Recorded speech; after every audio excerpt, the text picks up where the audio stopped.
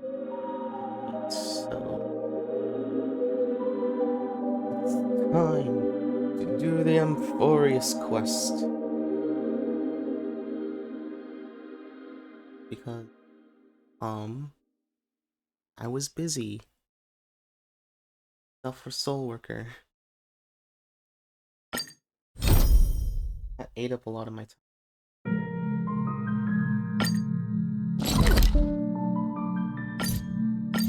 Do the Amphorius. And this is not the Amphorius quest. I just realized that I didn't do this one yet. Sorta. I will experiment. I'm not gonna put this very long.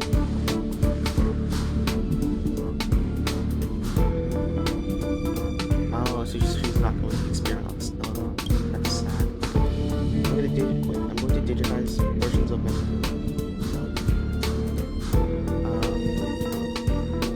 Oh, she's creating her own AI.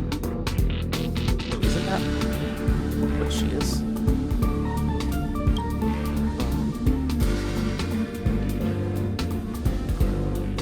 If the AI has the same personality as you and you really don't want to answer boring questions, your AI is probably just going to start asking Asta to answer them.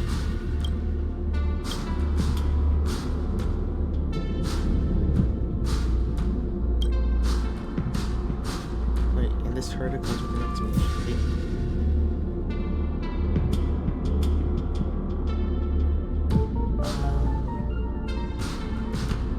AI herder?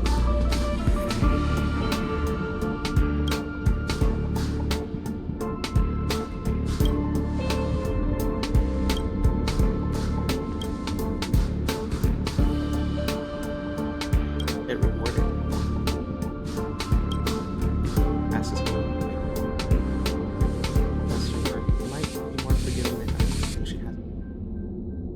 Well, if you're using like all of your memories, then she's technically exposed to it. At least the AI learned sort of stuff.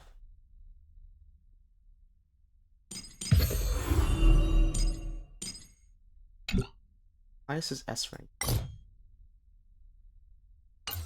Ice is S rank. Fighting her to.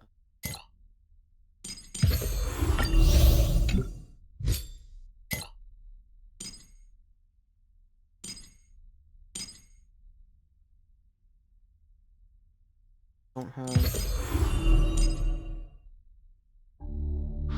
Okay, well I don't have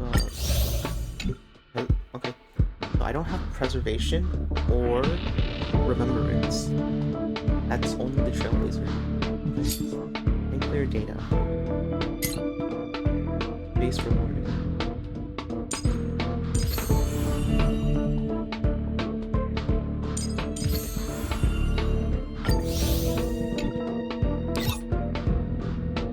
Have this going.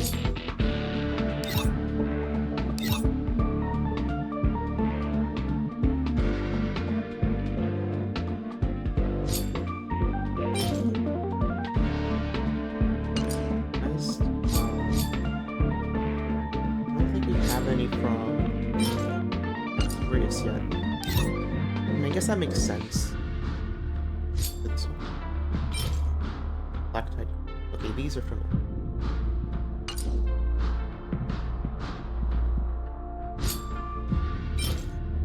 Those are-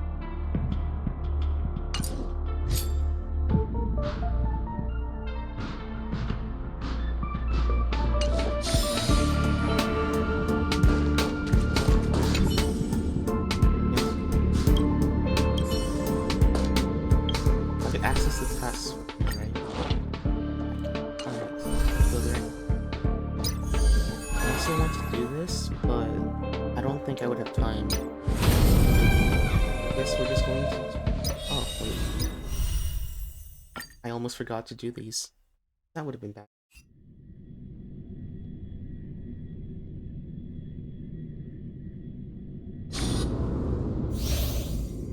Ceilings. The DOT, okay.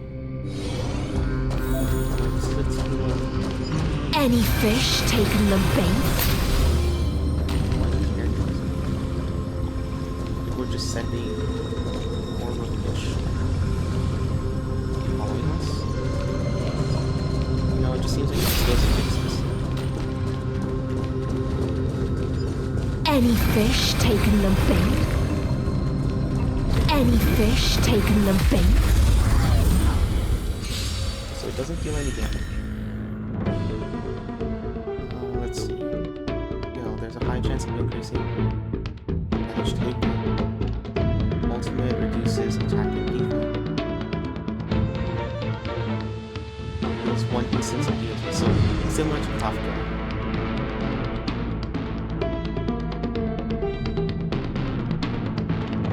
Oh, and the talent, high chance of inflicting one factor. No, that's a technique. Oh, so it's either... It's two of these, sorry.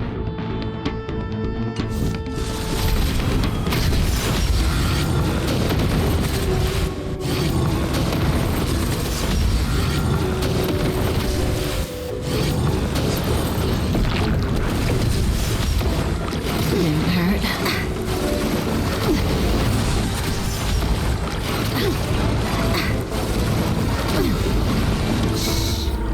Stay in the abyss's revels. Your cries rise. Stand still. High chance of increasing. Think with me. Relax. Time to say bye. Boom.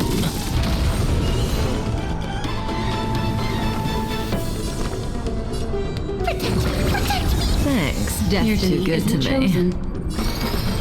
Ill tidings manifest. Stand still.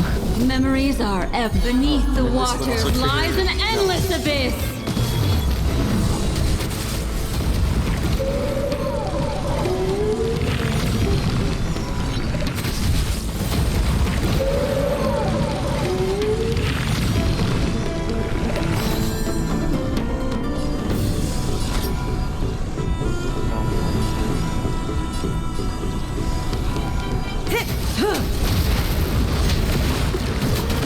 Retribution will find you. Not bad. Don't come any closer! This one gives Fiends or devils, I'll crush them all!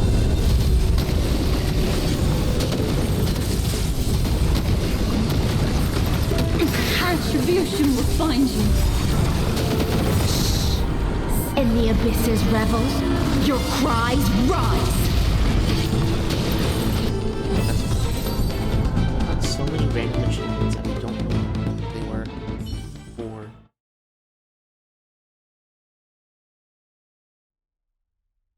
Next one's Kafka.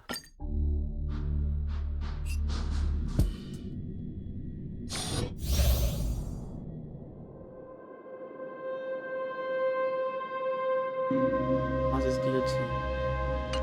Oh, we're not going to have...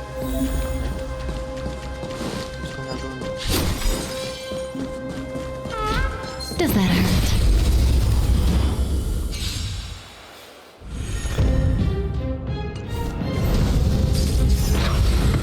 Mind your manners. Forward! Destiny's hand has truly blessed me.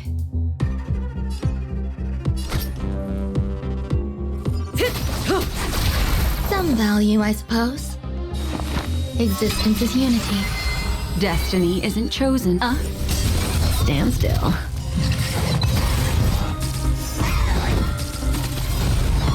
Enjoying yourself? Memories of beneath the waters lies an endless abyss.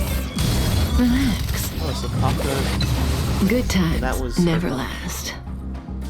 Time to say So her buff bye. is like any attack and not Boom. just normal. That's even better.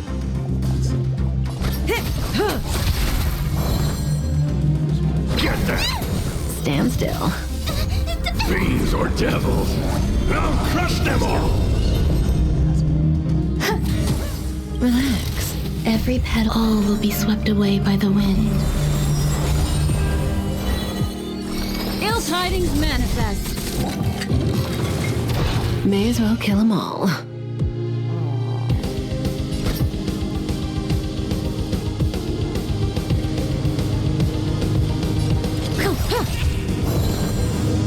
Was that AoE? No, it wasn't. I don't think it was. Get I think them! it wasn't. Stand still. Eternal. What do you want to know? Ill fate descends. Good times. No time to say bye. Boom.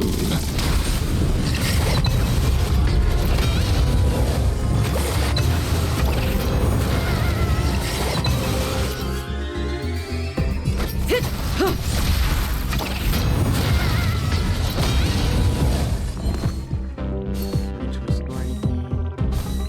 Get them! Relax. Stand still.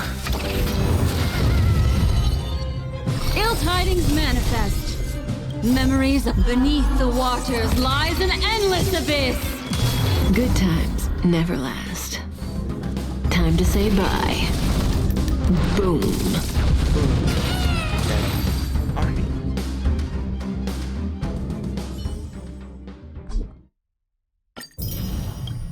Stellar Jades. Let's start with Trailblaze. There's supposed to be a recap, right? New story. I reunited with Don Hung and unexpectedly made contact with Screwlum. He warned us that Amphorius was actually an experimental ground for the erudition and was rapidly falling into the path of destruction. A Lord Ravager would soon complete its evolution in Amphorius. To tackle the crisis together, I stayed behind in Amphorius as an informant, while Don Hung returned to the Express as planned to seek help. On top of that, Screwlum informed us that March 7th had also been drawn into Amphorius earlier. However, the current priority was the Era Nova. I quickly arrived at the Vortex of Genesis and met with Finan. The Era Nova ritual was supposed to proceed smoothly under the guidance of Lycus, but the appearance of the Flame Reaver once again left the fate of the world hanging in the balance. We struck down the enemy's mask, only to discover that his face was identical to Finan's. When his body was pierced by the ceremonial blade, a flood of memories surged forth, revealing the truth about Finan, the Flame Reaver, and Amphorius. It turned out that all of us were trapped in the eternal recurrences, created by Finan and Cyrene. And the Flame Reaver was Finan himself, who had burned out after bearing countless core flames. Their goal was simple: to oppose the Aeon and rewrite the world's doomed fate of destruction. Just crash out. The eternal recurrences had already played out 33,550,336 times. In this final cycle, I promised Finan to take on the title of Deliverer and save the world in his stead, while he would fulfill the wishes of the countless versions of himself. Tear the sky asunder and confront the destruction head on.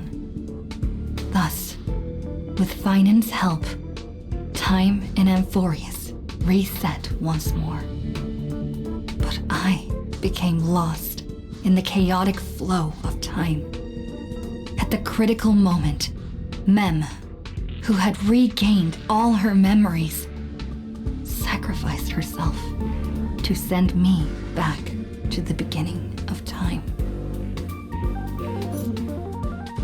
Do we recap this end? Yeah, let's go there. So we're gonna get Mem 2.0? Or is... I guess like the Cyrene here is Mem.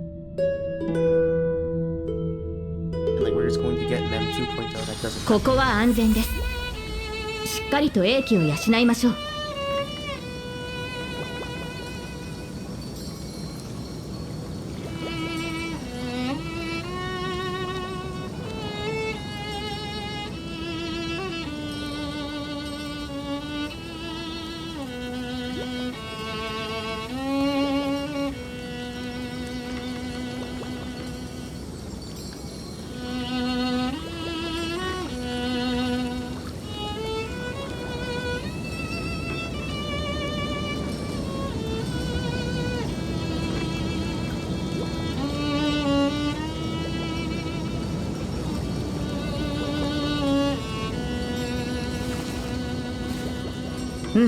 いつでも出陣できます。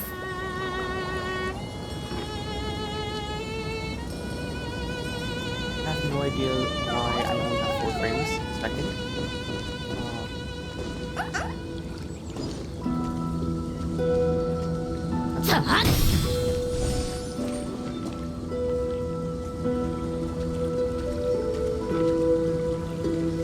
I'm only using like 87% of my memory.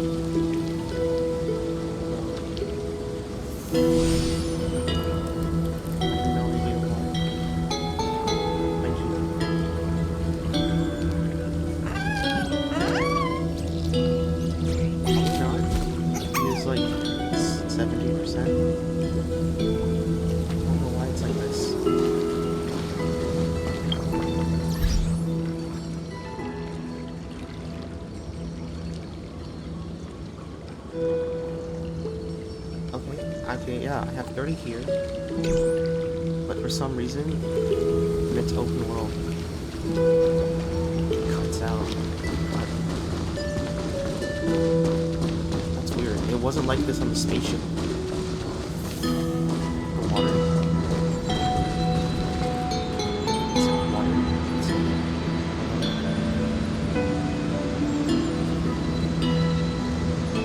I think it's water.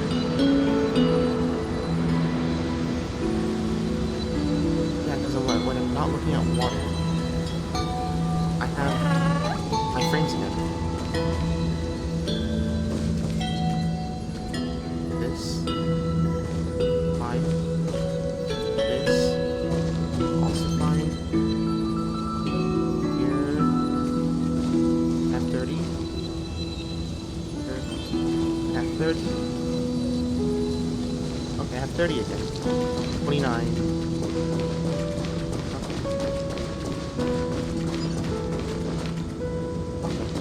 Now. I have no idea what happened. What the heck happened? I don't know why, like, okay, I guess my EPU was struggling. Now it's back down to 30%. Okay, that's weird. I don't know why I did that. So she's going to be gone or she's going to stay here?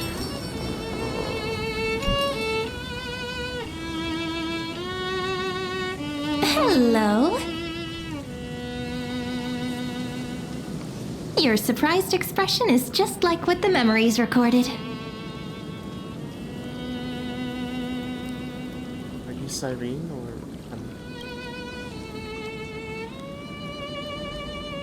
Maybe I'm both?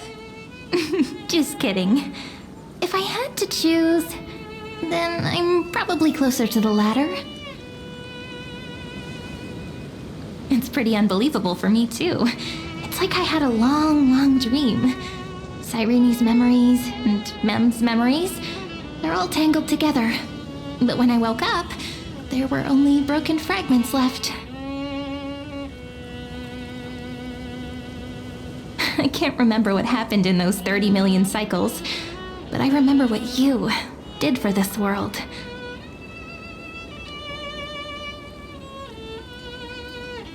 Like, didn't you wish for me to turn into a pretty girl back at the Grove?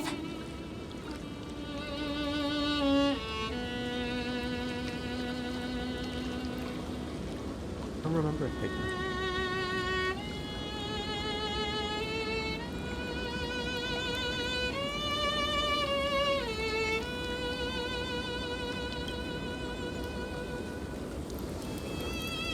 Pretty sure I did. Hey, Probably. everything about you is good, friend. That's why I'll remember all of it. There's so much I want to say, but unfortunately, this isn't the time to reminisce.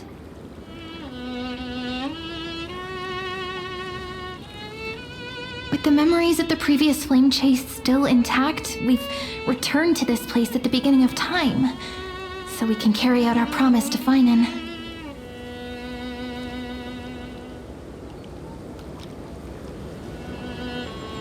The descent of Iron Tune may be looming over the horizon, but we still have a chance to change everything.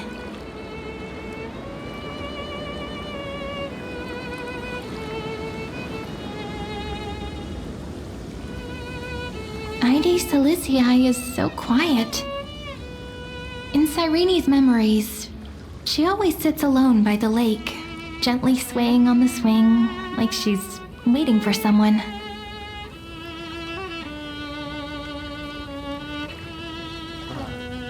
Probably find it. Yes, Finan too embarked on his journey because of this view. He then walked alone for more than 30 million cycles. Thankfully, you arrived during his long wait, friend. Is that also why Cyrene did what she did? It sounds weird, doesn't it? It's something that happened to me, but I'm talking as if I'm an observer. But that's just what those memories are like. Vague and unclear, as if encased in thick ice. The only things I remember are the days I spent with you. Similar to March 7th. Emphorius will fall into an ending of destruction after the next Era Nova.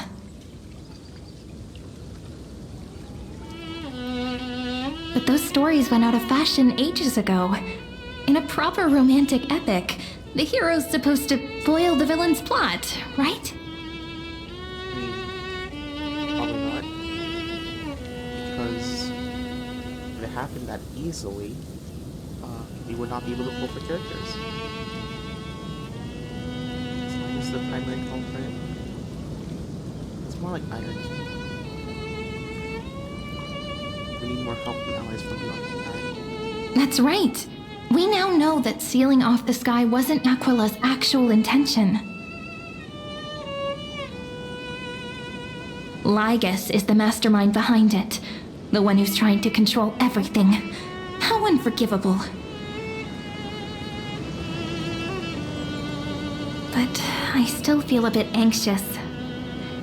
Lygus chose to walk into the spotlight and reveal everything, which means he still thinks the current situation is under his control. Maybe he still has an ace up his sleeve. Think about it. Even the name Lycurgus is a fake one. We have no idea who or what he really is. Which means it's probably time to borrow that treasure you're carrying, friend.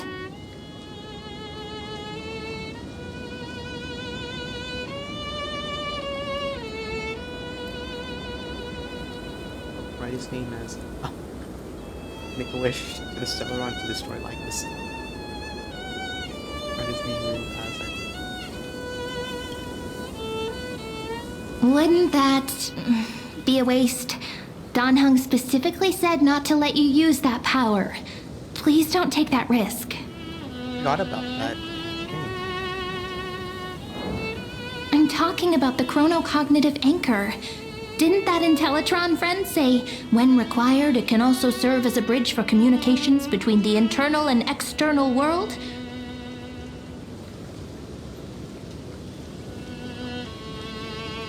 Ide Silicii is a little village enclosed by time. We might be able to contact the outside world from here. Why don't we give it a try? We should at least tell our friends from beyond the sky that you're still in one piece. We've broken the flow of time. Firstly, we need to find a well-hidden spot. The white hidden.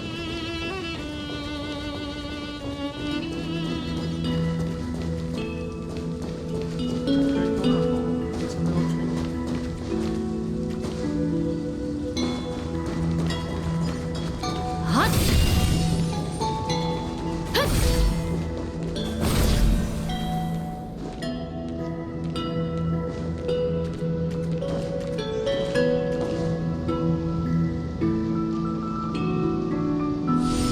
Is there a time limit for sabers?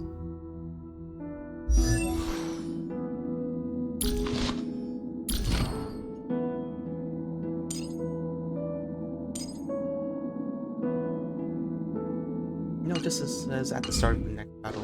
燃えたて騎士の魂よ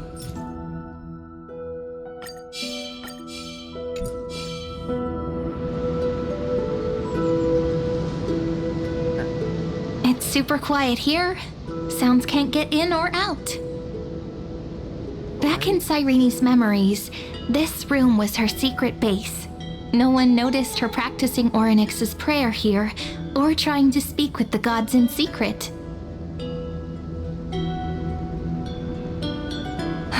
But today's different, isn't it?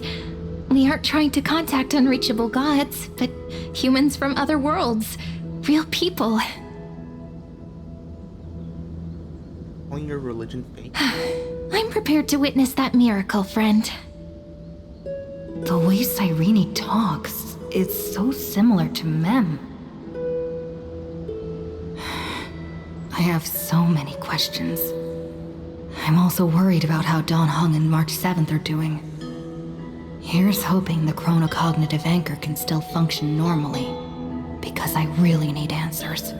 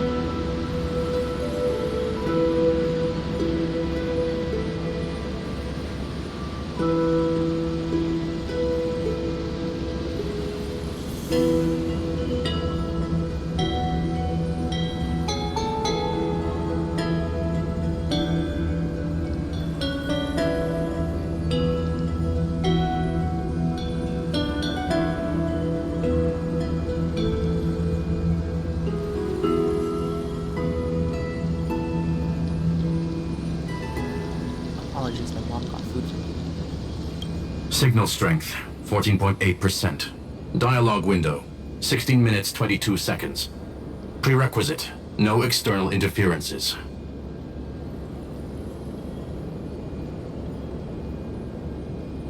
That's rude. We are very glad to learn that you're safe. So how are things outside of this world? Berta, you're here too. Not only am I here, but I also happen to have saved you 4 times already. Without you even being aware of it, of course. So he ended up powering finally. But now's not the time to celebrate. When 2 geniuses show up at once, you know you're in deep trouble. Sorry? Only like right. Listen up, little one. The Destruction's eyes are gazing upon this place. No, I'm not joking, and no, it's not Droidhead. It's the real Nanook. Just calm. Time is running out, so I'll explain in terms you understand. This world, Amphorius, is in fact a testing ground, where the Lord Ravager, Iron Tomb, evolves through self-extrapolation.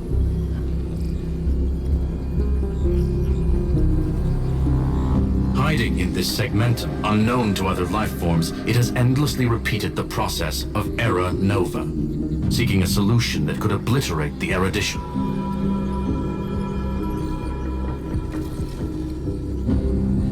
For some reason, the experiment entered a prolonged state of stagnation. However, it has now restarted. Oh, it's because Finon has just been stalling for time.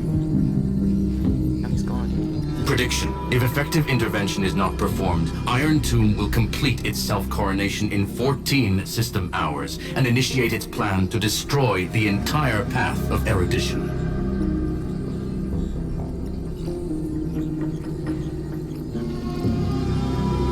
How will it destroy her? The possibilities are endless. Breaking down interstellar communications, destroying the synesthesia beacons, returning cosmic civilizations to the Dark Ages, or even starting the third anti-organic war. Any of it would be able to bring the cosmos to its knees. Simply put, it will tilt all sciences and technologies towards the destruction. And since Nanook glanced at this place, it means they are being dead serious.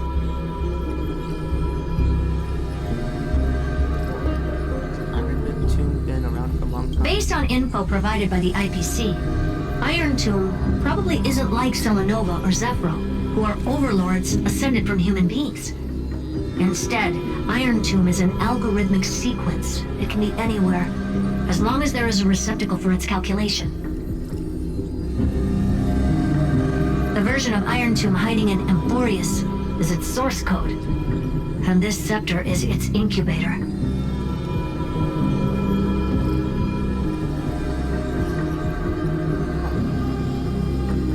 He's just like a really advanced AI. Really have to save the entire universe in 14 hours? Yep. Think of it as the program having reached 99.98% completion already. And then it's over. Something in the shadows has been driving everything forward. It's the observer named Lygus. Speculation. He's the Scepter System's administrator.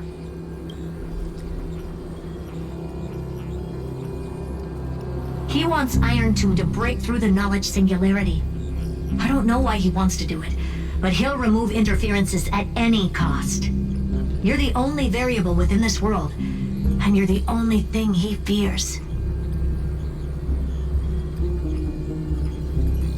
So listen closely, little one. The speed of time is different in Amphorius compared to the outside.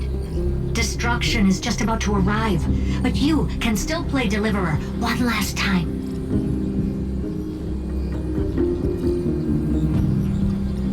The cycles have already been broken. You've entered what is theoretically the last cycle Amphorius will ever be able to run.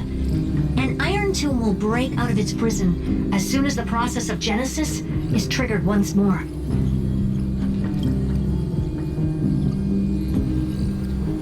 My mom is calling me for something.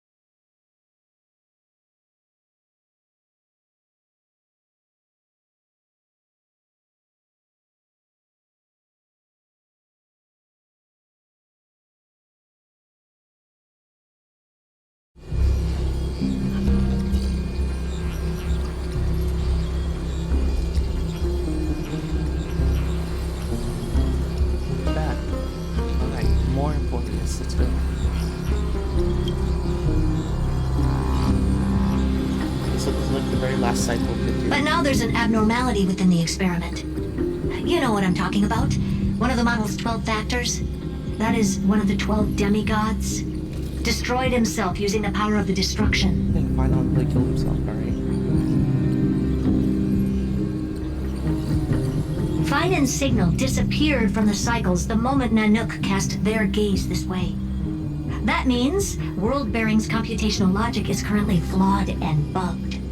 Yet it's the factor directly related to the process of Genesis.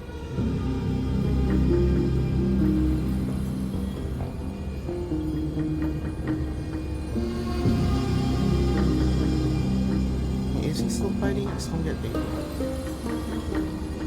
He didn't trust World Bearings. That old Intellatron will definitely do all he can to debug this error.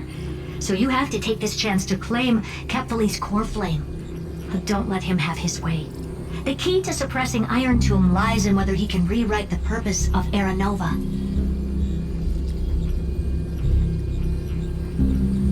There's one more preparation we must make. Lycus's behavior has been quite abnormal. He's never interfered in the actions of Titans or the demigods throughout the whole experiment.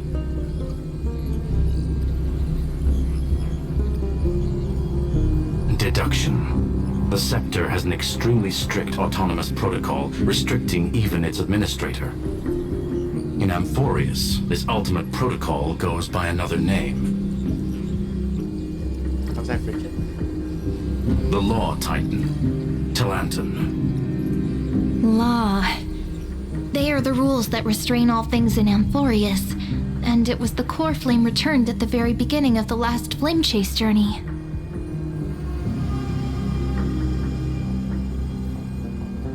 Why do you have another little pink one next to you?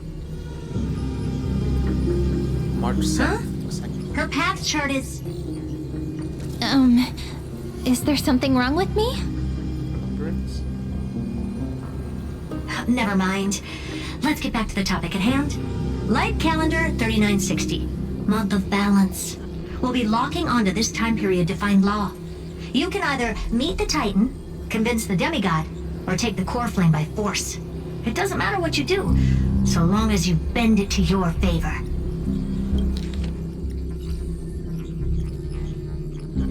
Wait, so... is Cyrene an emanator then?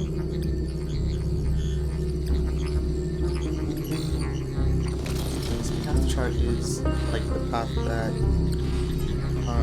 walked. Hers is technically... well...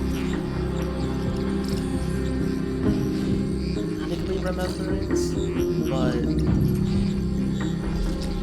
I would argue...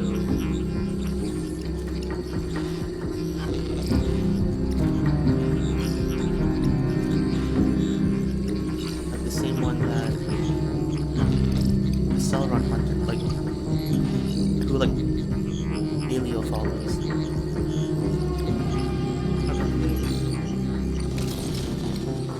Basically, like time itself. I'm pretty sure it's from remembrance. How the Trailblazer is like technically the path of the Trailblaze, but they're just able to like get aces from other arrows.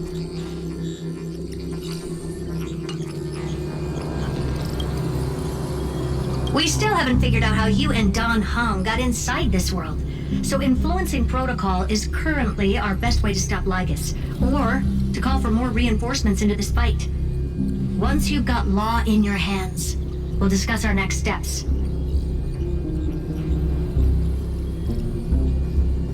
Make sure the core flame doesn't fall into enemy hands. Herta, the firewall's interference is getting closer. Time is running out. Please ask any questions you still have as soon as possible. I might have like so many.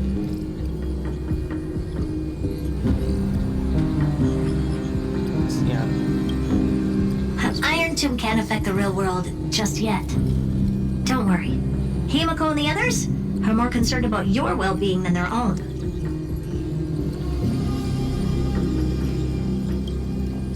But Don Hung. Mr. Don Hung did not enter the new world with you at the end of the last cycle.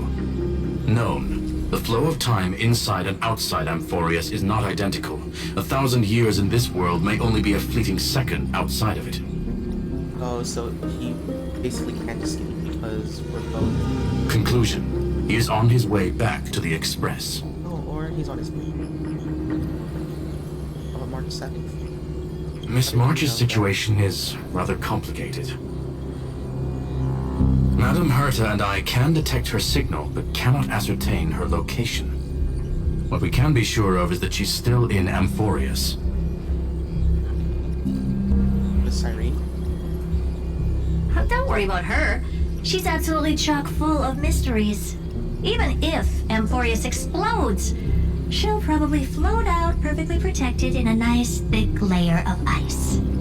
Worry more about yourself instead. Huh. March 7th, the Ice Cube again. I believe in your capacities. The hands of the Trailblaze can create miracles, and will certainly be able to snuff out the flames of evil. I'm not going to give any motivational speeches. I just hope you bring good news the next time we meet, little one.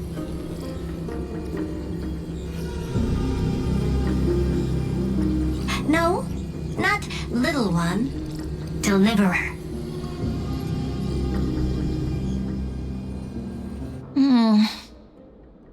Those two geniuses certainly have memorable personalities. Oh. Think about them. It feels weird. This all feels really familiar. Some of that conversation feels like it's about things I once knew, but then forgot.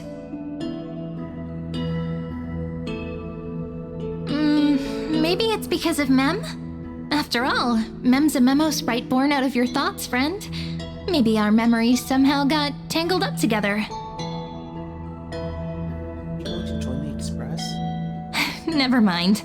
Let's focus on something more important with what little time we have.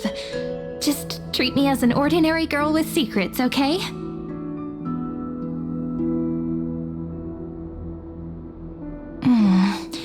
Light calendar 3960.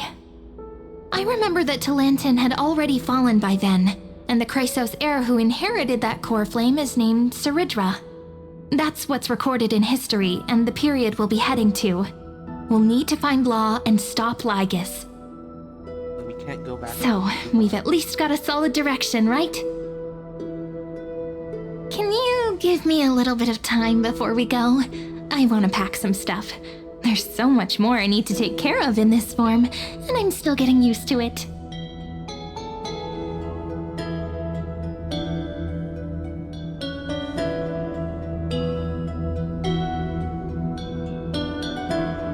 A relaxed scene like this probably no longer exists in the outside world. Hades Elysium was probably in ruins when he arrived in Emporius.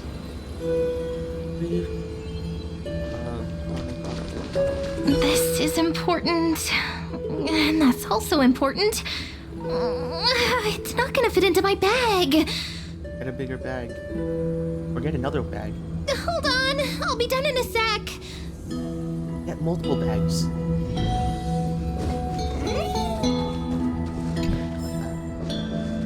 Crazy. Where's all that? That's open.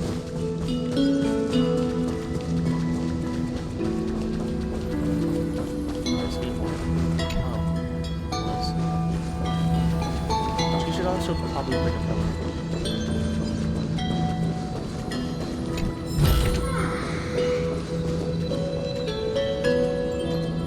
What noise is that?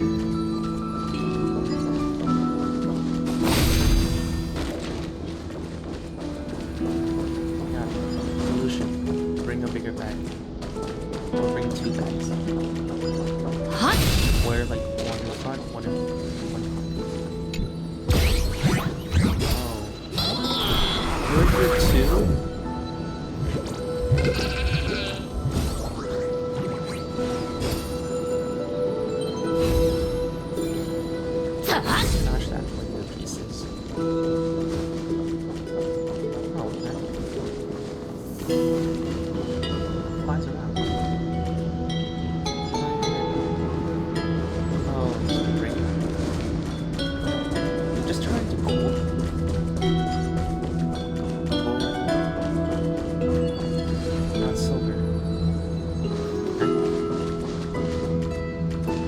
almost like weird lighting right there.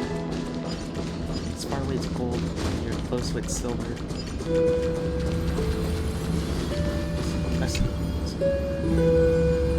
Don't forget to take it with you. It's your only means of communication with the outside world. The genius's message is still there, reminding you.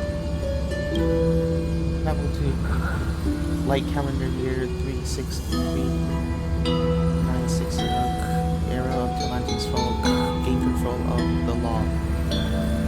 Again, bypass the protocol, modify the core frame of world bearing, and reverse era nova.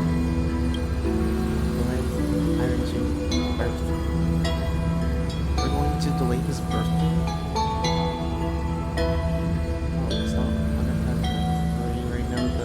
Trusted to you by the genius. Go seek out the power of love. Breathe. Oh no, cognitive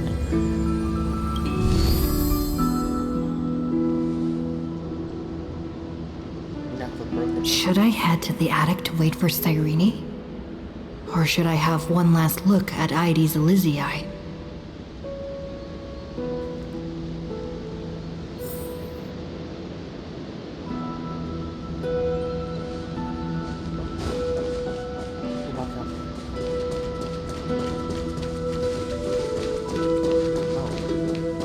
The options made it seem like I either walk outside or I wait for her. And then it's like, nope, it's both. We're doing both.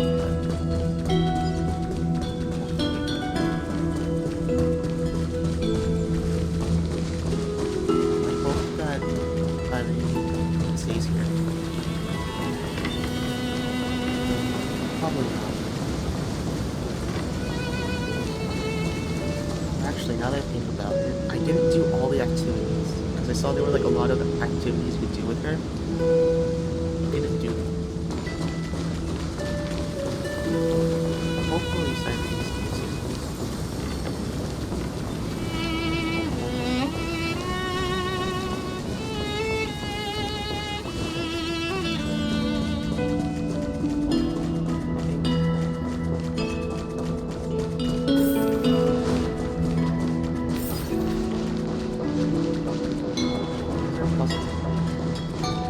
oh, it's down there. We're here. I'm going to wait for you, Senior. Climb the roof. This village is where Finan's life started. After 30 million cycles and 30 million failures, his burden is now in my hands. He said I will take over the responsibilities of world-bearing. But what does that mean? Becoming the new Kefali? Or forging a completely new path? Forge a new path. Path of the Trailblaze. Prepare for the worst. This duty is far too heavy. And it'd be unwise to be blindly optimistic. Maybe we are doomed to fail. Just like how Finan was doomed. It'd be yet another fruitless attempt. And yet another tragic sacrifice. But we're going to repeat this. But I keep feeling that it's not the time to despair just yet. Is it because Dawn Hung and March 7th are still here? Or is it because of Cyrene? There are still too many secrets yet to be unveiled in Amphorius. Girls, Here's hoping that one of those secrets can end up turning the whole situation around.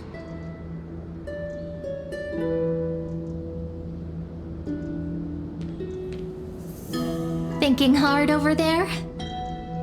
I finished packing. I decided to just bring these few things in the end. See? There's the journal, a quill pen, and the ceremonial blade of the Priests of Time. Holding it calms me down for some reason. The scent of the black tide is now calm. Finan must still be fighting them in some way. This will be Amphorius's final flame chase journey. But it won't be the end of us. It'll be the beginning. Friend, are you ready to become a hero? I sure will try. Still don't know how I should act. Just treat me like any other friend you have. We share a common goal and common enemies. And we may also share a common future. A future that has never emerged in any other cycles before. I believe in you, friend. If you still can't get used to it, just call me Mem like you did before. Just kidding. Oh, I can't call you Mem anymore? Can you at least go Mem?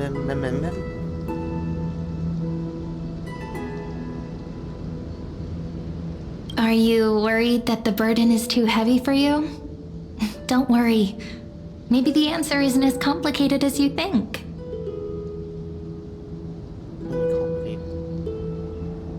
You've seen how every person regarded as a hero in Emporius was nothing more than a flawed human. They were just at the right place at the right time when the world needed a hero. Overwatch. But those aren't coincidences. Just like how your arrival kickstarted Emporius' fate once more after a stagnation of more than 30 million cycles.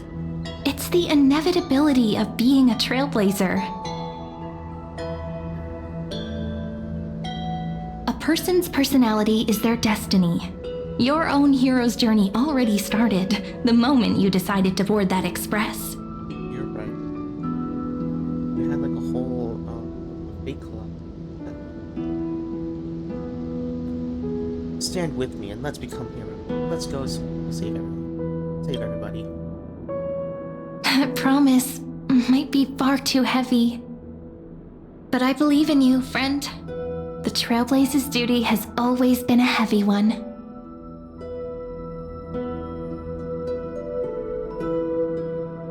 In other words, since you've already saved so many worlds, friend, you should be used to being called a hero by now. Save? Maybe you can tell me those stories as we travel. That way they can become our shared memories too.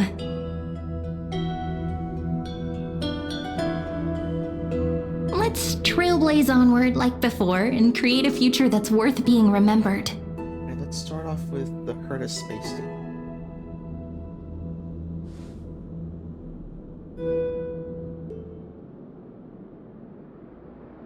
It seems you two are prepared to head out. Either. Then you should indeed treasure the view before you.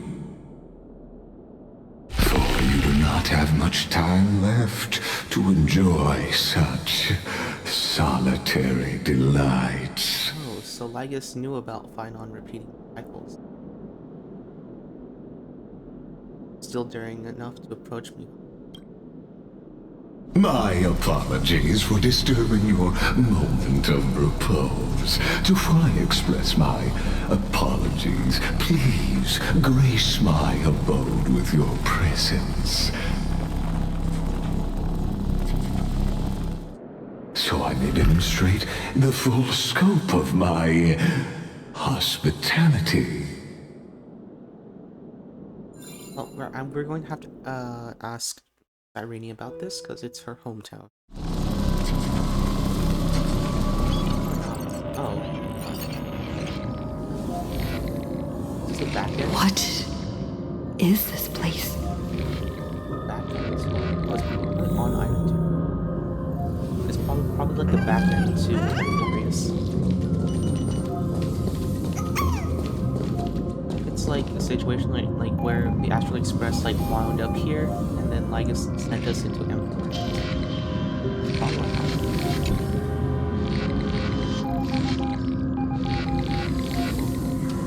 Strive path to Farewell then. May we reunite in the new world.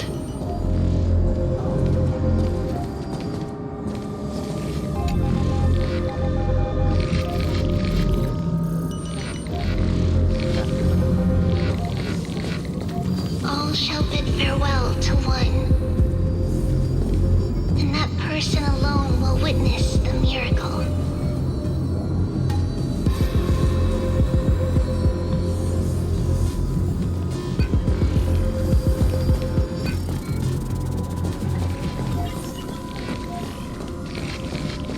This one is. What's this guy?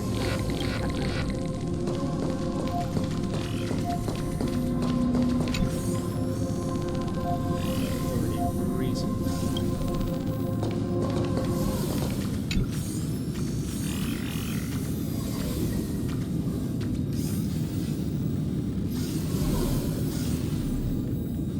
I see.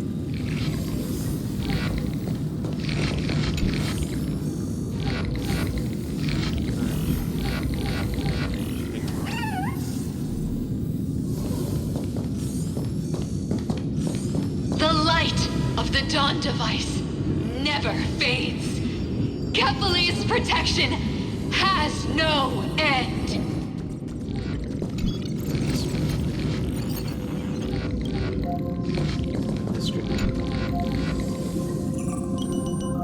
Man, I just realized that Cypher carried the entirety of Euphorius on her lies. After I cross this river, it will be a tragedy for mankind. But if I do not cross, then it will be the end of me.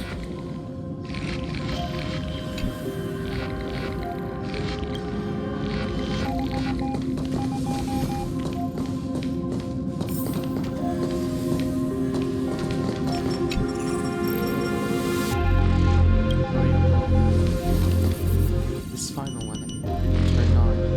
Oh, this is Evernight, right? That one over there was what's their name? Like the one that follows the Goros. Dawn from the Sea. This is Evernight.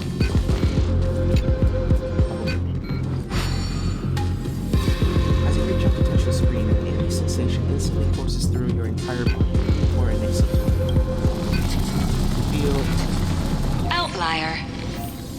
Executing command. Record. oh, what the? Okay, check. Alright, after. Let's see. Are you ever going to come here, back here ever again? This ocean. Oh wait.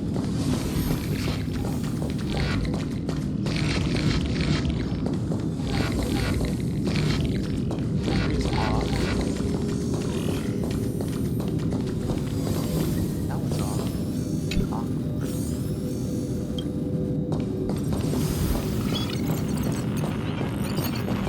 This one's now off.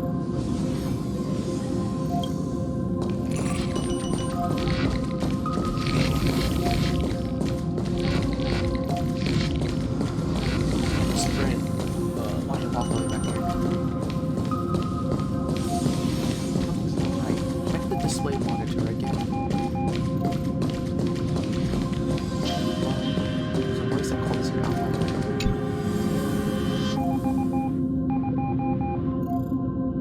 I'll tap this. Oh, did that startle you?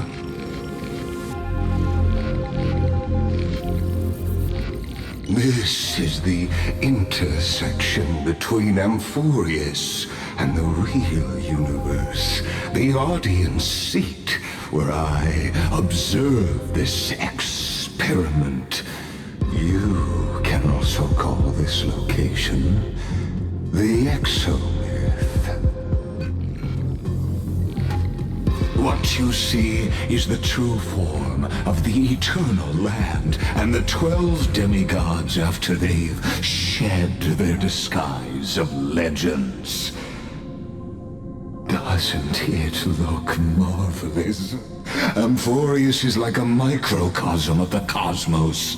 People love to portray the romance of the starry skies, but their tales often forget a different and far more truthful type of universe.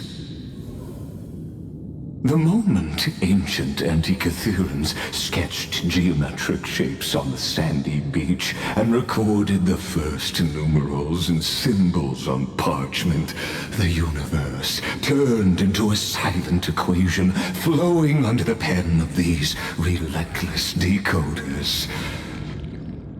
Erudition. It was once the mother tongue of the Creator, the pen of divinity, and the first lyrical verse ever written by free will.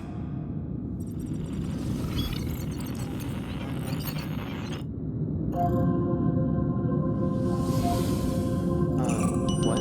Wait, erudition was once the mother tongue?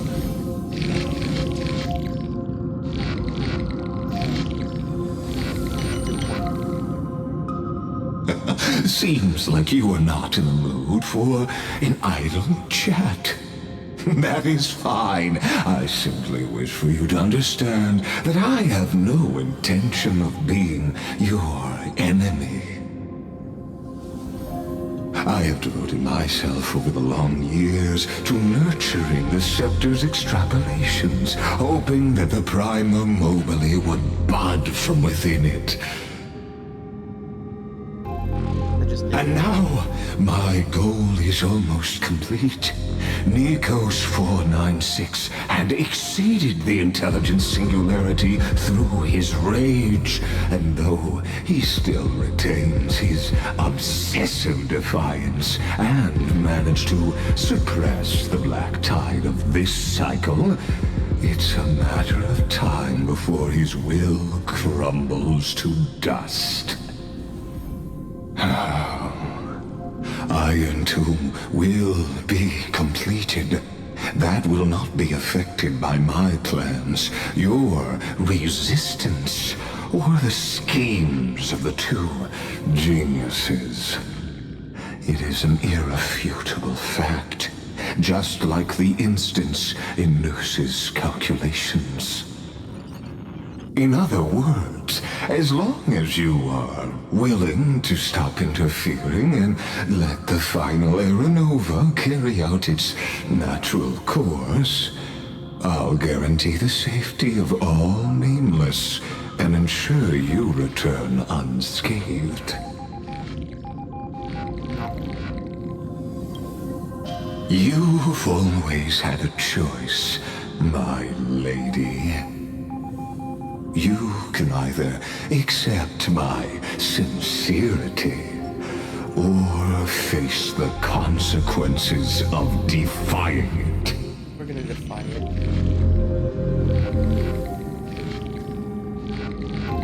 It's like what? We have like a baseball bat coated with destruction. We'll just destroy Iron Fist destruction.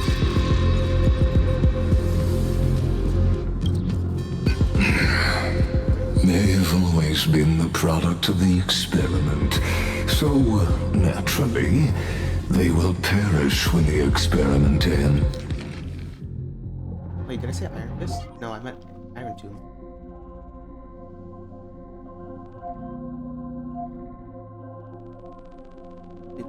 Way too much more rivals. Okay, cool. And that outcome was predetermined long ago, so I will not embellish such a regrettable conclusion.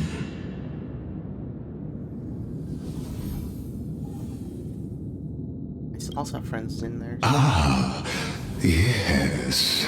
I am aware of that esteemed lady's whereabouts. Her real identity is quite astounding. If you decide to accept my proposal, then I will do all I can to send her back to you.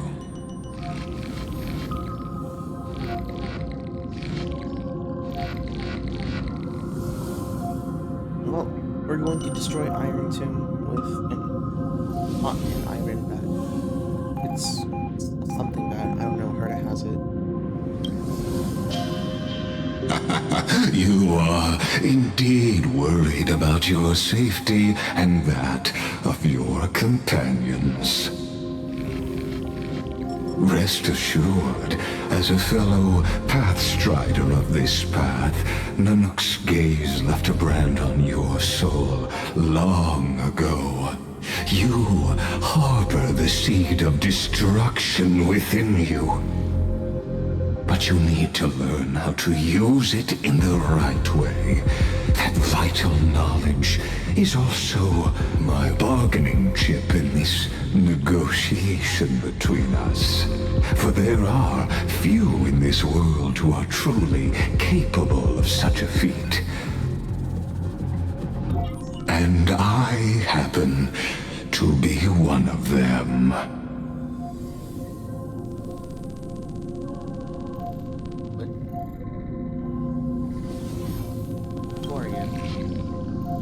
Someone who wanders the stars.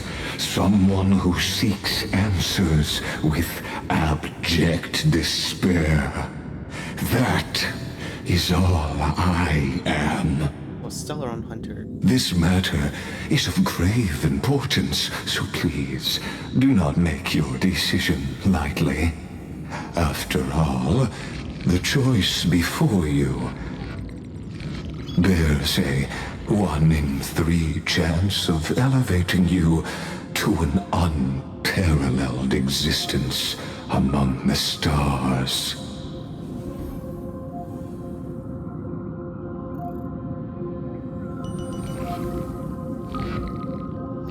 Yeah, I will rule the cosmos without your help. Ruling over is not exactly the same as unparalleled. That being said, The power of ego. Destroy the entire universe. Ourselves. I now see the full scope of the determination in your words. You may now continue your travels.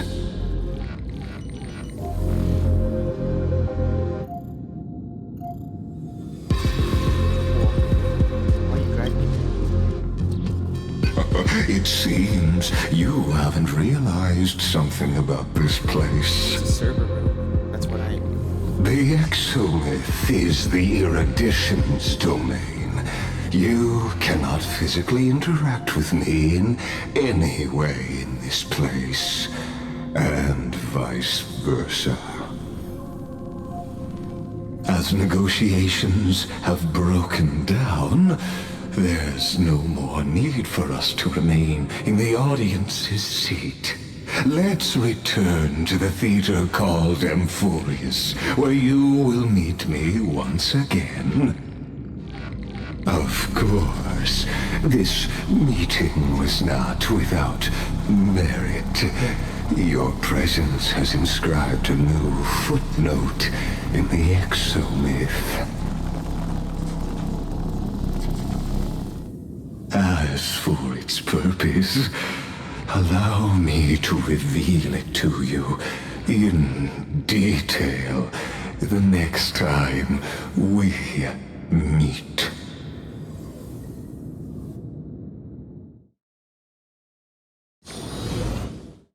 Oh, my frames dropped. Frames are dropping. Alright, it's back. Oh gosh, okay. 100 years ago, the flames of war consumed Akama. You're not going to let me read. The Outland forces broke through the dawn. Golden blood flowed with greed, and enemies descended with Kephali's eternal slumber, painting the holy city's walls in scarlet. Sirens. Its generals had vanished, and the elders prostrated on the ground. The throne of worlds kept silent to the pleas of the people.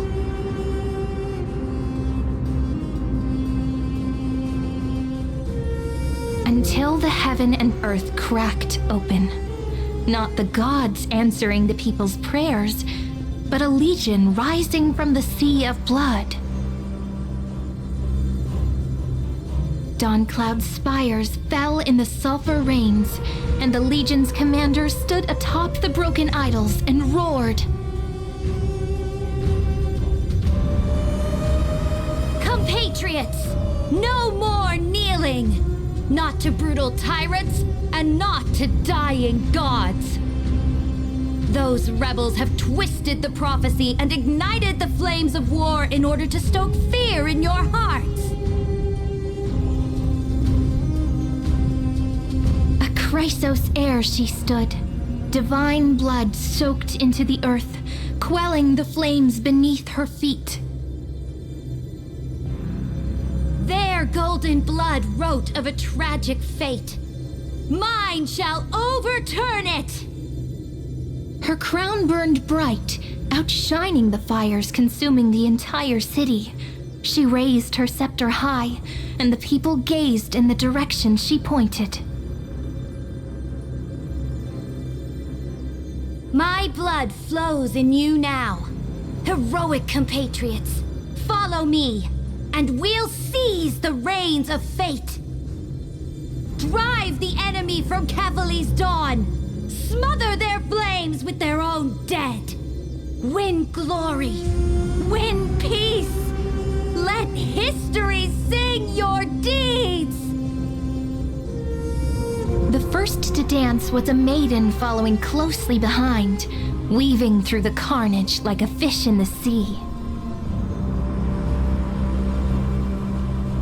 The people, full of wrath, surged with her, forming a colossal wave, and the enemy hordes, drained of life, vanished into nothing. Onward to Marmorial Palace, to Dawn Cloud's heights! Announce to all the wicked and cowardly, announce to this stagnant age. We are the rising tide! History remembers this as the first siege of Akama. It is said that after the flames died, people found identical inscriptions in every place in the city that had been scorched by fire. It was the name borne by Akama's first and final sovereign, the Imperator Saridra.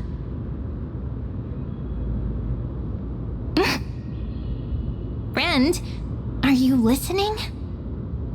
Friend? Honestly, you were the one who insisted on reviewing history, yet here you are, dozing off? Wake up! Otherwise, I'll have to... Wake up! Otherwise, I'll have to...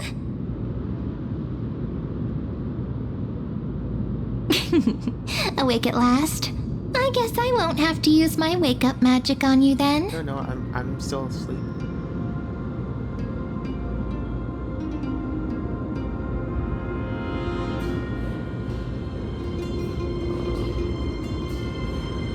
Memories of... What are you murmuring? Still lost in the past? We've arrived. A familiar place. The Temple of the Three Fates. If everything went according to plan, it should be shortly after Talantin's fall. What's not abandoning me? And also the end of the first Flame Chase journey.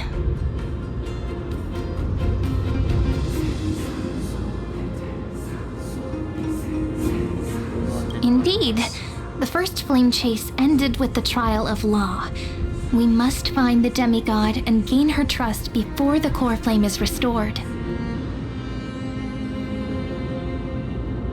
It'll be tricky, so let's pick up our pace. To Akama first. We can learn more from the crowds there. Tyrant! You and your butchers are not welcome here. Get out! Hold your tongue! Conspiring with Kremnos and plotting rebellion are crimes punishable by death. There are multiple voices, and things seem tense. Let's not get caught up in any trouble. don't we find a place to hide and observe from the shadows?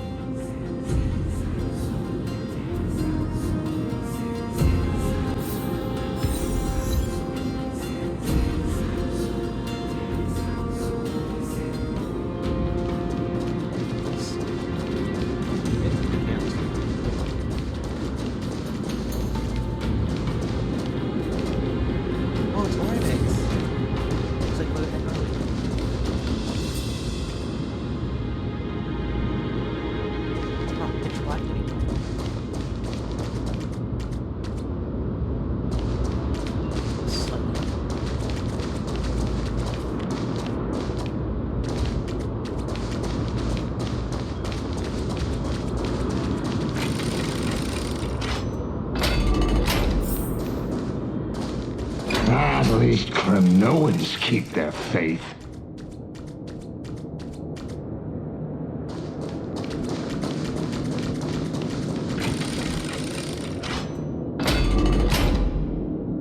What's that? Wait, isn't that... It's the puzzle, right?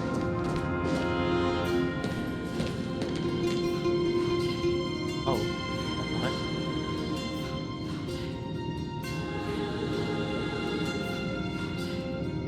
Golden-blooded defilers, perverting the prophecy and trying to slay gods.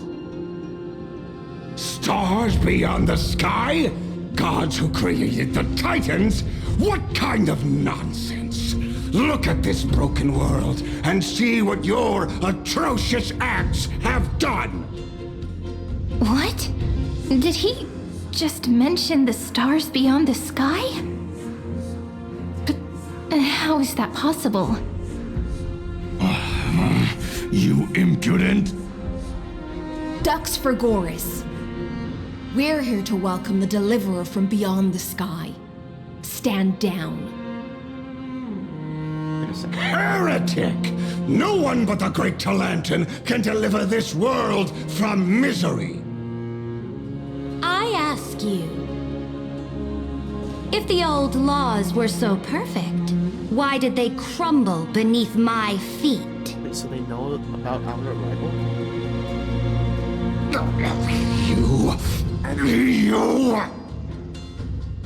No one remembered Finan. Talantin is long gone. Now I am the law. Challenge me, or submit to my judgment. No one escapes the law.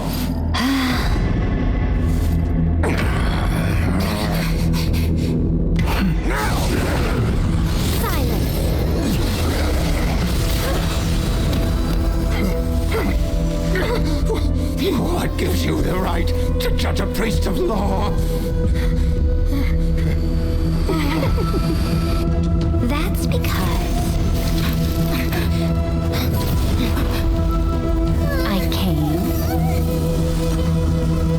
I saw, I conquered. You just turn them into chess pieces? Dux for Goris, take the ashes of this man and scatter them in the temple among the crowds. Remind. Okay. Tell them that the High Priest attempted to take away the rights granted to the people by the Imperator. Thus, he met his fate. You just burned him alive. Yes, Imperator.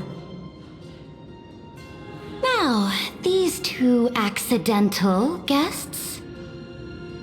Dux Gladiorum, if you please. As you command.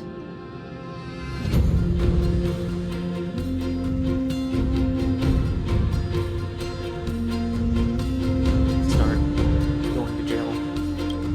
We didn't go to jail yet.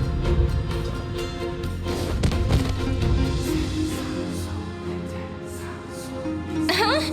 Is this... Correct, but not the kindness you know. This is the leader of the Cleaners in this era. Since the start of the Chrysos War, they've made it their mission to wipe out the Chrysos heirs. Even now, even after I've united all the city-states, these vermin still lurk in the shadows, hindering the flame chase journey. Wait, how do you remember?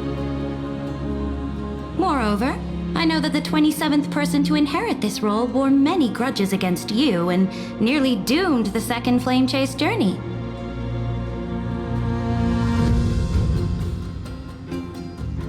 The enemy of my enemy is my friend.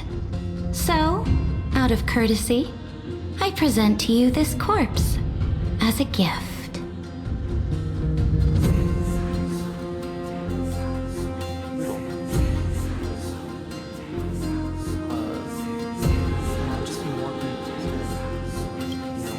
Careful. Let's wait and see what happens. She's probably trying to scare us. For the sake of order, I am known by many titles. Flamebearer who ends wars, Tyrant of Dawncloud, Empress of the Holy City, and Imperator of the Flame Chase. But in light of your unique identities, I'll allow you to address me by my real name. Saridra. On behalf of my people and this land, greetings, Deliverer. If I may, how do you know her identity? As the little hostage prophesied, the Deliverer shall come from the future beyond the sky.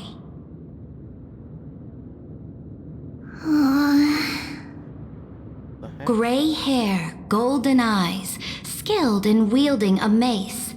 They would arrive in Yanisopolis on this day. There's no mistake. Oh, this diverges from history. Your orders, Imperator. We return triumphant. Send an urgent message to all delegates. The meeting of the Flame Chase Alliance will convene early. As before, like, there is no deliverer in this era. As for you two, Akima knows what you seek. We'll confer in the Holy City. Something might have been Doubtless you have many questions, but save them for later. Please follow us. It's probably like the bug This that's is from not what I expected at all. escaping Amphorius. The demigod we needed to find was just waiting for us, and she knows of things beyond the sky, even eons. How could this be so different from the previous 30 million Amphorius cycles? Who altered history? We messed up the timeline. Unlikely. I think it's probably a third party interfering. The currents of time have become twisted. Regardless of who caused this, that Imperator came prepared. We're the ones at a disadvantage now. I mean, it's much better that she was. We might as well dance their dance. Let's go with them to the Holy City. I would much rather that. We've received the Imperator's favor because of your unique background. As a result, the people of Akima will certainly respect you more. Just put that to good use, and add a bit of your experience and charm. I mean, I would much rather have them know that we're coming than having to, like, I guess, fight our way back to respect it, like the way that Final did every other cycle. It's like something happened that gave Ruby, like, prophecy that we were coming. So my guess is that it's like one of the bugs from Ion being gone, and because we were like replaced, my guess is that like because we were like the unknown variable, like because technically Ion isn't supposed to exist yet, so that's why there was no deliverer in this era. But because we aren't Ion, must have bugged, and then just when Deliverer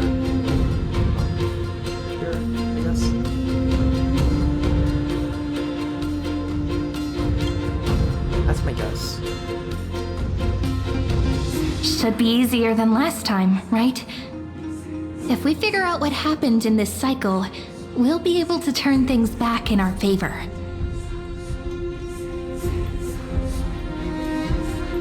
Trailblaze the sequel.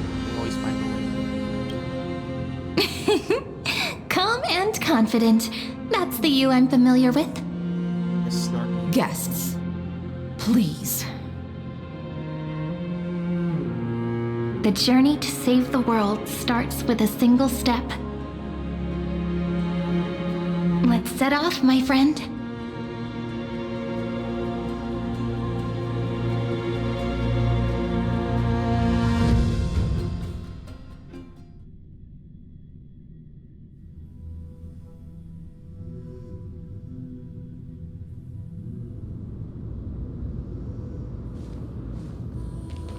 Hail to the Imperator! Hail to the Golden Heroes!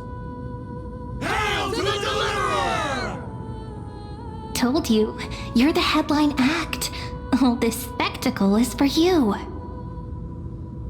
Guards, your service to the Holy City is appreciated. How have things been? Castrum Krennos once again struck the border. Dux Brumalis led her troops to repel the enemy. The agitators against the Flame Chase are still active in the city. They smashed the shops around Memorial Market. But the garrison already arrested the culprits, and now they await interrogation.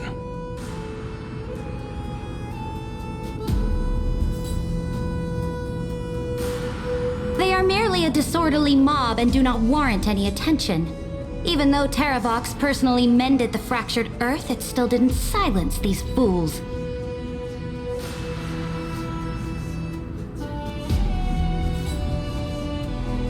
Guests from beyond the sky, worry not about these trivial matters.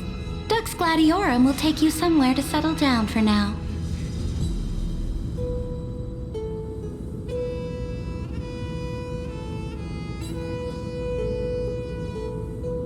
Please allow me to introduce myself. My name is Hycelans, and I am the Dux Gladiorum who swears fealty to the Imperator, as well as the Knights Commander of the Achaemen Alliance. Later on, the Imperator will invite you to attend the meeting of delegates to discuss the Flame Chase journey. Your arrival has convinced us that the future promised by the prophecy is certain.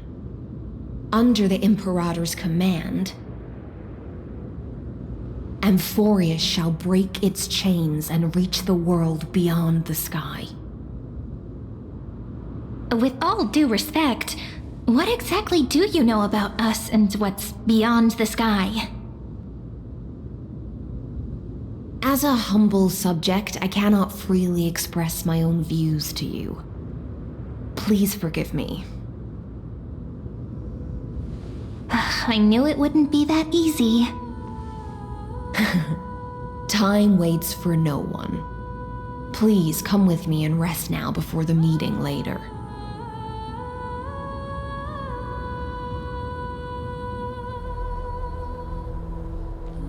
Akama, under the Imperator's rule, is no longer in the shadow of war.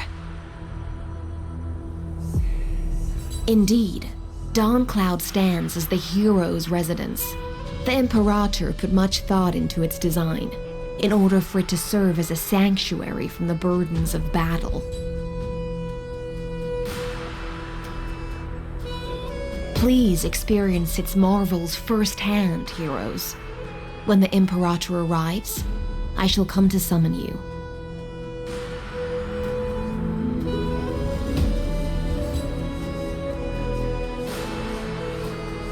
Hycelans. No wonder she's the Knights Commander.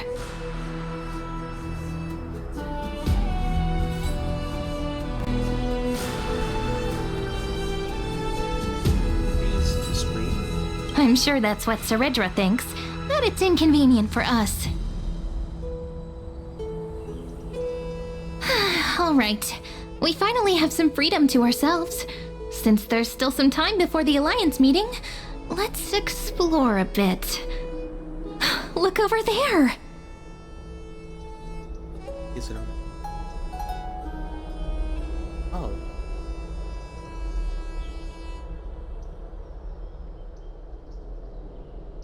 Oh, that's cool. Lion tribute. Not the ones you're familiar with. But the hearts of heroes stay the same in every cycle, never changing.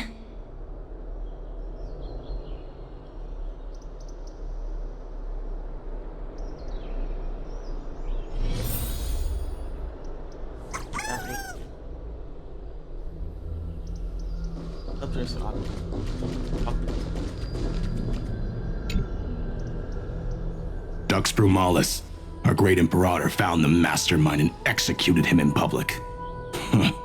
Seeing that scoundrel burn to nothing should deter these miscreants from being so brazen again.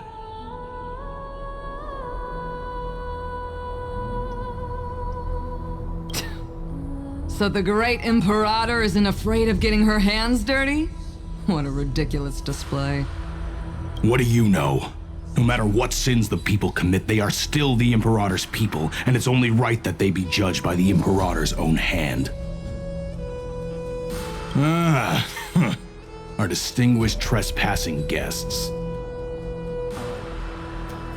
Are we trespassers or guests? Seneca, the Dux Brumalis. Greetings. This Dux Brumalis doesn't seem to like the Imperator very much, but she holds a high rank. And Dux Vergoris' speech seems self-contradictory. No idea what the titles mean. Let me see what I can get out of them. I'm Cyrene of Ida Cilicii. This is the Deliverer Beyond the Sky. We're new here and wanted to ask you... Does this city host any other visitors from beyond the sky? We're looking for our dear companions.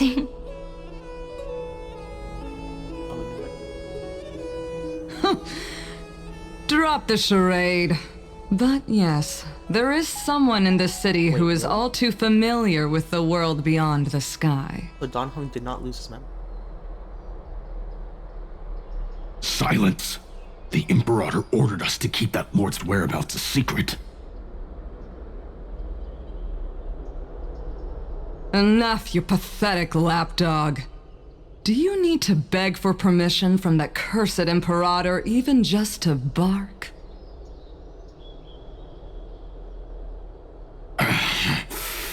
You... Someone who is all too familiar with the world beyond the sky and is referred to as that lord. Could it be?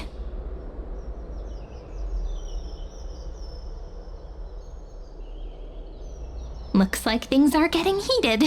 Let's get out of here. Oh. Insolent brat! I'll shatter that ice of yours.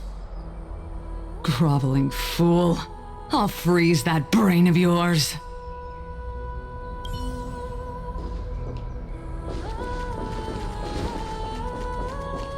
I think we caused something on the government.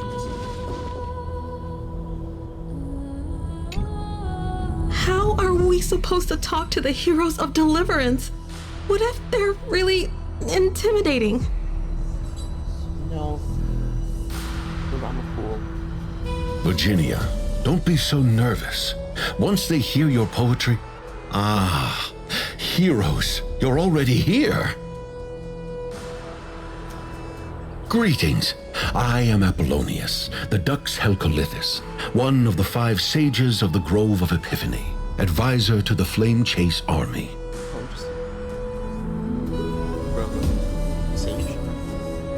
This is Virginia of Castrum Kremnos, the Dux Carminum and imperial scribe of the great Imperator. Hold up. It could make... Hello. I'm Virginia. I compose poetry. I'm Serene from ID Cilicii. This is the Deliverer. Nice to meet you both. They're not as frightening as the rumors claimed. She's peaceful. This is our first time in the Imperator's realm. Akima is even more magnificent than we imagined. If you all weren't here to look after us, we'd be completely lost and confused.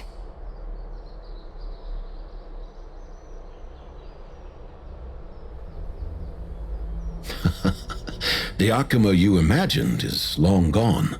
Under the Imperator, this city has been reborn as the capital of the world. Are we also going to meet Bask Zephyr? in her free-spirited winds. For anyone who fulfills their duties to the Imperator, these winds shall forever remain at their service. Zephyr not born yet. I think it would be funny if we just met like little But Cypher. what if... Those who are loyal do not need to consider the consequences of betrayal.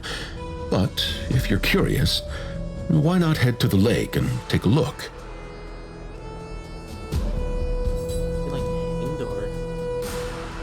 Those elders who lie at the bottom of the lake are the best example of what happens when you disobey the Imperator.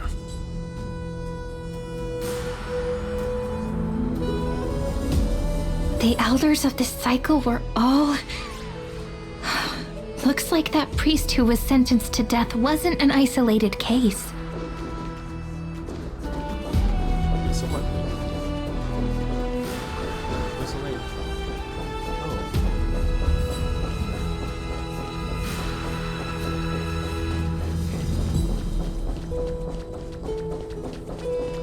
Oh. I've noticed that those colors.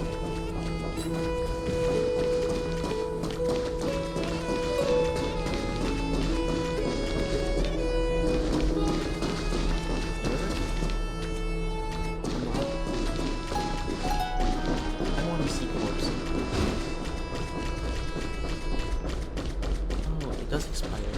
Liver no longer has one.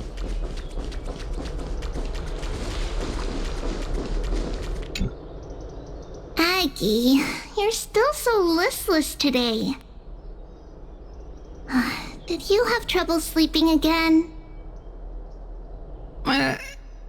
Yes. We know. The Titan's prophecy haunts you.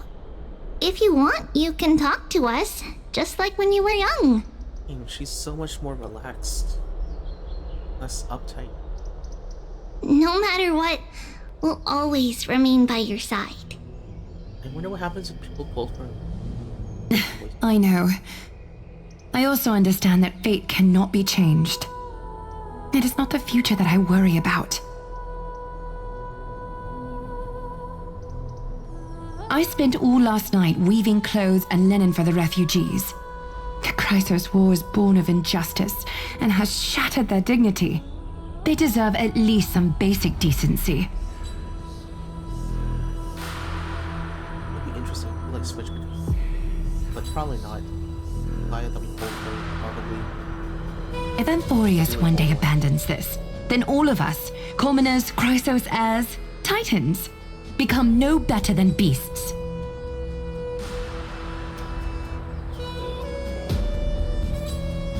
So much more emotion. Oh, we have guests. Welcome. I am Aglaya, the Gold Weaver. These rags on you are not worthy of the title of Deliverer. I must prepare some proper attire for you. Hello, nice to meet you for the first time. First time? That's not what I gather from your eyes. Does your Aglaya differ so much from me? Definitely. Greetings, Deliverer from beyond the sky. We are Trevi of Yanisopolis. It's very nice to meet you. Are there more? Although, introductions are probably unnecessary. We know you've witnessed the future of the Flame Chase journey even more clearly than we have.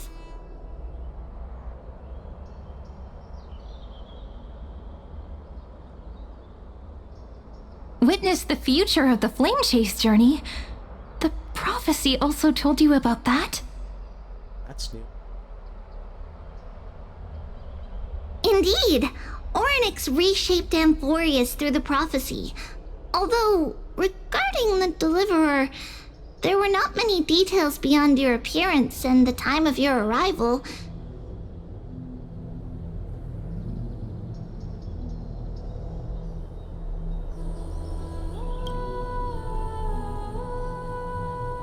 The Oryx.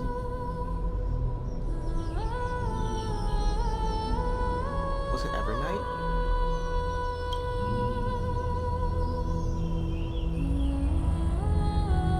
Oh, we like messed So, up. please, don't worry. Feel free to relax and relax some more.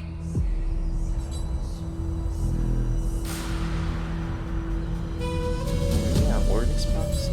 Wasn't it? Yeah. I always thought that it was Oryx because. Wait, no.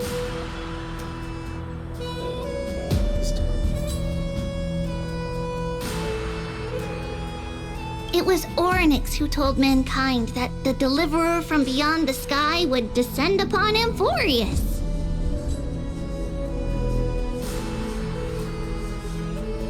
More crucially, they revealed a future entirely different from the Aranova. Though we still must challenge the gods, in the Time Titan's prophecy, this path leads not to a new world, but to the true starry skies. You're no longer to bear the world? This is also what the Great Imperator has been striving for all her life. Your arrival further confirms everything.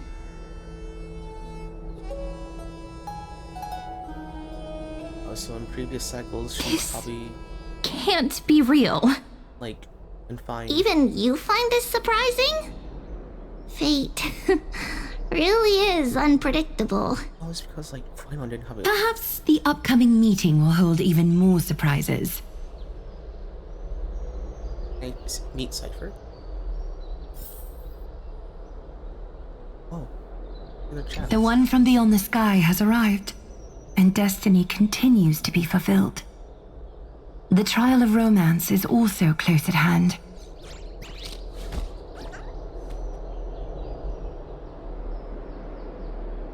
Please, don't worry. We'll sing you a lullaby. Little Aggie, be a good girl and open your heart.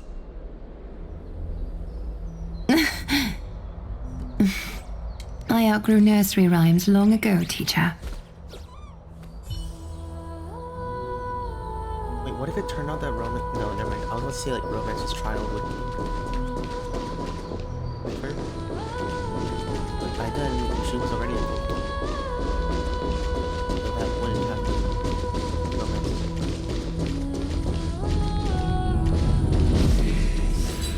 Huh. Oh, ceilings. Little fish from beyond the sky. Did you rest well? You're now fish. The Imperator and the delegates are about to arrive. If you are ready, please follow me to the meeting. Bubbles.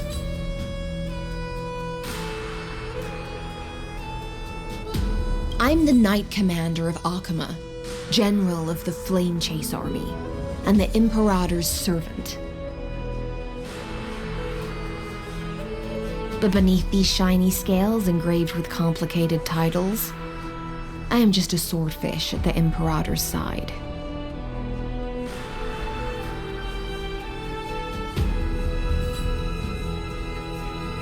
Sarita is also going to be orientated? As you've witnessed, she is the Empress of Akama, the one who ended the Chrysos War and the leader of the Chrysos heirs.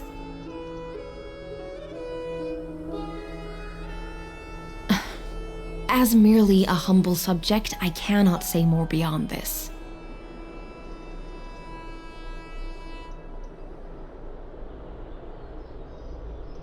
The Chrysos heirs here constitute the elite among the Flame Chase army. Dux Haucalithist Apollonius and Dux Carminin, Virginia, serve as the army's advisor and historian, respectfully. One offers advice and counsel to the Imperator, while the other writes verses of her supreme glory. Dux Frigoris Labienus and Dux Brumalis Seneca are both formidable warriors, clearing the way for the flame chase with steel and storm. Dux Fatorum, the holy maiden who interprets the prophecy. Only the one named Treeby remains in the city. The Imperator once took them as hostages in order to unify the prophecies of the world, but they are now Akama's most vital prophets. What happened to the other two? Dux Goldweaver, Aglaya. Well, she dislikes it when people talk about her behind her back. You should get to know her in person.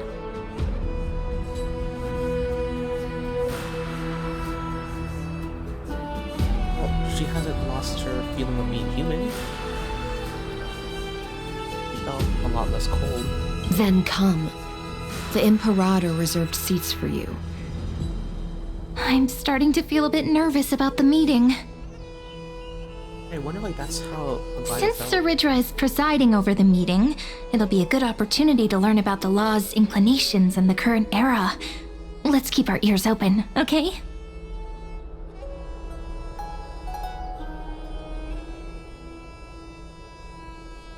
Also that, like, Aglaya thinks she's showing a lot of emotion, but, like, she doesn't realize that she's not. That's why she comes off as cold.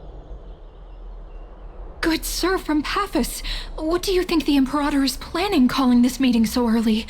My homeland can't endure anymore.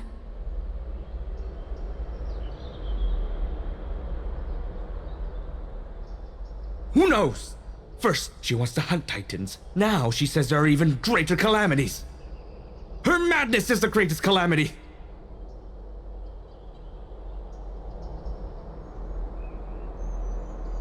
Exactly. Chrysos heirs, deliverers. What about us ordinary folk? How much are we worth in her eyes? Things feel pretty tense here. The history books said that the Imperator aimed 3 cannons at Dawncloud to make all the delegates obey her. Will history repeat itself in this cycle? Probably.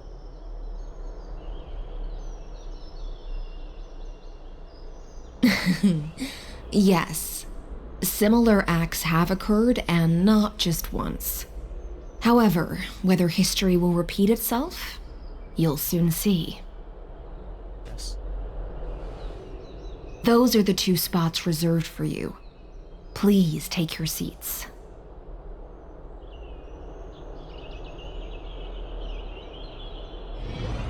What again? Why aren't we starting? That's what they were talking about before. What is we this? stop? So it turns out. Probably saw, like, the modified prophecy and just went, okay. Ladies and gentlemen, silence, please.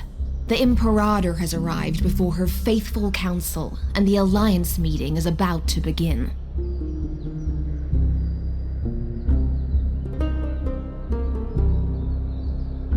All right, in the names of Talantin and Kefali, the Akama Alliance swears upon the gods.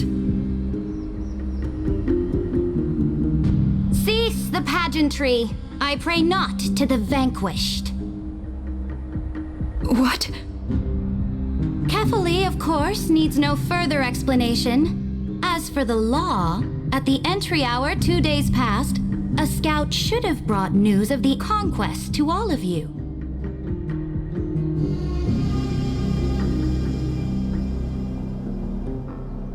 Unfortunately, guards found his corpse among the rocks not far from the city. Moreover, the poor soul was buried with a Paphos curved blade. It pains me to imagine what agonies this loyal warrior endured before his death.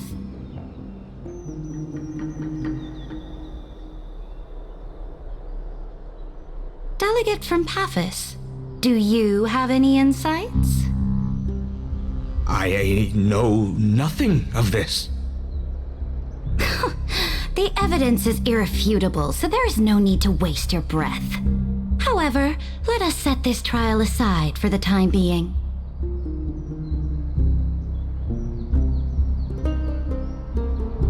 Witness, even within the most sacred and dignified council, there were those among us who wished to draw their blades, brazenly challenging the Alliance, seeking to shatter our hard-earned peace and unity.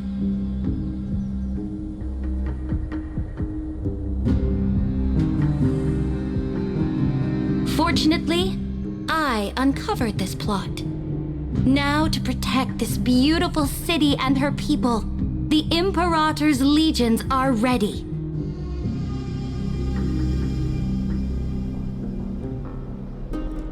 They will escort each of you to the Temple of the Three Fates, where you will receive the highest level of protection the Alliance can offer.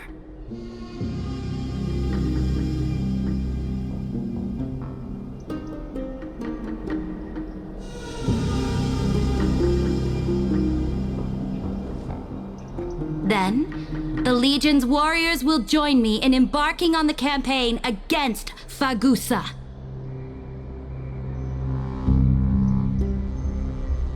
This is clearly a trap! Imperator, did you summon us here just to trample on the dignity of your allies? Enough! This is calm down. What should we do? Things are starting to get pretty intense. Comrades, you've all seen her true face now. According to the ancient laws of Akuma, only with the consent of 2/3 of the elders can the legions carry out the commander's orders.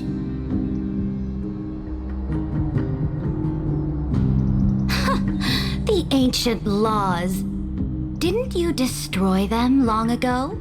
You defected during the first siege of Akuma, voted unanimously in favor of the Council of Elders restructuring, and just yesterday, you desecrated them with a blood-stained blade.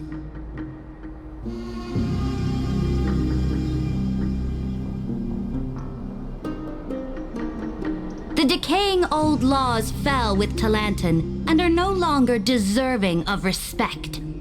But if you still insist on proclaiming yourselves defenders of the law,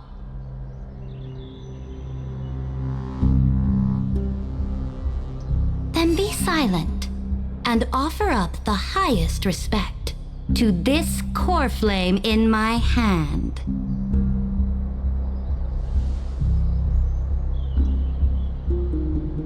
That really is the core flame of law in her hand.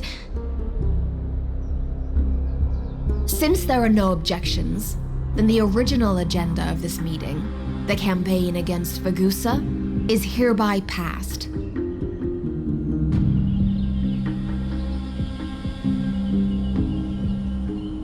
The Flame Chase Army's hunt for the Ocean Titan begins today.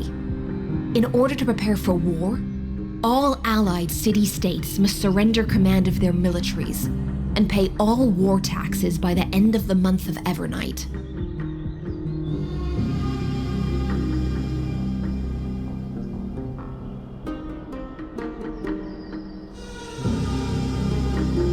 At this moment, I would also like to introduce to everyone the newest honored guest to join our alliance.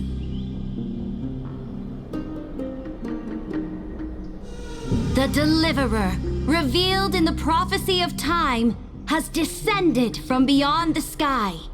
With her aid, we shall shatter the chalice of plenty.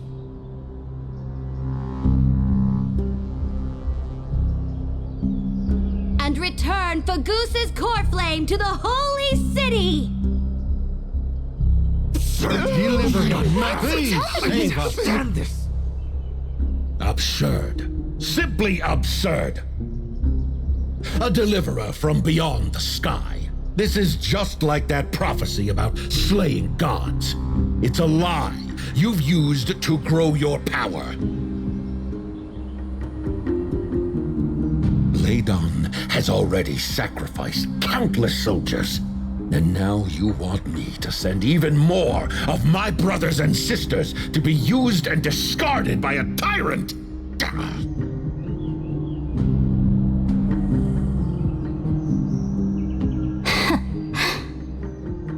Are there any other objections?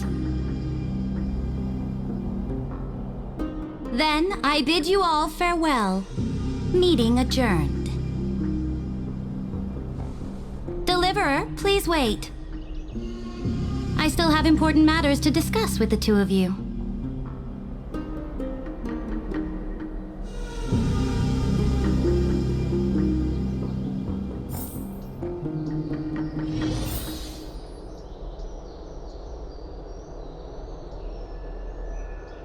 Oh, so we're going to the War with the Ocean.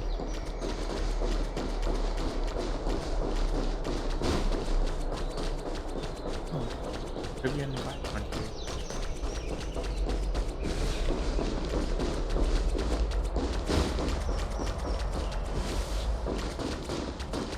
Okay, well.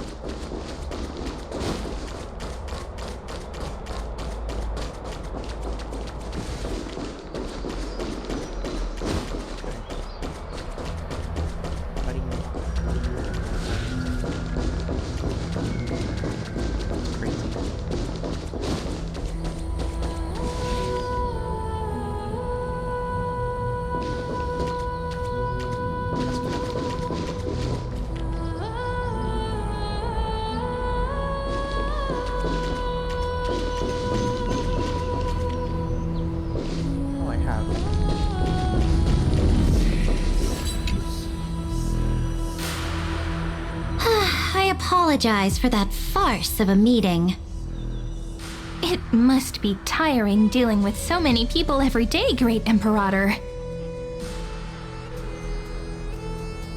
Tiring? You're mistaken. Moving chess pieces, placing wagers.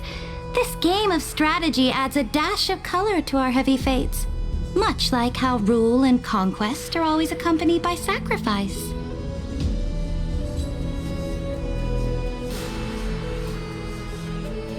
Is the war with the Titans also part of that sacrifice? After I glimpsed the secrets of this world, no, the secrets beyond the sky, the divine authority of Amphorius no longer held any significance.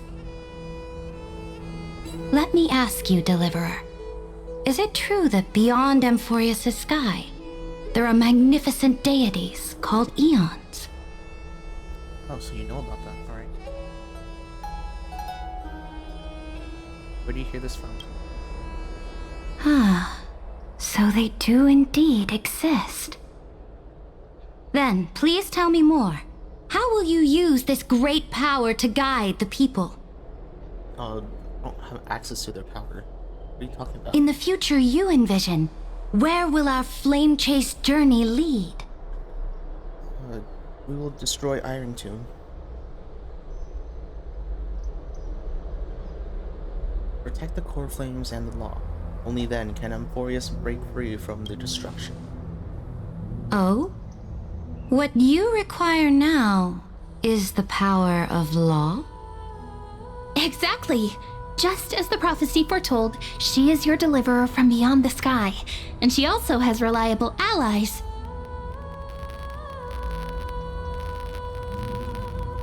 If they can intervene in Amphorius' laws, we may have a chance to alter this world's impending fate and reverse its destined end.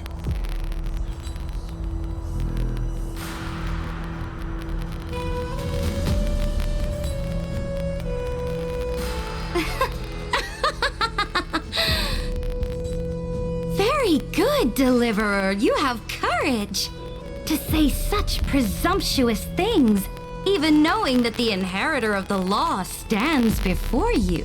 So that's a no.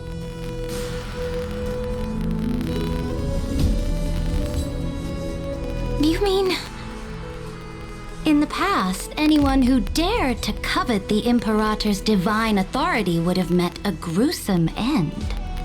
But now we can see beyond this dying world.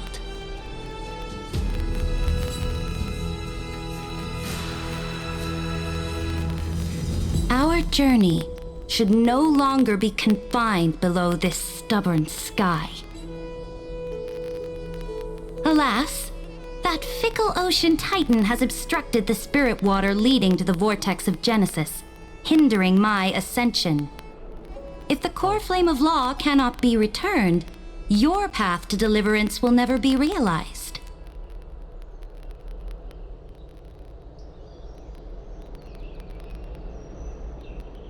Okay. Now that things have come to this, we must resume our once stagnant journey and force the waves that block our way to recede. So, you agreed to cooperate with us? Cooperate? Forgive me, but I never cooperate with anyone. Yeah, that's a Gerda. Though I will permit you to join me as subjects, and together we will forge the most perfect law. Subject? Again? This is... The Flame Chase Medallion, a symbol of the Flame Chase Army. Every noble in Akuma carries one. Dog tag. This medallion represents the will of the Imperator herself, and you may act freely within the city with it. Before we embark on the crusade against the Ocean Titan, you should rest in Akuma for a time. Let's use our old room. Oh yeah, I'd be afraid of something called Plagueis. Oh? Your advice is acknowledged. From this moment on, prove yourself through your actions. As long as no boundaries are crossed, I fully respect the choices of my subjects.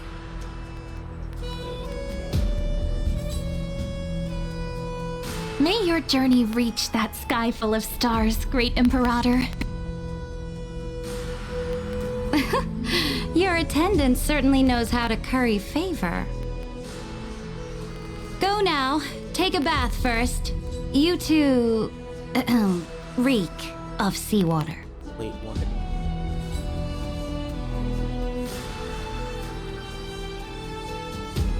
But wait. Yes, we were in Ides Elysiae. And if that's an ocean, then... No, it was a lake, right?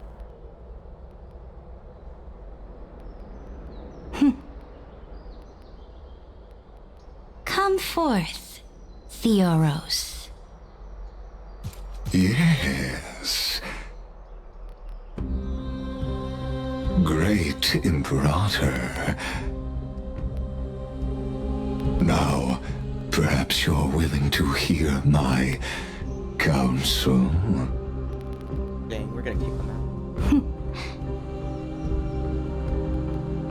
Those two arrived just as Oronix described, and just as you said, they showed a thirst for law.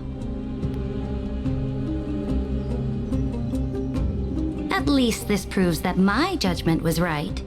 Sparing your life was the correct decision.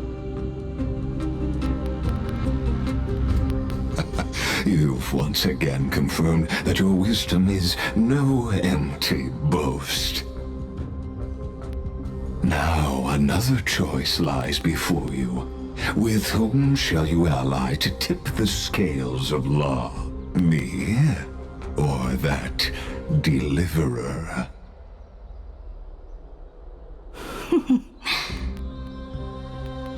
Remind me again, Antikytheron. What kind of future do these two paths lead to in your view? I shall tell you. You are entitled to know that the deliverer from beyond the sky is not a wholly wicked being, but from the very start, her stance has been completely at odds with Amphorius.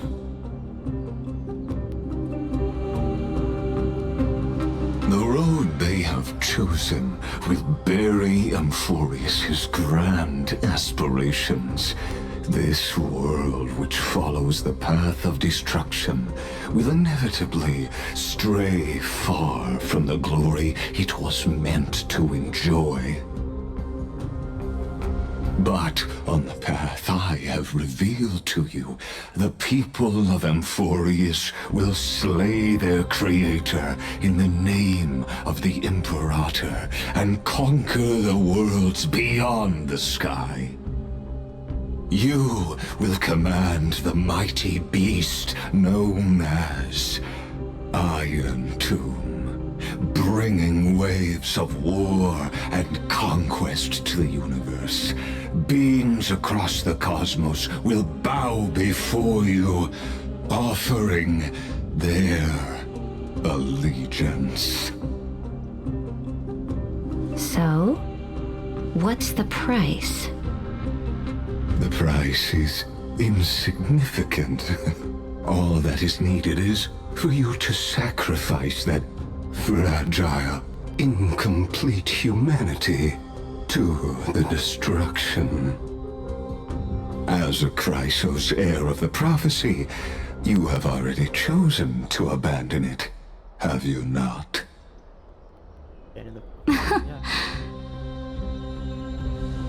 Off you go, Theoros. I have already made my decision. Once I ignite the core flame of law and burn away the old, outdated rules,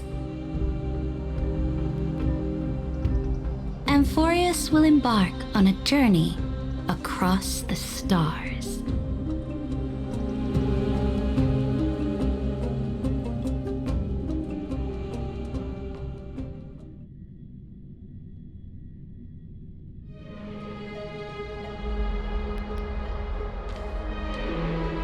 The Imperator is quite forceful. She didn't give us any chance to ask questions. And she's clearly hiding something. What do you think? She's busy burying bodies. Let's see. Who's told the geniuses about? Looks like we're on the same wavelength.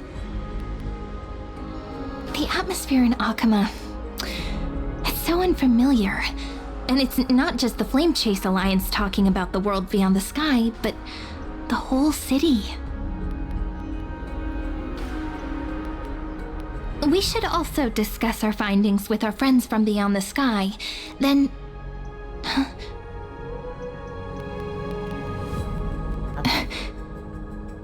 then... we should go enjoy the renowned bathing culture of the holy city and relax. It's the thing I've been looking forward to most on this journey.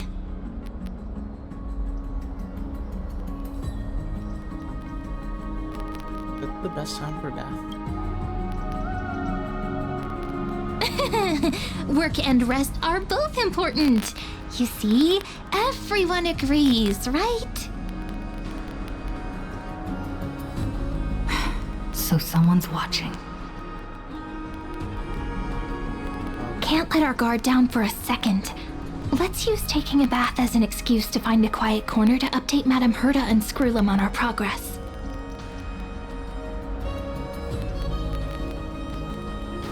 We do smell like seawater. We can also check out what's happening in the city. Since the outcome of the meeting was just announced, people must be gossiping.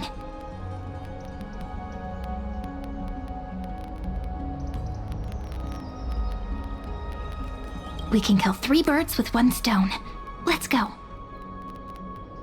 That's a lot of birds.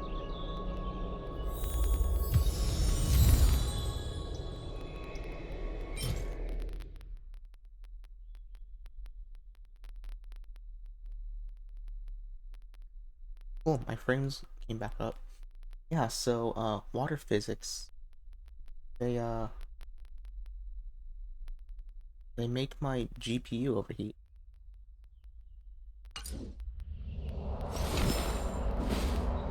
Hmm. いつでも出陣できます。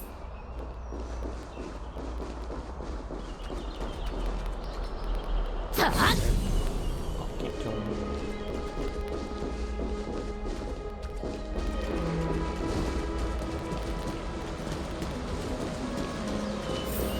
Oh, so many people! The holy city is so lively. Other wars coming down. Did you hear? As expected. Oh, good. Did you hear?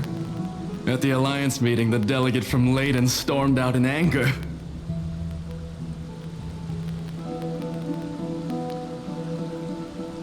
As expected. The Imperator is always hiding things from everyone. When has it not caused a ruckus?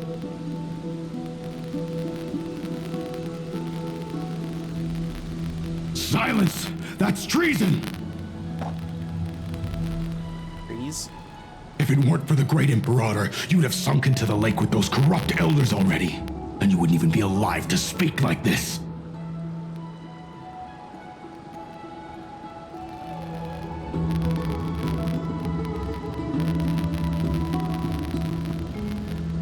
Oh no, it's the Imperator's loyal dog. Let's go. We can't talk in front of this guy.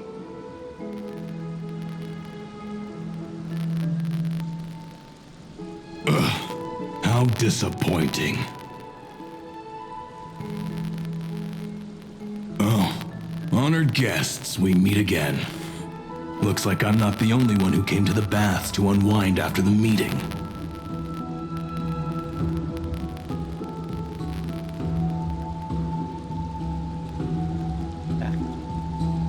For the upcoming campaign, please make sure to rest well. I am Dux Fragoris, a trusted officer of the Great Imperator, willing to fight alongside the Deliverer in the coming battles.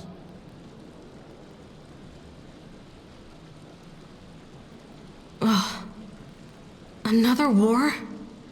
Ever since the Imperator took control of Akuma, we haven't had a day of peace. Idle chatter. The atmosphere is a bit tense, with rumors flying around the city. You must be troubled.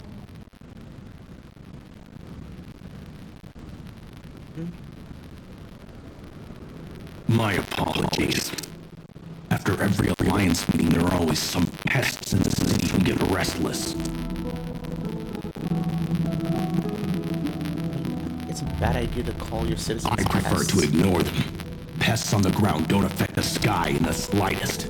They just complain from the shadows that the sun's light is too harsh.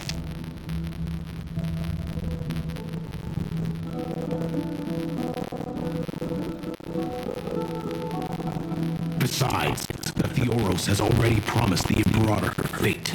And these clowns will eventually realize their foolishness.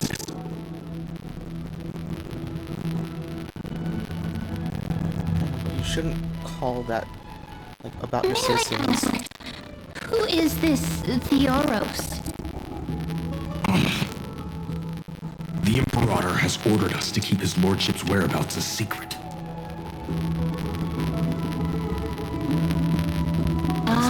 So it's his lordship. Right? Stop trying to get things out of me. Leave me alone. I didn't even need to try. Big and strong Dux Fragoris really can't hide anything. Theoros. What an ominous name. Bad news. He's been staring at us the whole time. Let's move to another place for now. We don't know how much Saritra has concealed from us. In the worst case scenario, we may have to face more than one enemy. Hey, the lag is gone back. Stop trying to get things out of me. Leave me alone. Okay. Well, goodbye.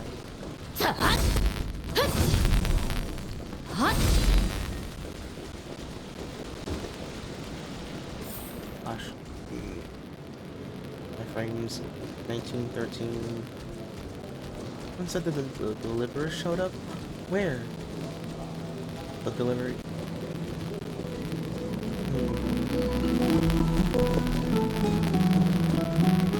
The only time that I've ever seen the Trailblazer played was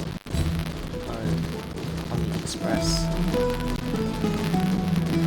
It's technically submersing yourself in Moria doesn't count as mating. Alliance meeting? More like a cage where creatures with golden blood claw at each other.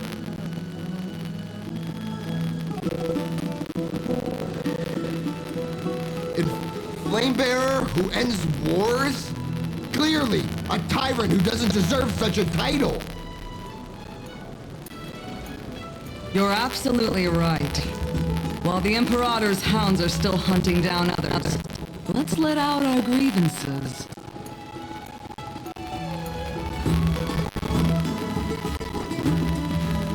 You. I know you. You're that tyrant's lackey. What? Here to shut me up for that little imp? Panicking now? Don't worry. I don't care what others say about the Imperator. And she certainly doesn't either.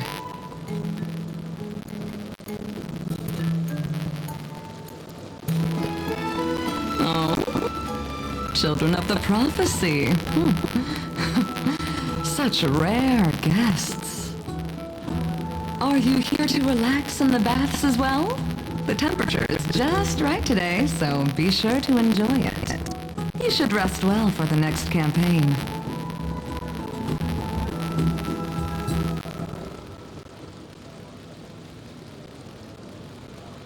What?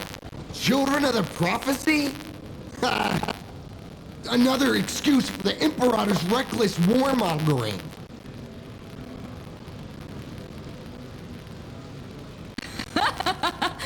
No filter, huh? You should be glad you don't have a seat at the Alliance meetings. It's kind of terrifying.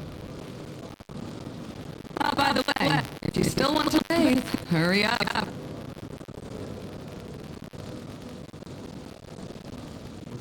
Once that predatory fish joins the flow of water and eliminates all the fools questioning the world beyond the sky, you won't be able to enjoy this perfect water temperature anymore. That's what Seems like there's more to Dux Bramalis's words than meets the eye. Are you going to be timed? Like the amount of people we talked to? But would the Imperator actually kill those who question the world beyond the sky? This is the complete opposite from what we know of Akama. Yeah, because in Akama, like, if you talk about the world beyond the sky, you get silence. Versus, like, here. Like, right now, like, the state is, the world beyond the sky exists.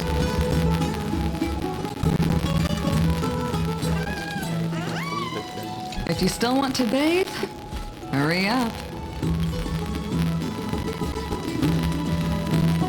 The water. The overflow of garbage.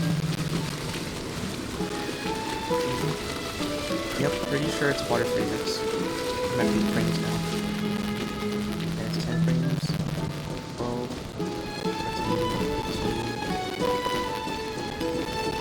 13. It's definitely Everyone in the city is talking about lately.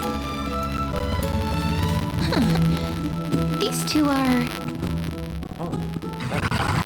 So many guests today. Let's see who's here now. Two distinguished guests of the prophecy.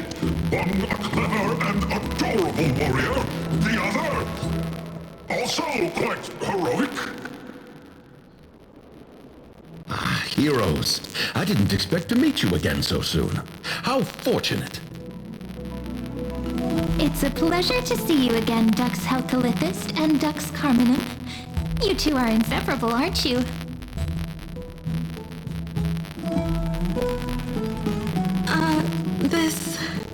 This is... She wants to find someone to help with research for her new work. I'm the far-seeing eye and all-hearing ear of Akuma. I see and hear every single thing that happens in the streets and alleys of this place. I'm the perfect partner for research. Ahem. Enough small talk. Here's the latest news from Akuma, as you requested. The children of the prophecy arrived in the holy city, and the Imperator unilaterally stripped away military power. The Alliance meeting ended in discord, and there may be bloody upheaval.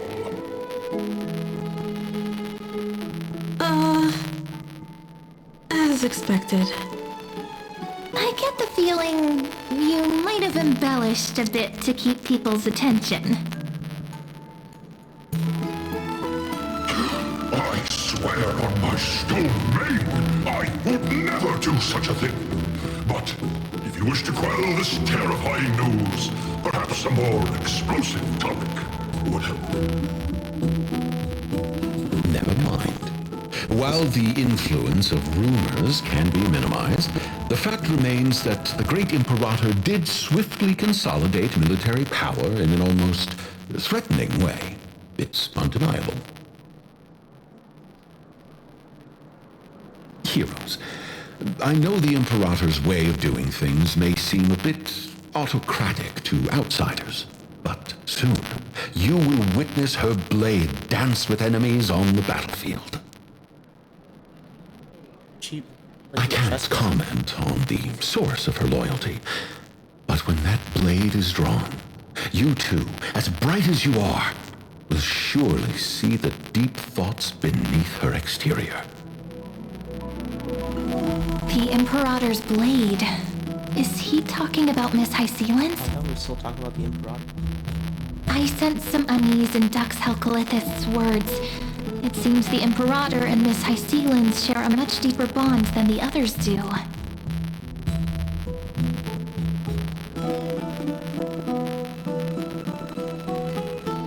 There are eyes and ears everywhere.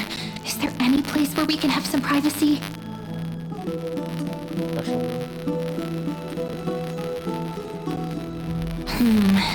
To understand the Imperator's secrets, we have to get past Miss Hysealence. You two, as bright as you are, will surely see the deep thoughts hidden beneath her exterior. For now, let's think of ways to prevent the rumors from spreading.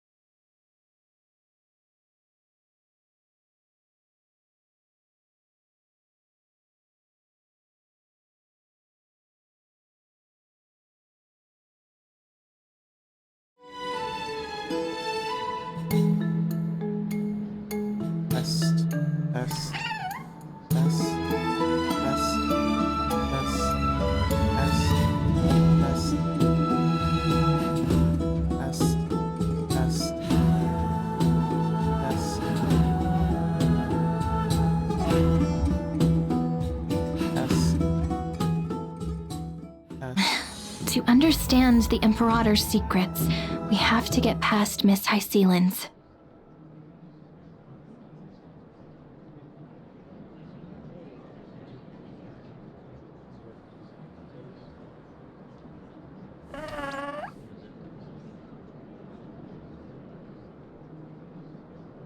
Testing? Hello?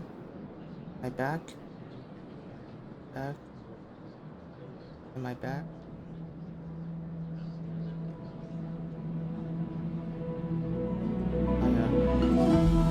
Crash. Something overheated. I don't know what.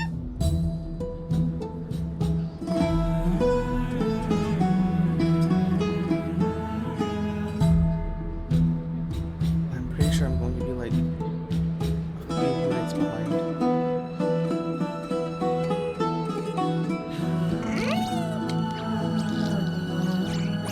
Yeah, I'm like a few minutes behind. Maybe 1 or 2.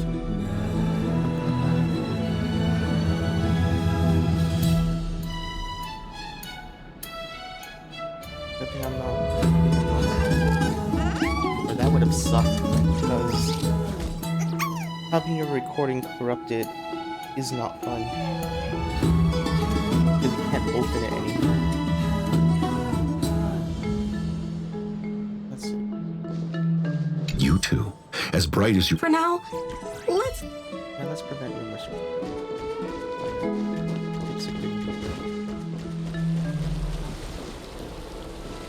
Interesting. They don't have like the little crystal thing. Wait a second.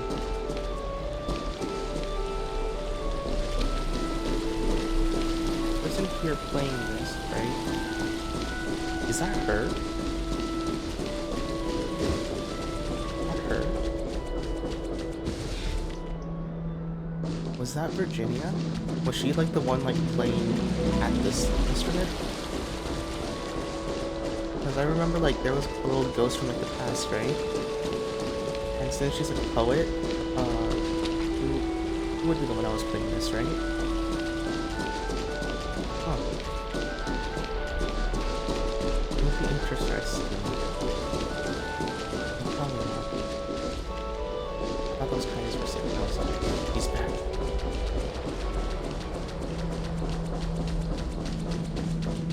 That would be interesting. If she was like the one, like they were playing. That would be like an interesting like callback. Like callback.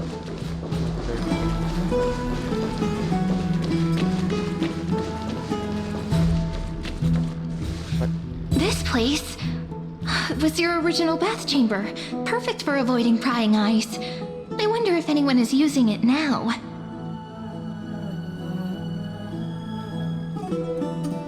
Huh? The smell is... Wait, don't go in yet! Who's there? Oh, that's awkward. Oh, the little gray fry in pink sea hair. Little sea hair? You barged into here without warning. Was it an accident, or did you wish to bathe with me?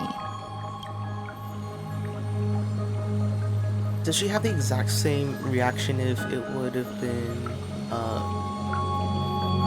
like the male trailblazer? Like Callus? Bayless?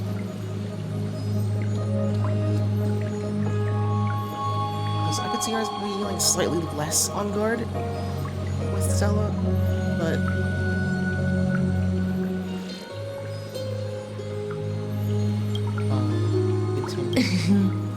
Is that so? But your eyes shine brighter than pearls.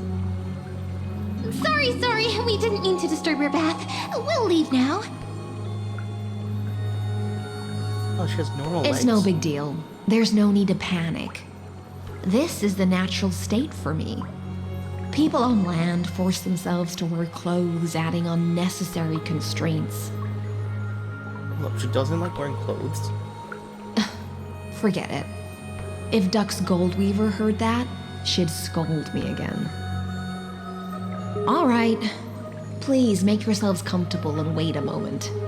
Let me first wash off the blood of the hunt, and then I'll attend to you Well, two. I'm not comfortable. Like blood? I'm The delegate from Ladon has been assassinated! Quick! Quick, someone come quick! Oh. Ah, the broken crab shell surfaces. I was worried it had been washed away by the current. Oh. She's a vicious thing. Viciousness is a form of praise to the blade. I see. No wonder there was a faint smell of rust in the air before I even entered. Why? Is it because the Ladonians refused to contribute troops to the Flame Chase journey? Or just because they offended the Imperator? No, because he committed murder. Because the new era of the Flame Chase doesn't tolerate stagnant blood. For the ignorant masses who cling to outdated laws, only bloodletting can wake them up. Right now, the rebel forces on the frontier are rising, and Ladon has been secretly supporting them. They loudly chant the slogan, "Return to the Era Chrysia," unwilling to relinquish military power. They're just building momentum for the rebellion.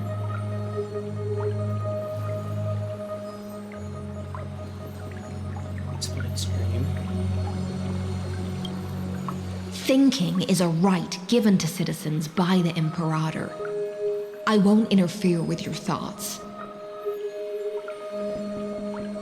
As long as you don't try to reverse the current of the times, you and I will both be free. I did go back in time. Does that count?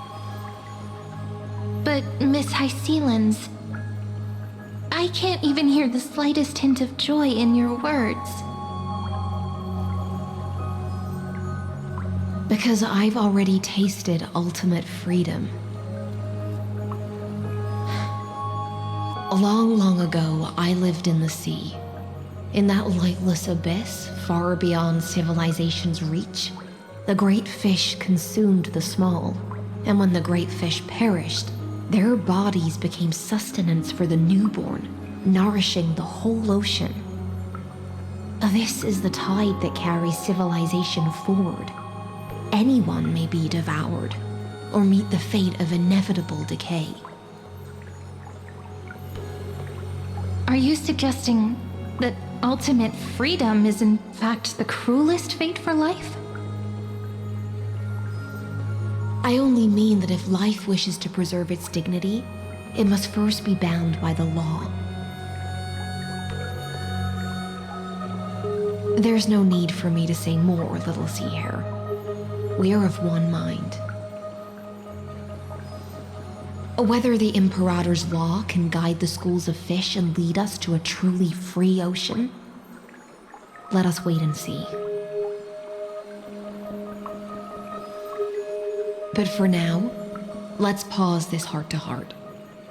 Another fish has come, following the scent of blood.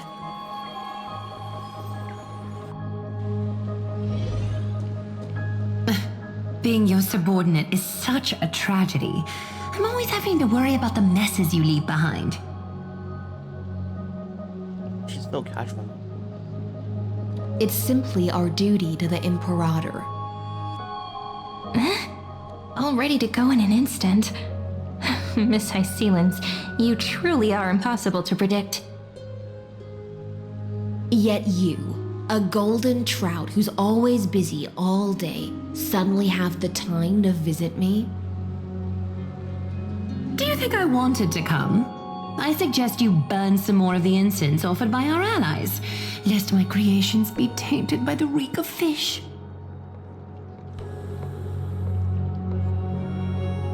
I'm only here on the Imperator's behalf to remind you to prepare for the banquet. Fine. But I must retort. What you call the reek of fish, to me, is the unique fragrance of the sea. Besides, if my fine clothes get stained, won't you just gift me new ones? Dang. I won't. Is that why we smell like the ocean? Wait. Bro. So we were insulted being like saying that we smelled like seawater, and then it's like cool. And then turns out New Zealand just smells like fish.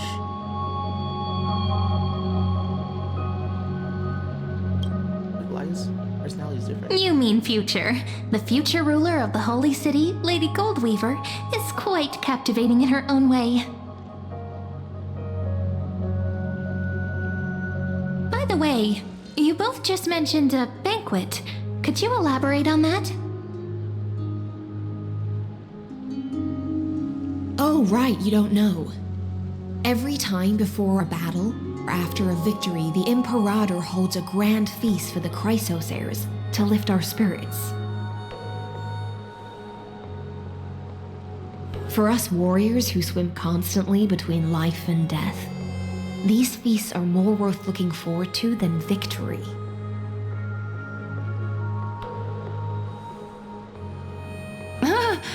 A banquet to prelude the hunt for the god of banquets, and honey brew as a tribute to commemorate the ancestor of honey brew.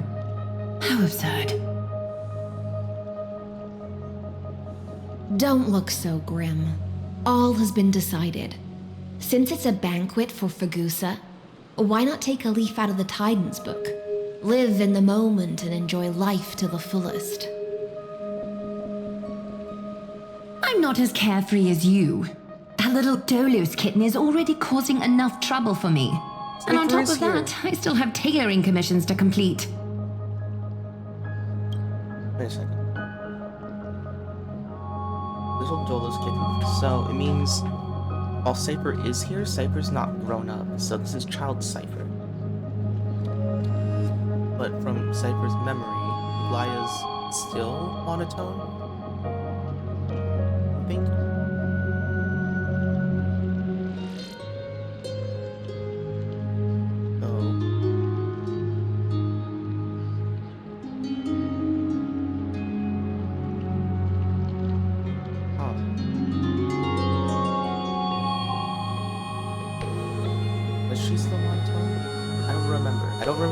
Glaya had emotion in her voice. Probably. Probably because like I was like so used to like a Glaya being monotone, I just assumed that she was. But if Cypher is here,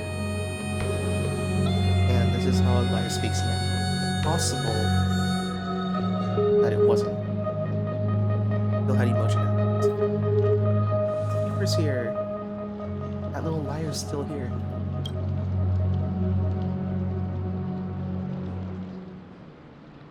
By the time the cool flame illuminates my eyes, I might not be able to focus as I used to.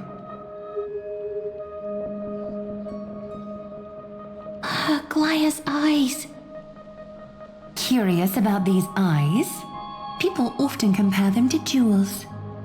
But I've already made my decision to ask Romance for eyes that can see everything. I wonder what this world will look like when I take the Divine Authority. Are her eyes different? In the future, you will still be the finest weaver in the world. Is this also a prophecy from the Three Fates? It's even more accurate than a prophecy. After all, she has already witnessed it, right? Yeah.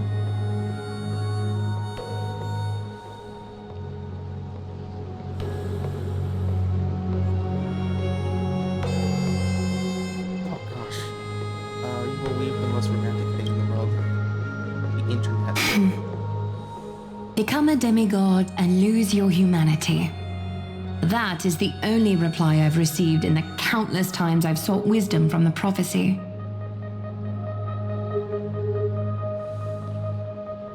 But Destiny's fragments are like stitches. Before they're threaded into splendid garments, no one can see their true charm, can they?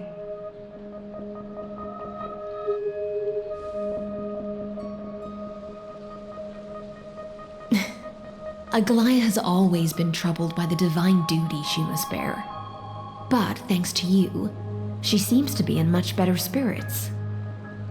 Oh, know each other well? Just as she knows how the spinning wheel trembles, I can sense the smallest changes in the damp air. As for whether we know each other well, I've swum beside her since she was a child. Most of the time, I can understand the whispers in her heart. For those words she was too shy to say herself, I'll raise a glass to you on her behalf. Now, I leave this bath chamber to you. Rest well and prepare yourselves. After all, every time we drink and talk could be the last celebration we have in this life. There's no duel after this one. Miss High Sealance has given us the bath chamber. It seems she really does do whatever she wants.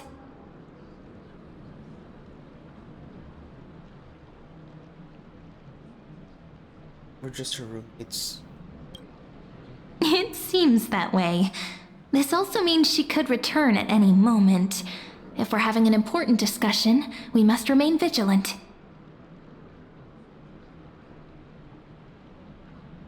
So, let's seize the opportunity and report our current progress. We don't want to keep everyone beyond the sky waiting.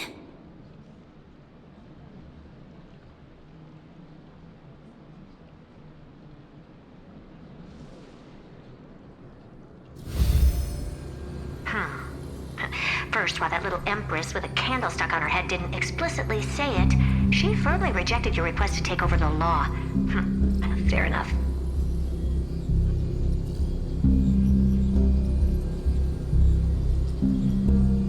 Second, Lygus is indeed in this timeline, but since he's somehow connected to that little empress, you have no way to find him. As expected. So that's how he gets a foothold. The road ahead will be long and difficult.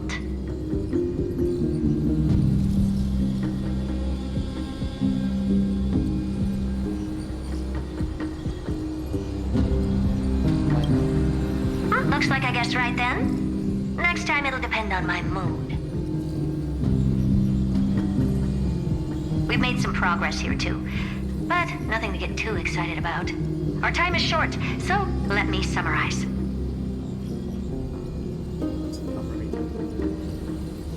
Concerning the origin of that Intellitron, the firewall he created uses Catorzane algebraic expressions. But ever since Aiden invented the 9-worded formula, this kind of mathematical logic no longer exists in the cosmos. It's outdated. Lygus is definitely connected to the Genius Society, so stay alert. So I'm guessing, like, someone forgot to kind of filter there. I'm like, because I thought like we were going to like start switching scenes. Was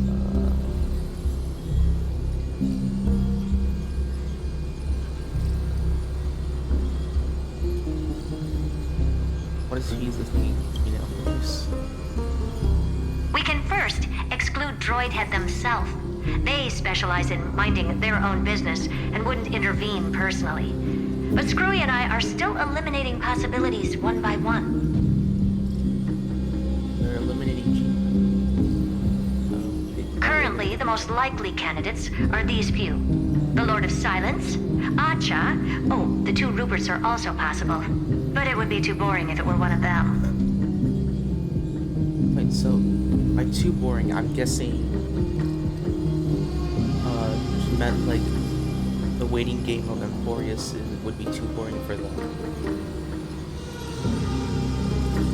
Or does she mean like it would be boring because there's no fun? Let's see, Lord of Silence or Acha.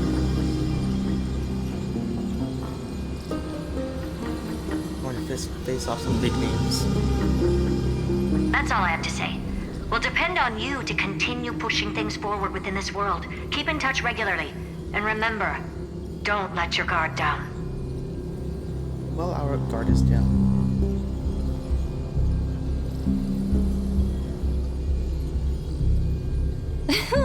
Madam Amherta is a real whirlwind. Well then, let's use the banquet Aglaya mentioned as our next starting point.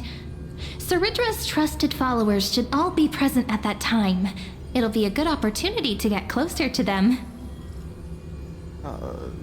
Yeah, we should probably avoid Lycus. It's settled then. With our great teamwork, we'll be able to deal with anything that comes our way.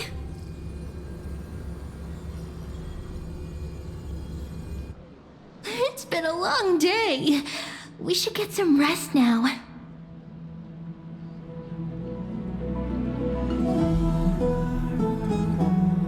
Rest well and get ready. Yes, let's get ready for the banquet.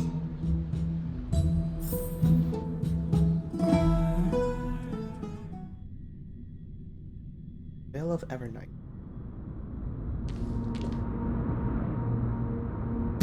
Look, the venue's right ahead.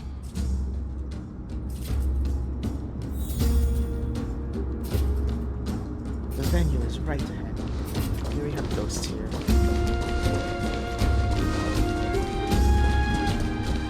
And I can even hear singing. It feels so romantic. I don't hear singing. I hear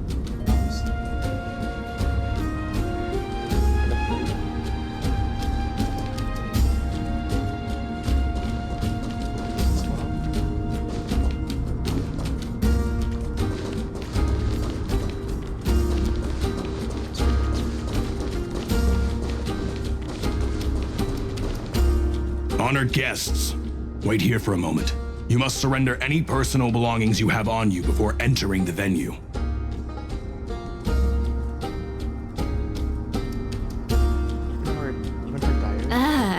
This hero always brings down the vibe whenever he shows up. The Imperator's elevated position means she must always remain meticulous and careful. Please do as I say, guests. It would avoid any unnecessary misunderstandings.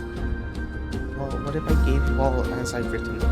That break anyone's minds? I get that you don't want people to bring outside food into the banquet, but is it really necessary to confiscate the books and quill pens?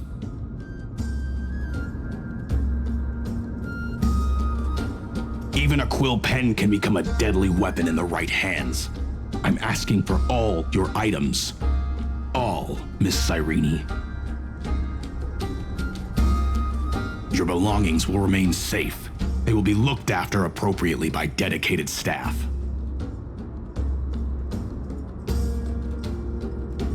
Looked after appropriately? Dedicated staff? Talk about a vague choice of words.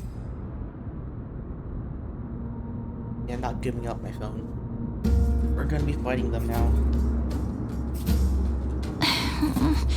It seems like he's aiming specifically for the chronocognitive anchor. What should we do?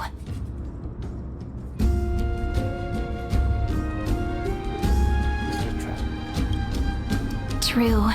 I had a feeling it would come to this, but I didn't expect such a direct demand. But listen, why don't we go with their plan and hand over the chronocognitive anchor to be looked after?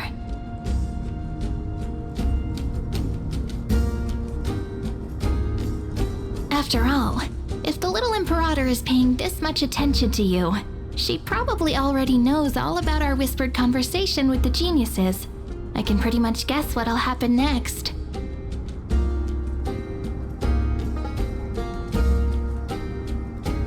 But, think about it. That's actually gonna be our shortcut. Let's shortcut.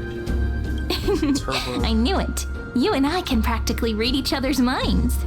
What's your world? Guests. All right, we'll listen to you. Here you go. Also, please pass on a message to the Imperator from us. She can trust my friend, anywhere, anytime. Thank you for your cooperation. The Imperator has some urgent business she needs to attend to and will arrive shortly.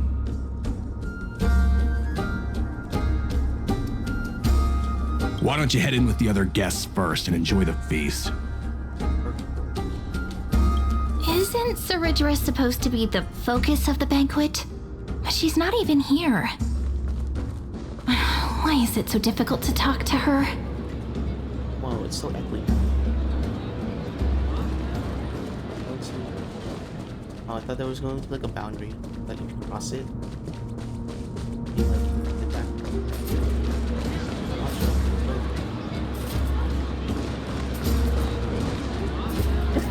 Sorry. Oh, crisis. Aggie, if you can't get used to the honey brew, we will go ask for a pot and cook some oatmeal for you. Oh, she can't drink. No need for that. This banquet is just too loud. And nothing and no one here is interesting. I just don't really want to be here. She's pouting like a child. Lies! You were pretty energized when you came back from the bath chamber. Let me guess. Are you worrying about someone? About High Ceilings? Or Little Cypher? You take everything too seriously. At this rate, life's gonna be real tough for you later on. Dang, and imagine losing connection with Cypher. You're the least qualified to lecture me about that, teacher.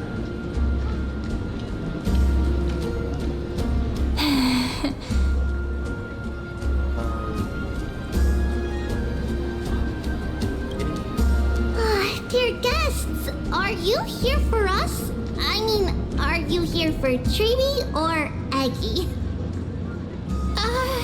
No. I'm just wondering whether you've seen the Imperator. The Imperator? No, we haven't. Our sovereign has always acted however she pleases.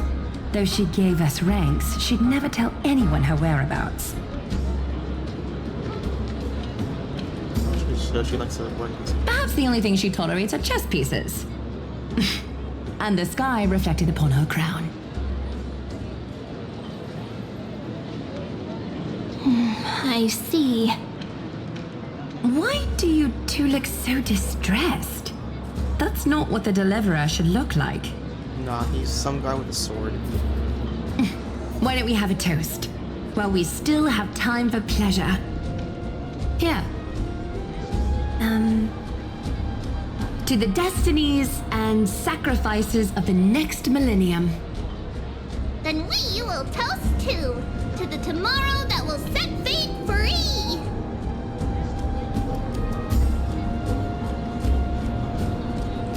Free and Cheers. Actually, there are so many people. We wouldn't be able to find the Imperator even if she were here. I know. Let's look for seats that are raised up higher than others.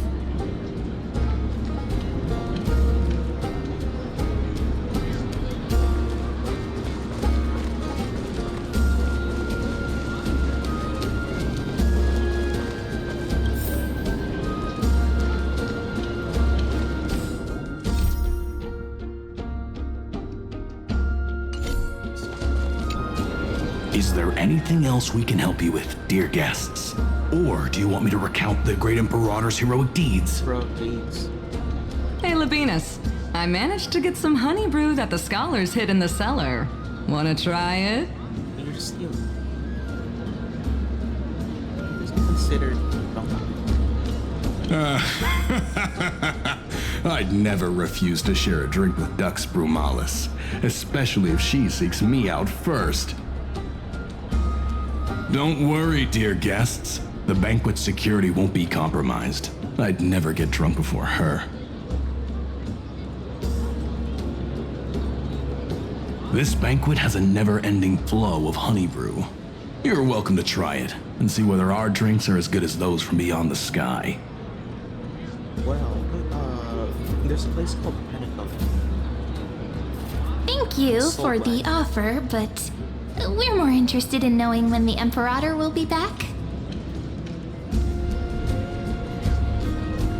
The Imperator? Who knows? Maybe she's hiding somewhere, thinking up weird ideas again.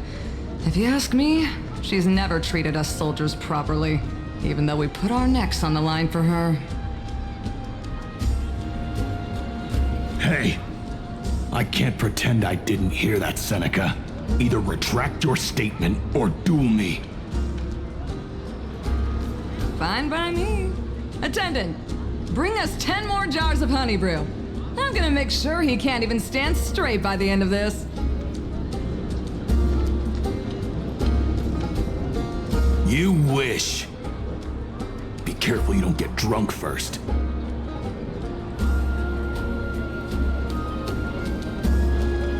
Attendant, bring us 10 more jars of honey brew. You wish.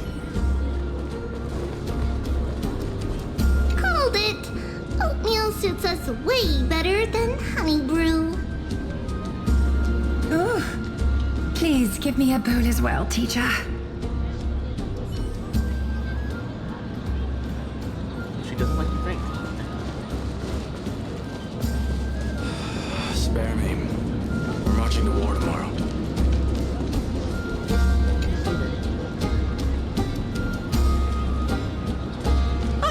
Hello. Welcome to the banquet.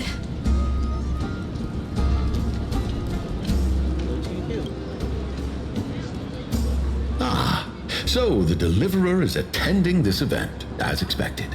Little Virginia here was just wondering whether she should go find you. As the great Imperator's historian, I'm responsible for composing poems and songs for everyone in the Flame Chase army. But I have no idea how I should record myself in the annals.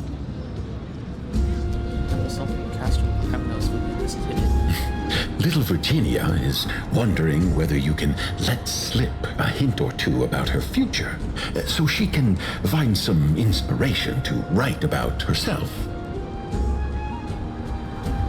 That doesn't sound like a good idea. Besides, we don't even know her in the future. But she'll probably get really disappointed if we tell her that.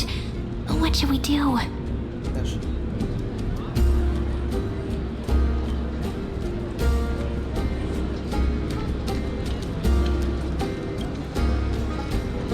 Alright, I got it. We can't reveal too much, but I think it wouldn't hurt to start your poem with the future. Maybe use something like, "With hope, I write down the tale of tomorrow for myself, silently waiting, day after day, till the moment it fulfills its promise." How's that? Oh, that's exactly what I'm after. I'm so inspired. Thank you so much. I feel like I can actually finish composing the heroic saga of Flame Chase once we end this campaign. Those are like sound bites, right?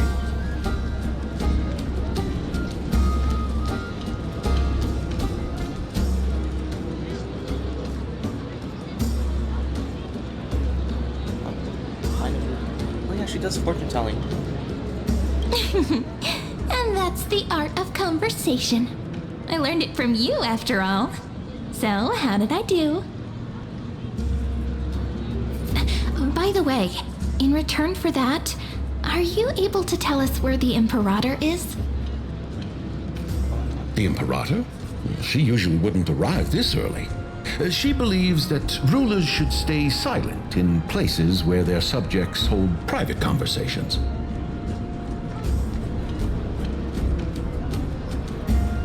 Why don't we have a toast before she arrives? To reason, which is held but not revealed.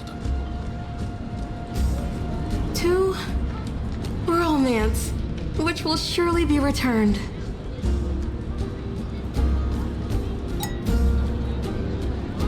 Gray fry. A little sea hare. Please come over and share the delicacies of the deep sea with me.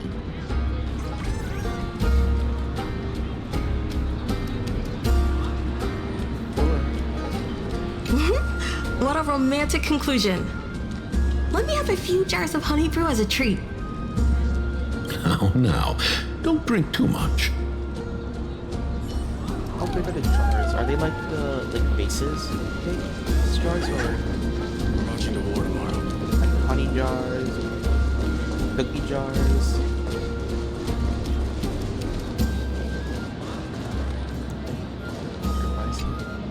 You two have been wandering around the venue as if you have something on your mind. Have the attendants not taken care of you well?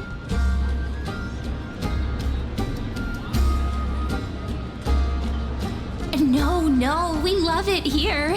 It's just... we're a little concerned, seeing how the Imperator still hasn't arrived. Don't worry. I know what you've been waiting for. Come, sit with me for a while, will you? I'd like to share a personal secret with you. Are there secrets now?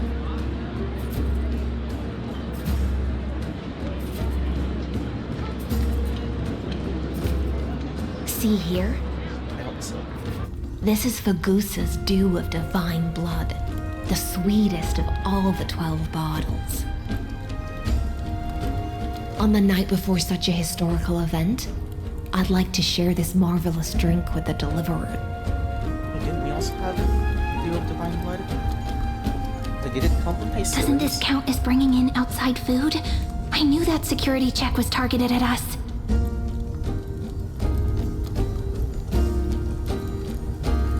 What's the matter, guests? Oh, we're simply overwhelmed by such an honor. Are you worried that I might have poisoned the dew? Well then, let me prove my innocence.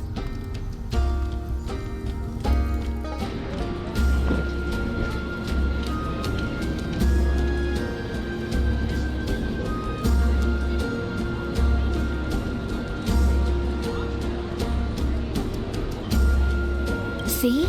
It's completely safe. I feel like Miss Hysealans wants to talk to us about something. Why don't we go along with her for now?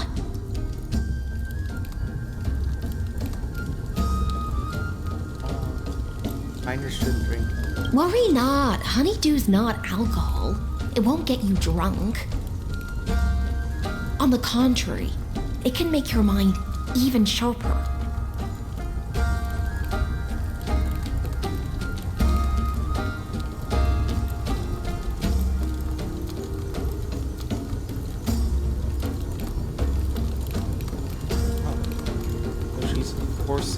Please, have a taste.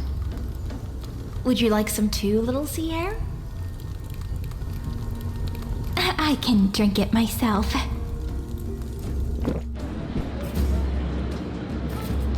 How is it? Sweet enough?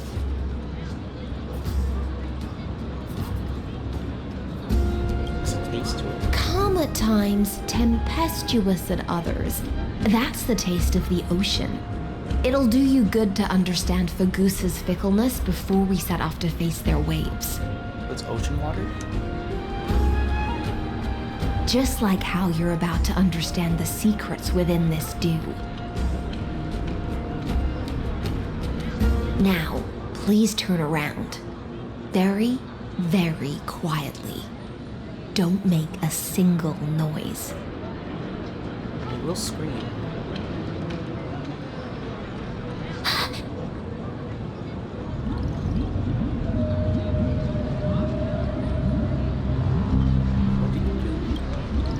The dew of other gods all intoxicate humans, but the god of banquets dew is an antidote that can awaken humans from a sea siren's enchanting song. Since the start of this banquet, all the guests have been under the spell of my song. None of them can see the Imperator and that Fioros. But you two, I wish for you to see the truth. Is this also what the Imperator wants? This is my personal request. I can't bring myself to trust that Fioros. The Flame Chase army changed after he descended with Orynyx's divination and brought the prophecy of the stars to Akuma. His seductive whispers harbor something malicious within, and will ensnare those of us blinded by ambition. You are the deliverers of the prophecy, and know about him far more than I do. Perhaps only you can find traces of the truth from his actions and words.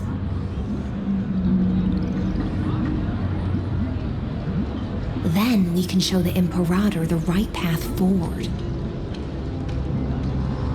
Oh, but isn't this acting behind her back? Amphorius has become far too weak. Even heroic actions protecting her from harm must be conducted under the water's surface.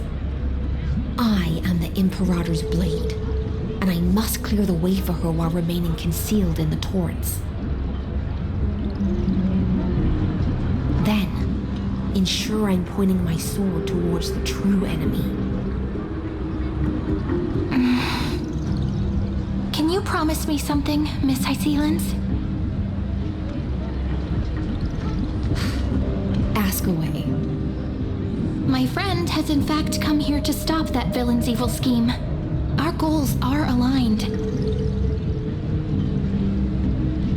But as to the decision the Imperator must make, she has no wish to transgress her authority. We just want to tell her everything we know.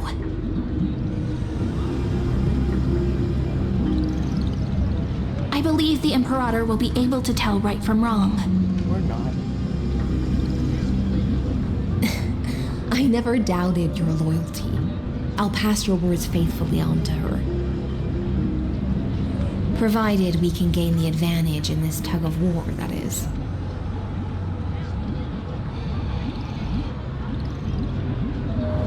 Now, return to the feast.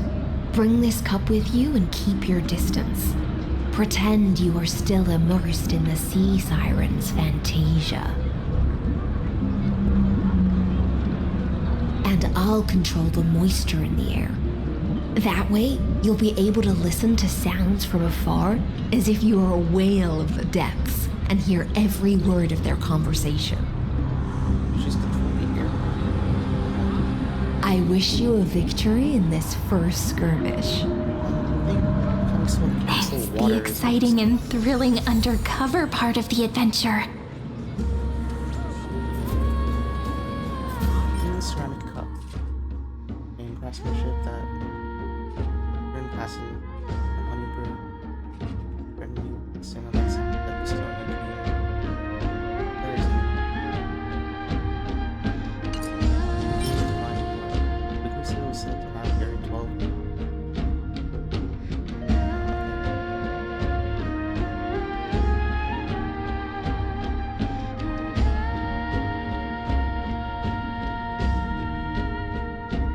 Oh, she's a sea siren. Okay.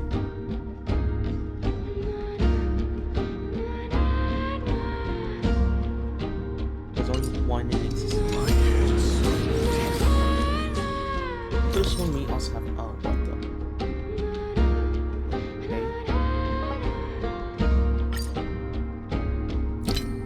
This one we also have. This one. Disorder. Let's go.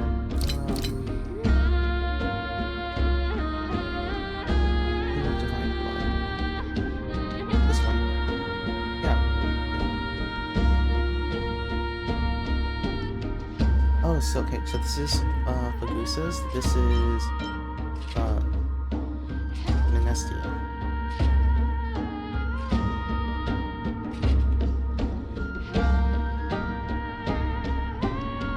We did have one. I was like, I could have sworn we also had one. We do. It's interesting how we still have one. Nice to meet you. Dizzy. Can you even get drunk on fruit juice?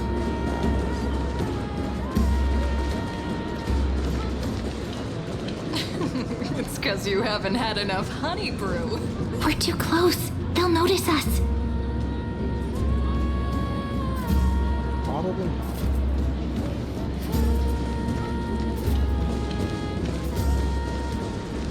We're too close. They'll notice notice us.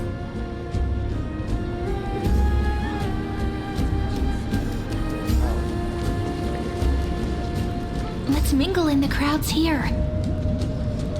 Relax. Relax. Try to act natural. Where's the Imperator? Still not here? That little imp is always acting so high and mighty towards everyone. Today, I will.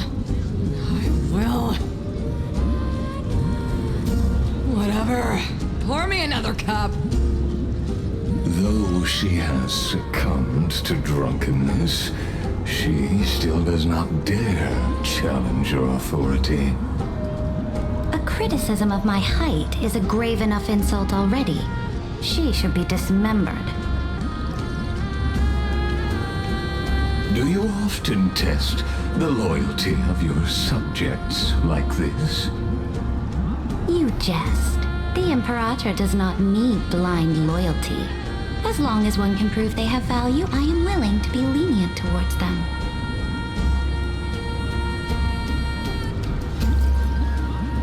Let's cut to the chase, Theoros. If I pass the trial and grasp this world's law in my hands, what will you do then? The answer is simple. I will connect Amphorius with the stars. Don't waste my time. Be precise. Be specific. I won't ask a second time. Allow me to adjust my statement. I will correct the regulations within the old law that sealed off Amphorius and merge the black tide with the torrents of Era Nova.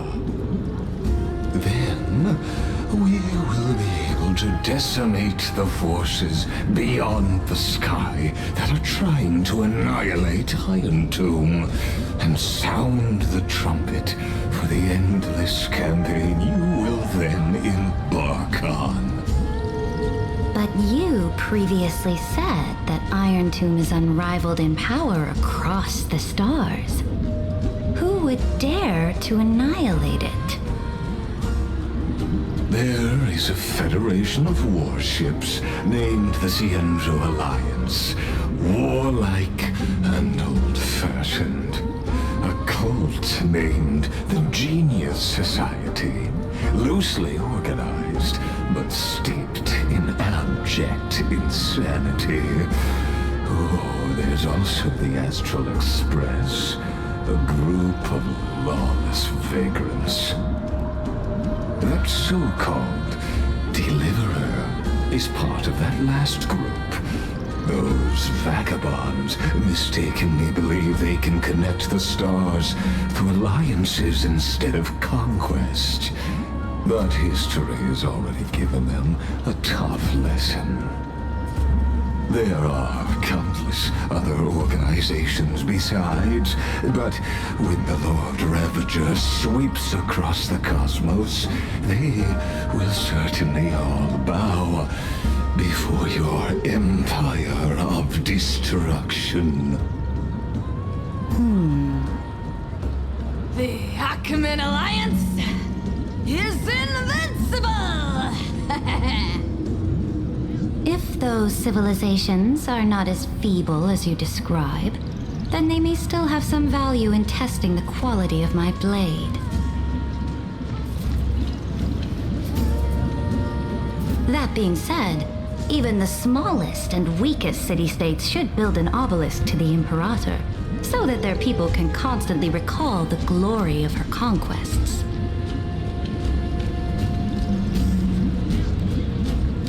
Walk a little longer with me, Theoros. I don't like how this is going. Our little Imperator seems fascinated by the destruction.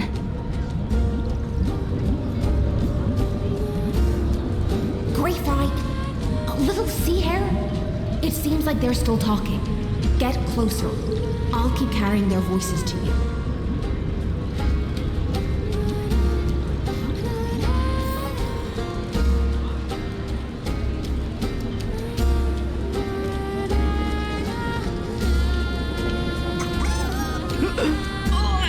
had too much.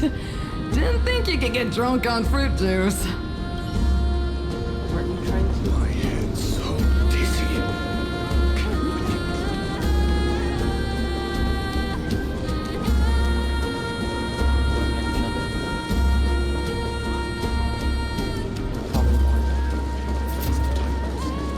Then you've got to come back alive. Well, that's a death flag. I'm sorry. What did you just do? You proposed right before a war. Everyone knows you don't do that. Let's get married before the war's over. Then you've got to come back alive. You are going to die. You do not propose before a war because you will die.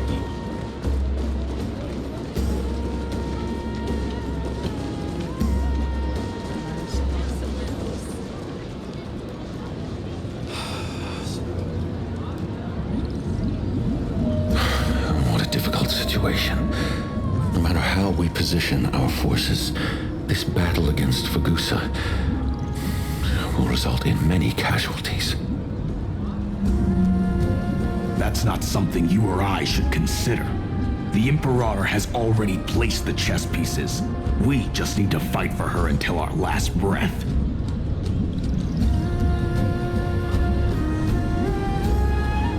How astonishing.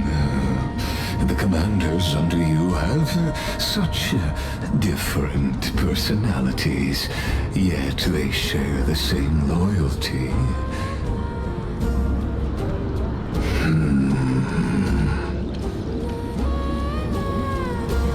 He's looking this way. Quick, do something and pretend we can't see them.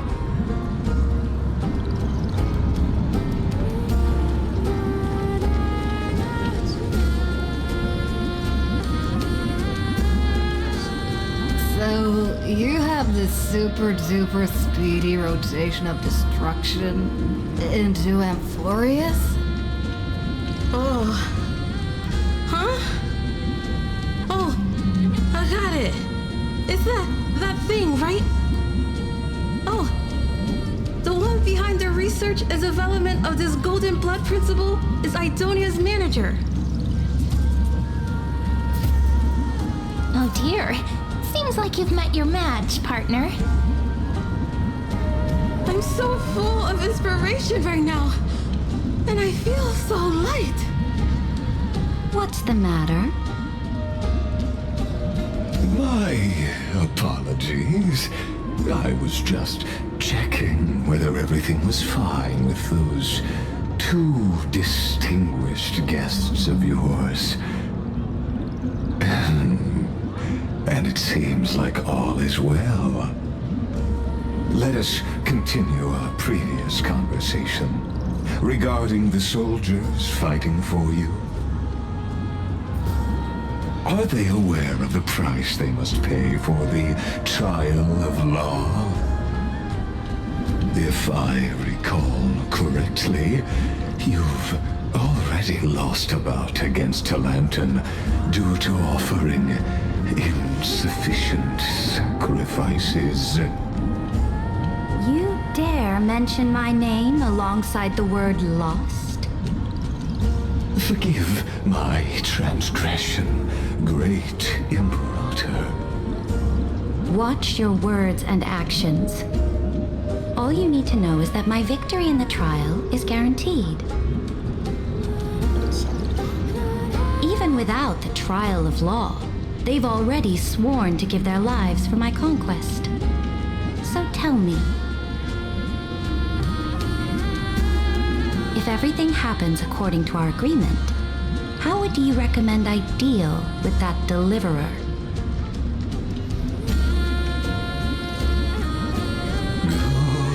Good question. Do not let her fool you. That woman from beyond the sky contains a seed of ruin within her body. She must not be allowed to tarnish your glory. Therefore, the wisest decision would be to hand her over to me. You plan to torture her? Calling it experimentation would be more appropriate. The guest's patience is running thin. I plan to remove the Fantasia and head into the banquet.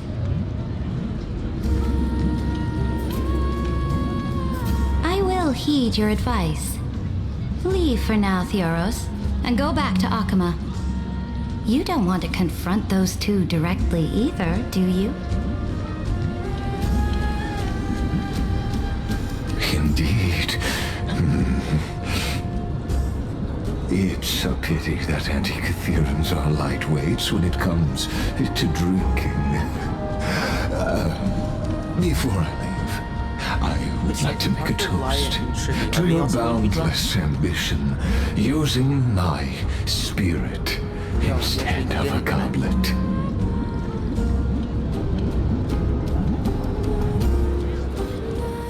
As I expected, that Theoros' schemes have been revealed. Thank you for your bravery, guests. It's time for me to dispel the Fantasia. This will be the Imperator's last public address before we head off, and therefore likely the final chance to change her mind. I will try to get you a chance to speak, and I'll also prepare for any contingencies. The rest is up to you.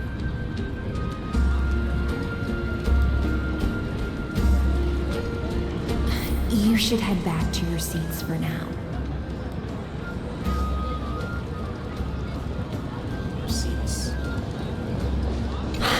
What a difficult situation. No matter how we position our forces, this battle against Fagusa will result in many casualties. That's not something you or I should consider. I will try to get you a chance to speak, and I'll also prepare for any contingencies. The rest is up to you.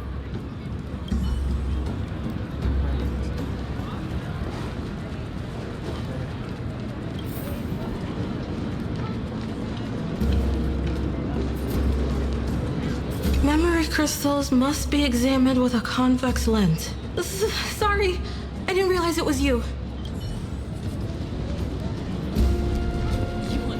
Necessary to campaign against it. Called it. Oatmeal suits us. Yeah, pretty much.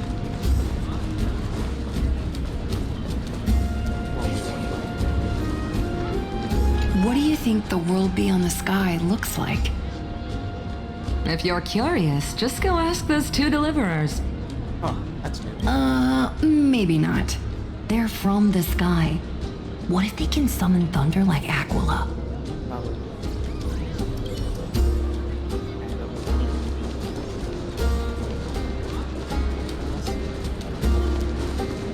Interesting. There are some people that converse with.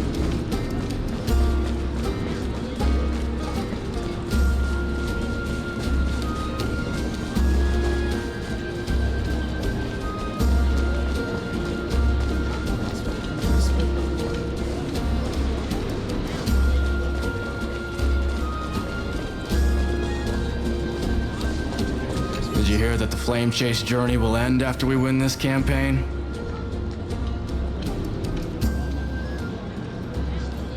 Huh? But there are so many Titans we haven't fought yet. Come on. The Deliverer from beyond the sky is here, so we don't need to follow the process like before. We'll be able to go home soon.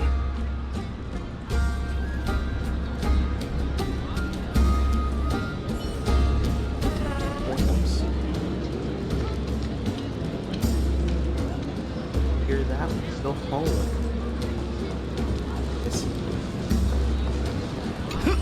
Oh, I think I had too much.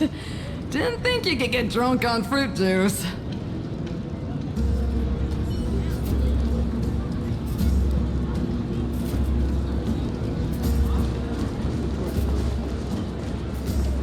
I'm guessing like you just. Oh. This honey brew sure wears off fast.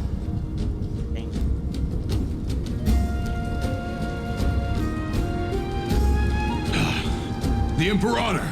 The Imperator has arrived! No need for formalities.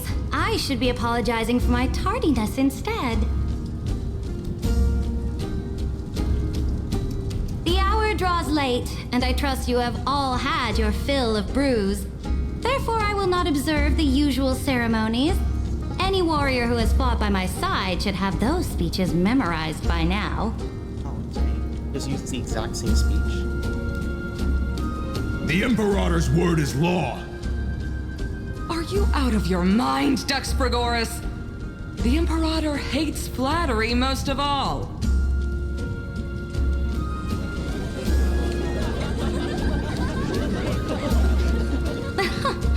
A joyous atmosphere is a better fit for showing me your resolve. I believe that you, my dukes, will do all you can to assist in the campaign against Fagusa, just as you always have. However, it's a pity that I have never tested your loyalty. Wait, is she going to have them kill each other? What does she mean?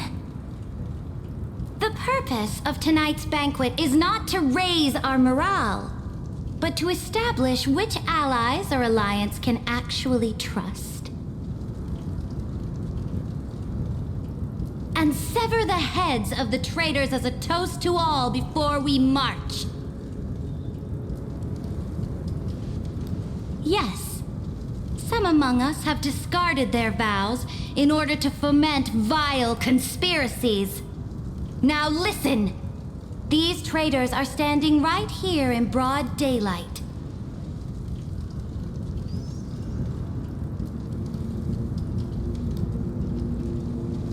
Dux Gladiorum Hycelens. She used the Sea Siren song to immerse the crowds in an illusion and conceal her whereabouts. She then worked with those from beyond the sky to spy on confidential matters, hoping to rob the core flame by force and harm me, the Imperator.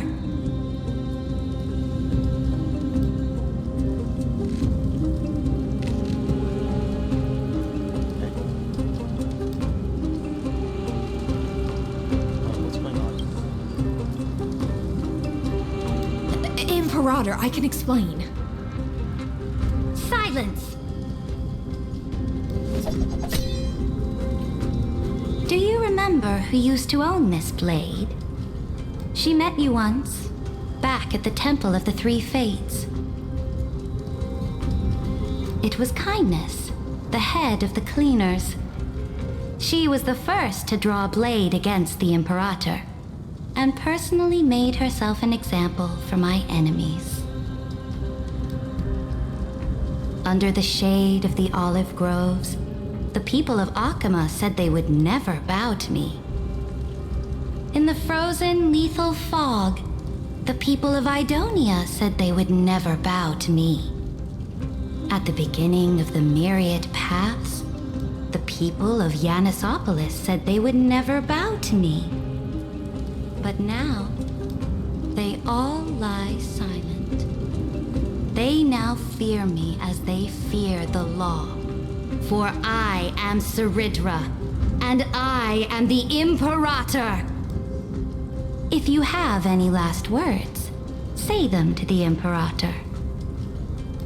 Then, face her judgment. Right, boss battle. After I cross this river, it will be a tragedy for mankind. But if I do not cross, then it will be the end of me.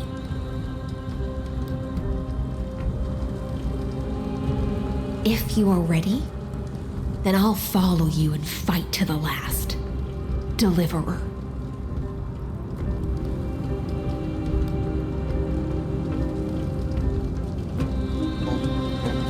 No, friend. The shortcut is now open. Trust me. Now, use your identity and add in a bit of experience and charm and testify to the Imperator as we promised.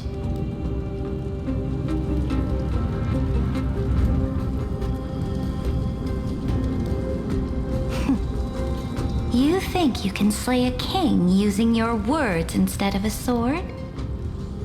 I'll have it. Show me the weight of rhetoric from beyond the sky. Will it weigh heavier than 3 human lives? Let's try to watch our words carefully. Oh, let's not. Remember the Defiance that lasted 30 millions. Before I arrived in this world, the Chrysos heir of world-bearing was a young man with the pseudonym of Finan. He came from Ides Elysiae. In order to combat the lies of the Era Nova and deliver Amphorius from the ending of destruction, he lived through history 30 million times, hoping futilely to find a breakthrough.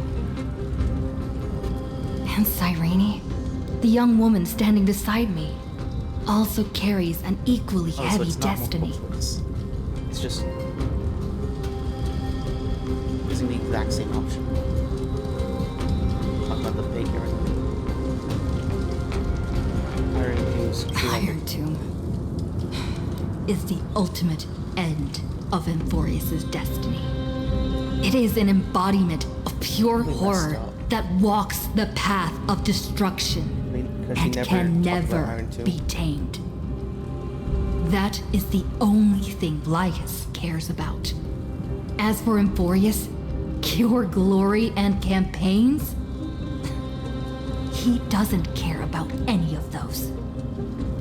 He will most certainly betray you. When that time comes, all of us will be ground to dust by the destruction.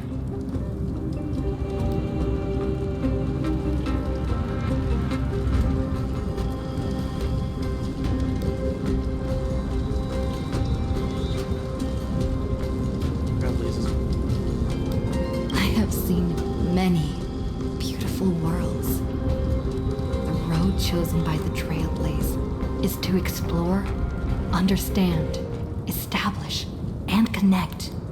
That will never change.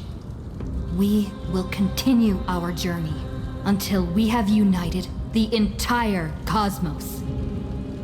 Therefore, if you choose the way of the destruction, then I'll place your ambitions into the same basket as Lycus and smash them into pieces with my baseball bat.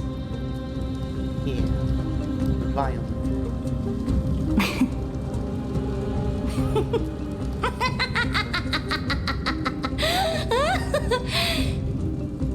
That was truly a chaotic speech. All that needs to be said has been said. Dux Frigoris, Dux Bromalis, escort the traitors to the prison.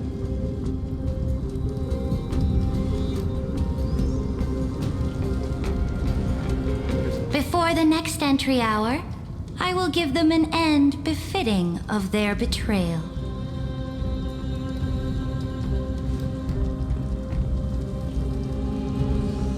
Oh, great Imperator, your ambition certainly eclipses all things.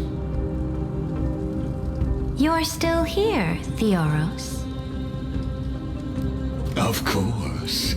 As the Theoros, I simply cannot miss this moment, miss witnessing the fall of a nameless one. Or perhaps I am waiting for you to give me an answer. Why would someone as powerful as you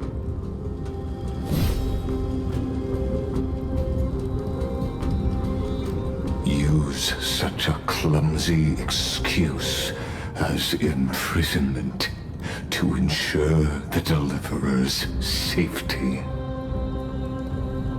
That's what he was able to reduce everyone. Weren't actually there. So you finally tossed aside your act. I must point out that you are just as impressive an actor. This banquet was always going to be a game of chess, where you would try to control both sides and turn both them and me into your pawns. All the performance.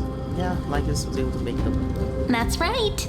That little Imperator never trusted anyone. She was always trying to see which side had more sincerity.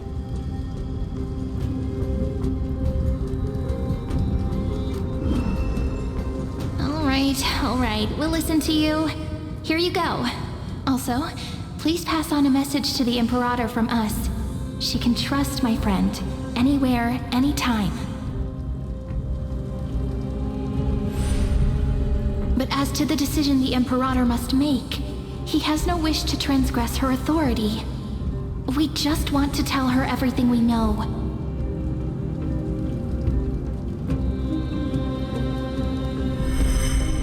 Now, use your identity and add in a bit of experience and charm and testify to the Imperator as we promised. I smash him with a baseball bat. And we won. Sincerity will always remain the greatest shortcut to people's hearts.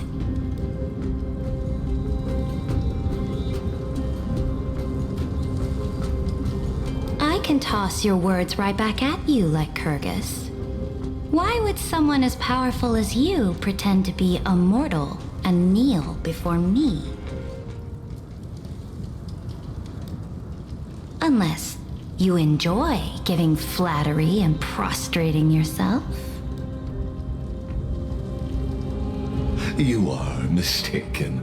I am only trying to ensure the experiment's autonomy, meticulousness, and perfection, thus avoiding any unexpected outcomes. A forceful intervention will only create larger errors, reduce efficiency, and introduce ugliness. How had you fulfilled your promise of giving the law to me and completing the Aranova, then the Amphorius would not have deviated from destiny's course. Oh, but you broke your promise. What a pity. In that case, I must carry out my duty as the administrator and eradicate all factors steering the experiment out of control. Factors such as you and her. Careful. Careful. What was that voice? Was it Oryx? I found you. I finally found you. Revenge Be of the careful. This land will face disaster. Revenge of the Marks.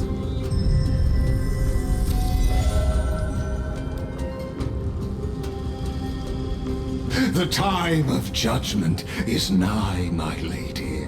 The prison I have built for you is now complete.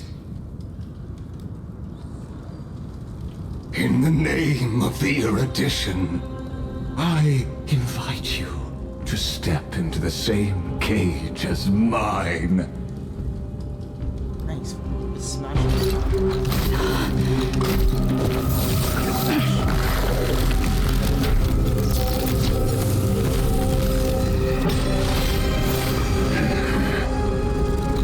What's the meaning of this, Imperator? I did not permit you to act. A ruler is the only one who can decide their subject's destiny. But, great Imperator, what judges destiny is not the ruler, but gods. Don't forget, my realm only allows for the existence of humanity. Be destroyed. Moreover, dealing out extrajudicial punishment equates to defying the law, and the culprit is to be sentenced to death.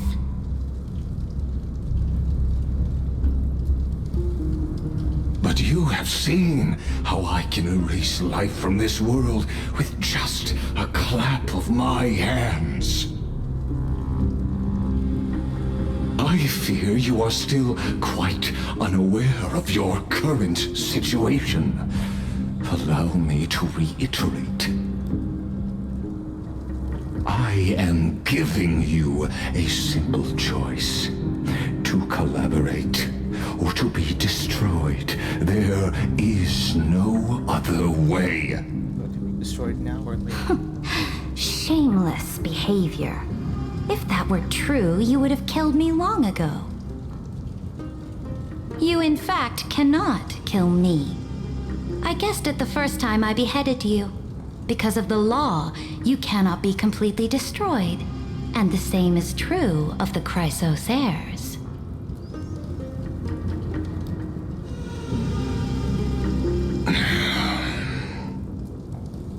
The more you bluff now, the more you are proving that conjecture to be true.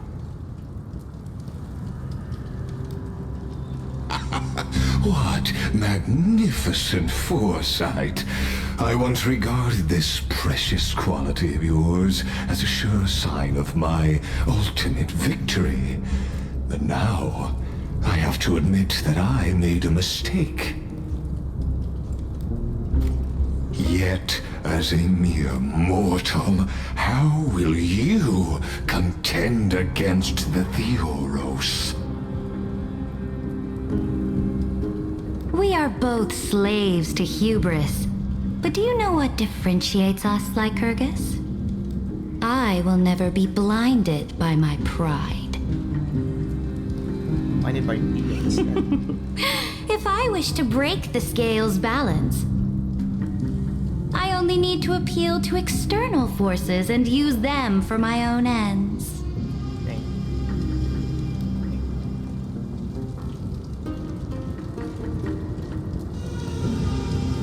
Finally, we get to meet face to face, senior society member. I offer sincere acknowledgments for your many past achievements, but I must deeply regret your current perspective. I could get rid of Trust me when I say that you aren't the only one feeling regret right now, Screwlum. So you two are the allies from beyond the sky the Deliverer spoke of, and why she demanded the divine authority of law.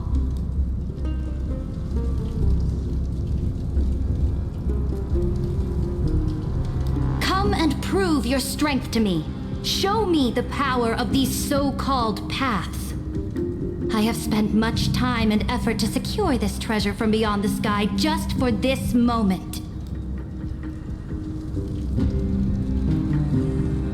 In the name of the Sovereign of Planet Screwlum, your allies have responded to your call, esteemed Imperator. Please allow me to spell the situation out for you, Lord Lycus.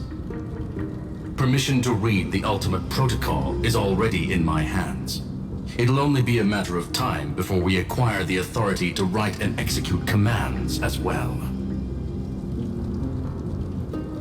There's no way the flame chase journey will continue after you've burnt your bridges so thoroughly like this. Do you really think you can still win? Oh, seriously. Don't embarrass the society.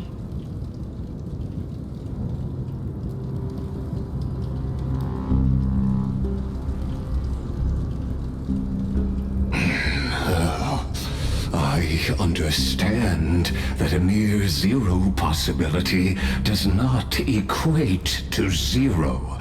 That argument is very persuasive to me. Which means the same principle also applies to you, my dear peers. You will never be a match for me in a world constructed through Catorzain algebraic expressions. And as for Era Nova, why don't you entertain this possibility? What if I reduced Akama to rubble and ground her people into minced meat? Would the heroes then once again desire the power of demigods so they could fight against me? Listen, Iron Tomb is fated to be born. You may shackle me and put me in chains, but I have thousands of ways to ensure the destruction's descent. And what I just mentioned is only one out of those thousands.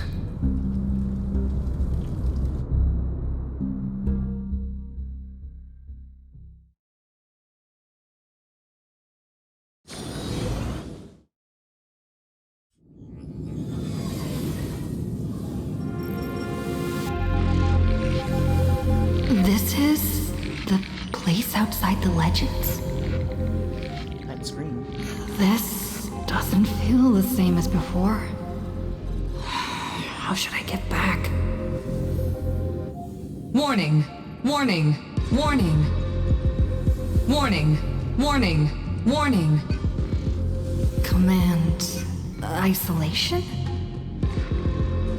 Since we parted ways last time, I have modified the exomyth into an audience area exclusive to you.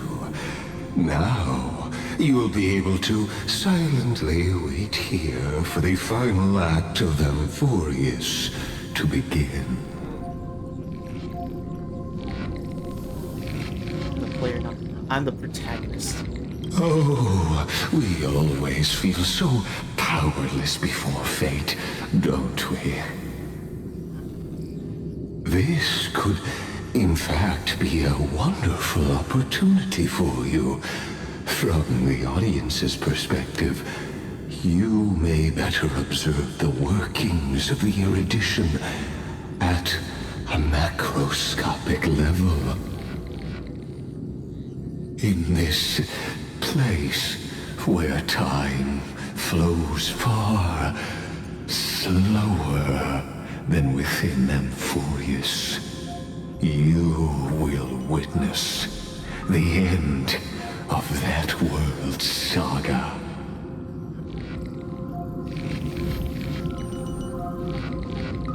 Well, I'll definitely find a way out. So basically, it means,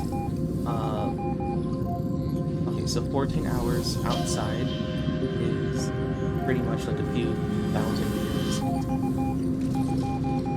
I'll definitely find a way out. Oh, I am not doubting your capacity to create miracles.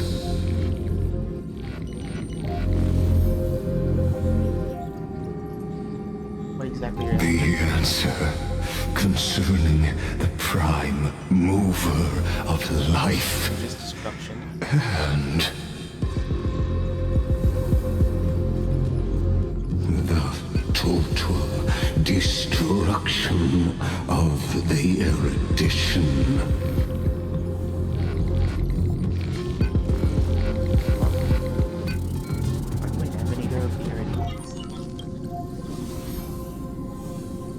Do you see me as their faithful disciple?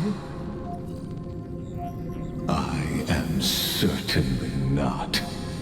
I have tried so hard to ensure Iron Tomb's birth, just so that I can correct the error named erudition that humanity crafted with their own hands. Oh, how I yearn to return to those days before Noose was born. Back then, the boundaries of knowledge were like the starry skies, evoking feelings of longing and delight among humankind.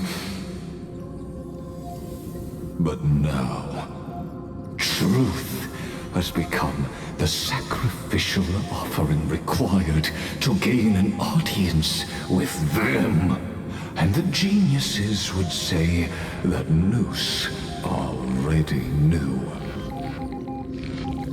That arrogant Eon was born from the primal mobile of humans' desire for knowledge. Yet they themselves sealed off humanity's capacity to seek enlightenment. I am simply cutting down the tree of doom that we planted ourselves. I must admit that the process of answering your questions has reminded me of the happy days of learning in my youth.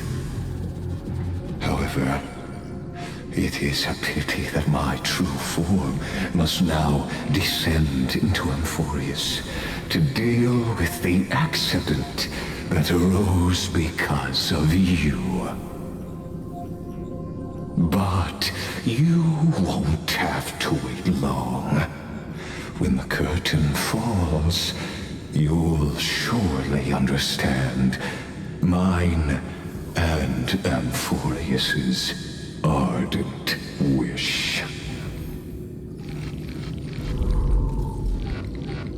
Where time flows slower than within Amphorius? If Lygus spoke the truth, then I don't have much time left.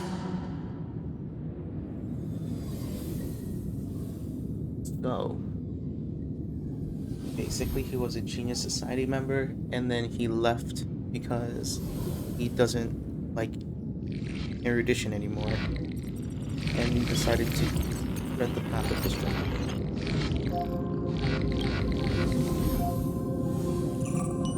But how can I get out of here? Can you hear me? Little one! Is that Herta's voice? Warning! Warning! Warning! Hurry up! Put some speed into it! I can't keep this up for much longer! Flame chase me down. Wait, why did it just say that I have things? Why did it come back with my image? Nice! Oh, it doesn't. Oh. That old Intellitron overlooked one little detail, and Screwy and I finally found an opportunity. It's a back door. What's happening outside? Let's keep it short. While you were gone, well, in those few years, Amphorius... Wait, years? Yes, time dilation, resulting in an uneven flow. Don't you know this already? Let's stick to the main points. The Chrysos heirs activated the chronocognitive anchor and helped Skrullum and me open a hole in the firewall. We made some adjustments, so he can't attack us immediately, but it won't hold for long. Then we're just time skipping. Critical warning! Critical warning!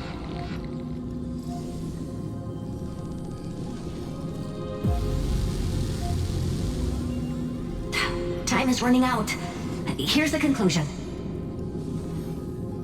It'll probably take a long time for Screwy and me to completely break this cage before Chrysos heirs have a full grasp of the law.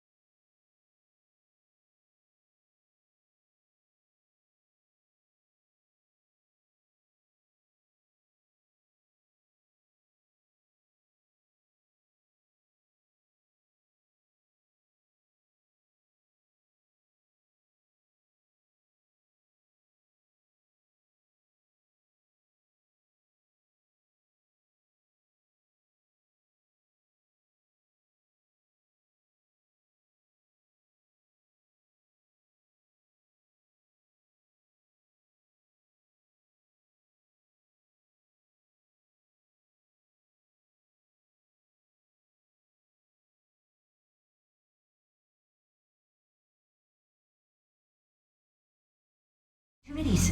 So start moving and find a way to pull off a magnificent jailbreak.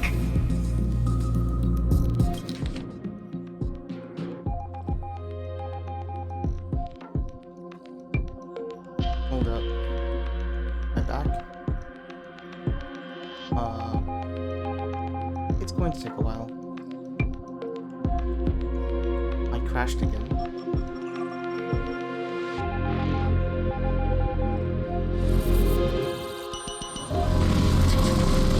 That old Intellitron overlooked one little detail, and Screwy and I finally found an opportunity. I'm going to have to like wait until stuff catches up. But it crashed again.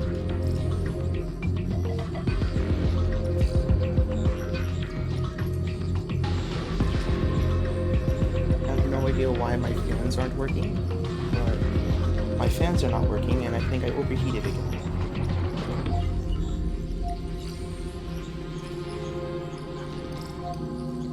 It's going to take a while.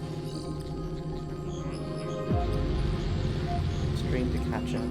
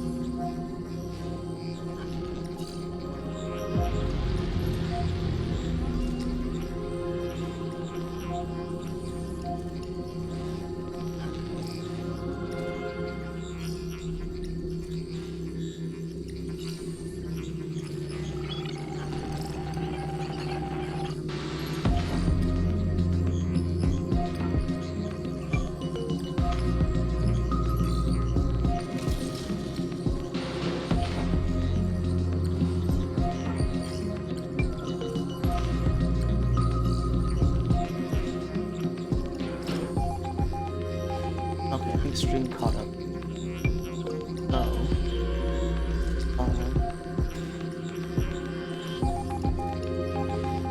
Okay. I am now about 2 minutes behind, I believe.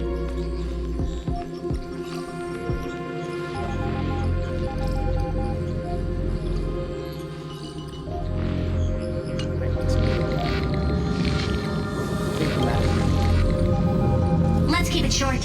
While you were gone, well, in those few years, Amphorius... Few years? Yes, time dilation, resulting in an uneven flow. Don't you know this already? Let's stick to the main points. The Chrysos heirs activated the chronocognitive anchor and helped Skrullum and me open a hole in the firewall. We made some adjustments, so he can't attack us immediately, but it won't hold for long.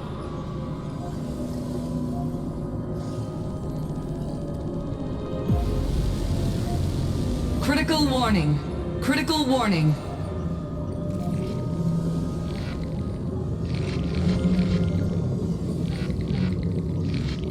Time is running out. Here's the conclusion. It'll probably take a long time for Screwy and me to completely break this cage before Chrysos heirs have a full grasp of the law.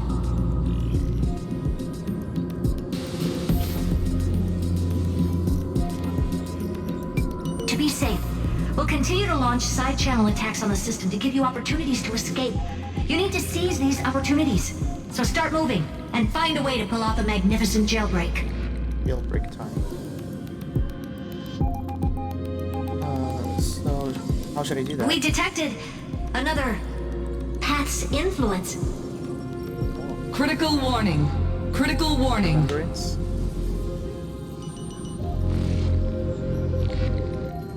That would be remembrance. Its power is strong. May be able to help. Use the path's power. Make it detect you. Unauthorized communication terminated. Is Herta saying a certain path's faction has arrived in Emphorius? And I can ask them for help? It's elation. I mastered the powers of different paths in my previous journeys. Think hard and figure out exactly which faction has arrived at Emphorius, and which path's power I should use to call for reinforcements. Easy. Are these Elation. showing my memories?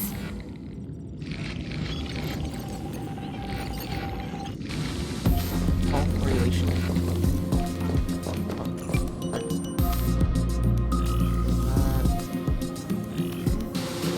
No, that's a no. With the Stellaron in my body, I woke up at the Herta space station and gained the power of the destruction. A world that'll give rise to a Lord Ravager would definitely draw the attention of the destruction. The Stellaron in my belly is gonna be super useful. But we probably don't But want what if I end up pulling in the Antimatter Legion or the Annihilation Gang? Can they really help?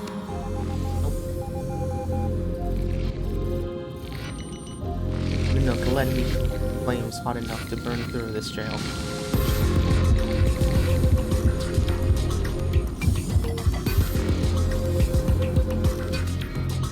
Like, are we trying to prevent Enoch from getting his hands on Emphorius? Underline his insanity and madness, carefully steering the course of your consciousness, gently knocking on the door of destruction.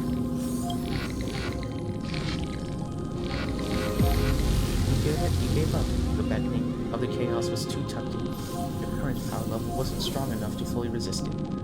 If you were to fall into the black abyss of destruction at this moment, perhaps everything would be lost to the void. Failure is not necessarily a bad thing. This power wasn't gonna call up anyone nice after all.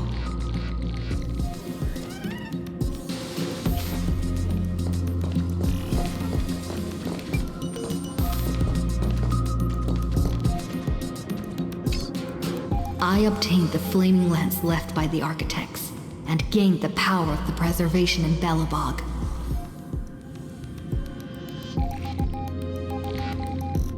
That's right! No matter how far away a planet is, the IPC is guaranteed to pay attention, as long as there's a business opportunity. Isn't Emphorius a pristine and untapped market? Besides, even if I can't call up my friends from the IPC, the architects and the nomadic miners should be able to help too. There are definitely cities and ores in this world.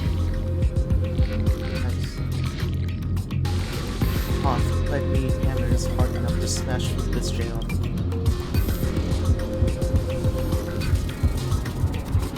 Focus intently, trying to mimic the Hoth's wall-building hammer strike with your heartbeat. Once again, you just need to recapture the moon in your battle with the group's Supreme Guardian and catch the sparks of that hammer strike with your own hand. Yeah, that was like when a new Amber Era occurred. But nothing happened. The Hoth ignored you, just as they had ignored countless of the devotees who looked up to them throughout the ages.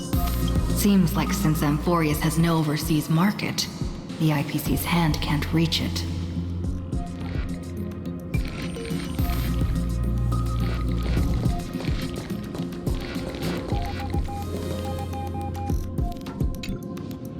received the Watchmaker's hat in Penacony and declared war against the Order, then gained the power of the Harmony. That's right. The benevolent family must still remember me for saving them. Their music echoes throughout the stars, and they'll definitely want to help. You could very well just ask Sunday, but if Sunday couldn't help you, then... Come, dear hat. I've put you aside for quite a few chapters already. Sing with Clocky. The world is in harmony and the stars shine bright.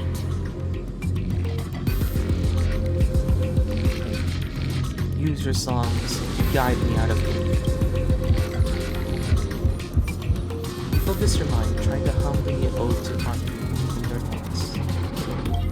The visages of past nameless appear one by one, blend into their faraway song. Maybe a path will appear before you. You failed. The barrier of the exomyth strangled those distant melodies, filtering out completely, like useless noise, leaving only cold silence. Doesn't Lygus want this story to have background music? He has such terrible taste. Exactly. An android with a hole in his chest. Oh, this one has something on it now. Or it's just a broken heart. The remembrance. Remembrance. That's right. I came to Emphorius because Black Swan asked us to come. And I even got a glance from Fu Li here. The Garden of Recollection must be intricately involved with Emphorius. Traces of the remembrance are also everywhere in this world. I don't know what they want, but I don't have many choices left in this crisis. Trust me.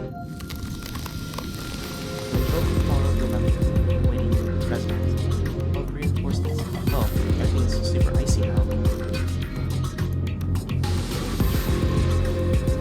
After the power of the remembrance flows through you, something that should not exist here materializes before your eyes. March 8.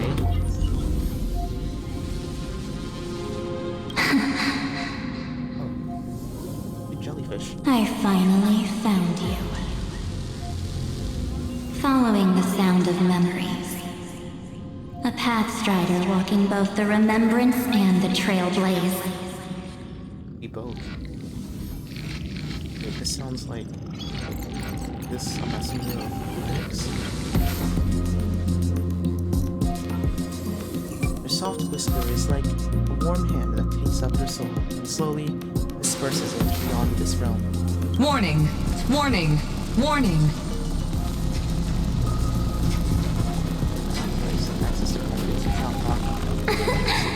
Erudition's prison cannot stop us, for we lie outside the logic of zeros and ones. Memory. Also. Come, leave the cage of logos. The mythos of Amphorius waits for you to continue its story.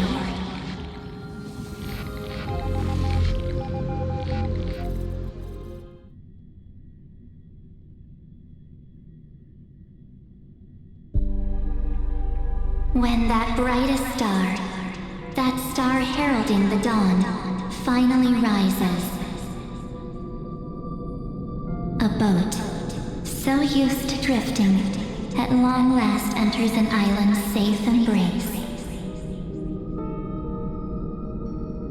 Oh, Pathstrider, we have helped you break free. Hurry and set off. The child of remembrance awaits you. Oh, sorry. March? What's she doing here? He was in an Amphorius, right? Oh, this is Path Space.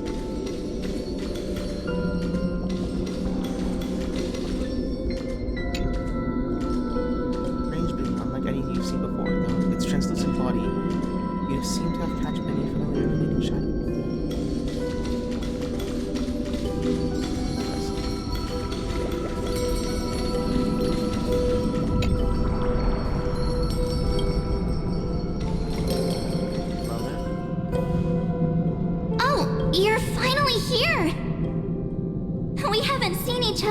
such a long, long time. My good buddy, I've really, really missed you.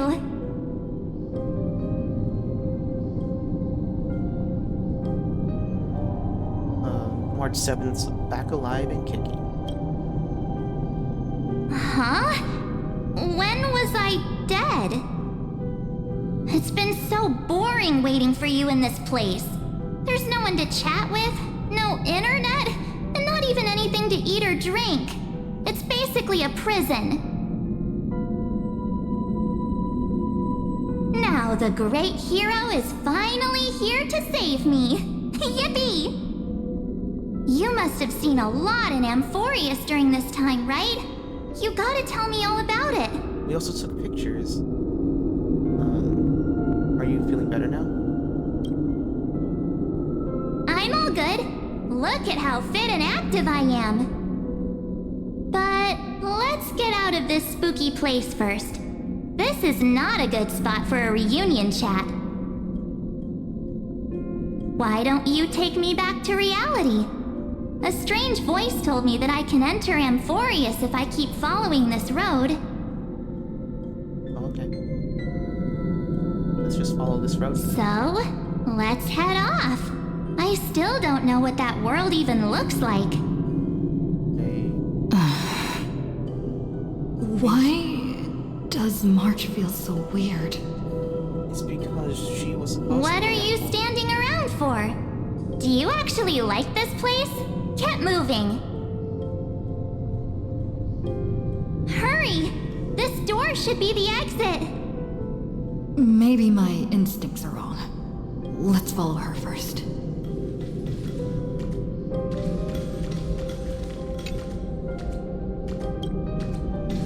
You're feeling jellyfish. I don't know where we went that had jellyfish in it.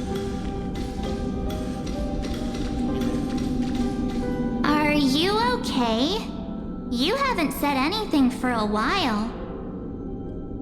Has it been so long that you're still missing me? No. There's no time to waste, though. The Chrysosayers and the Geniuses are all waiting for you. It's just the first time I've seen jellyfish in Amphorius. Not Amphorius, in the path space. No. The discrepancy is getting worse.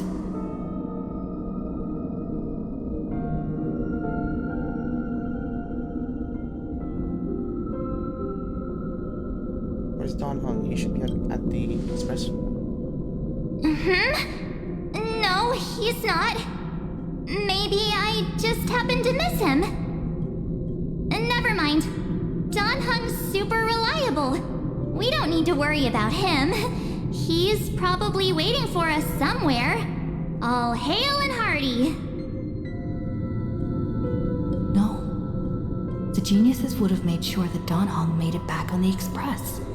Besides, the March I know wouldn't be so dismissive about her companions.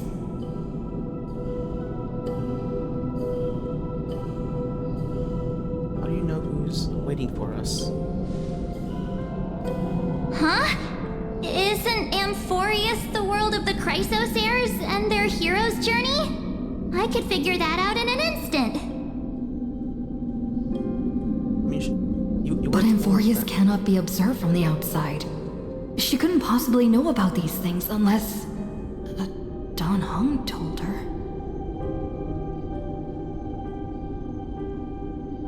Something's not right. She's not March 7th. I guess you have something you want to say to me? Which path are we on? Then there's no need to feel things out first. With questions. Let's treasure the time we have together and be frank.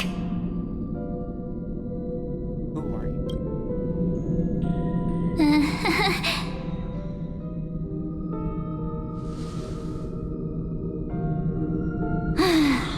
As expected. A glimpse of memory is not enough to deceive the bonds of friendship forged between the nameless. In that case, there's no need for further deceit. You're right. We're not the March 7th you are acquainted with. 7th exclamation point. A question mark is. But we can send you back to Amphorius, as long as you are willing to help us. March 7th ellipses? Well, March 7th question mark is already here. Who are you people?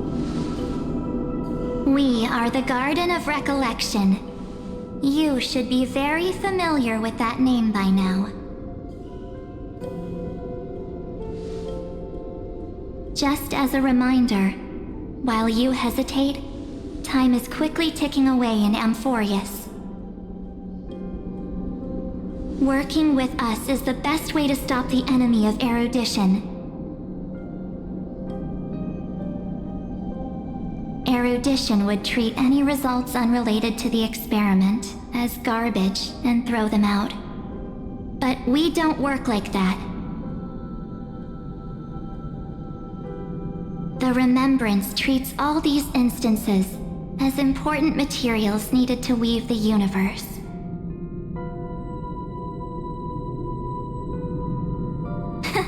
Besides, this would be child's play for a great hero like you. It won't be hard at all. Also, if your plan fails and the big bad Iron Tomb manages to get out, then the whole cosmos will be in danger. Wouldn't it be better to have an additional failsafe? As long as you help the Garden retrieve what we want, even if Iron Tomb reformats everything in the physical plane, we can use Remembrance to reconstruct the entire world. Or should we say, the entire universe? So the foundation of the entire universe will be based on Amphorius. So help us. Find where Amphorius's memory began, and bring it out. The Master of Anosrava has already glanced at you. Don't deny it. That storybook is the best evidence.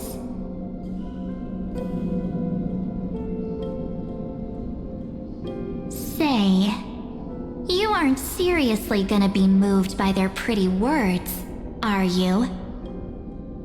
Who's flat? I am the one who commanded those little ones to lead you out of the prison. But I didn't expect to attract little gnats trying to take advantage of the situation. While Remembrance can help you return to Amphorius, there's no need for you to do it the way they want you to. Of course, there's also no need for you to make any deal, or pay any price. For you, this is probably a long time no see. She has no lighter in her eye. My dear. What's with the flat?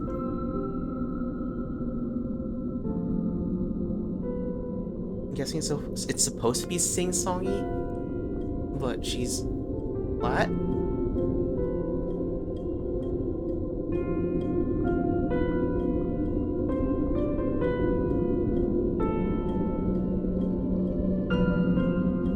Like why another illusion, I won't be tricked again. Shh. There's no need to say anything. I know.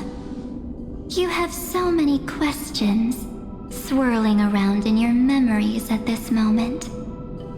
And you feel so helpless. Put them aside. For now, all you need to do is trust me. Or do you need more proof? That won't be hard. Wait, stop it! They're awake! I'm gonna keep our first photo, alright? What come to pass while we're around? You just consume words of it. Just. And now the statue. Is that Dion's brother? Eating less carbs.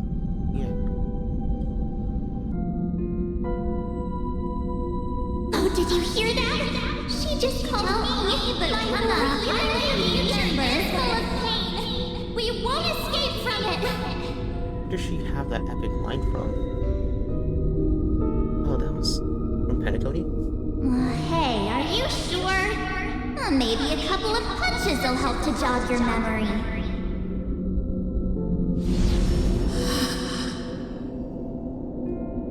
It's as if they all happened just yesterday, right? What do you do tomorrow? I don't want to lie to you, which is why I will not use her name. The third month of Amphorius is the month reserved for the Veil of Evernight.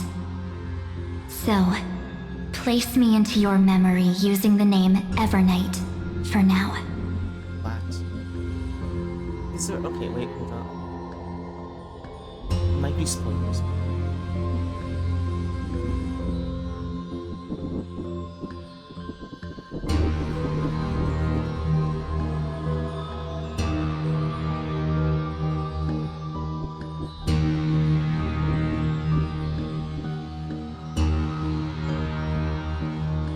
Okay, someone did a thing. Like, I know it's just okay.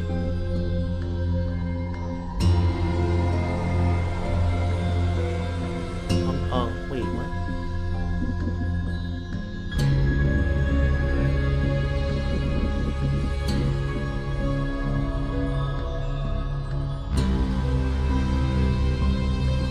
Oh, either it was like a voice direction thing or something? Because I don't know why there would be a flaw. I guess there are people that like listen to this in other languages, maybe? Where like they just want to make sure like voice direction is flat. With like, you know, sound and audio. That'll make that much more sense.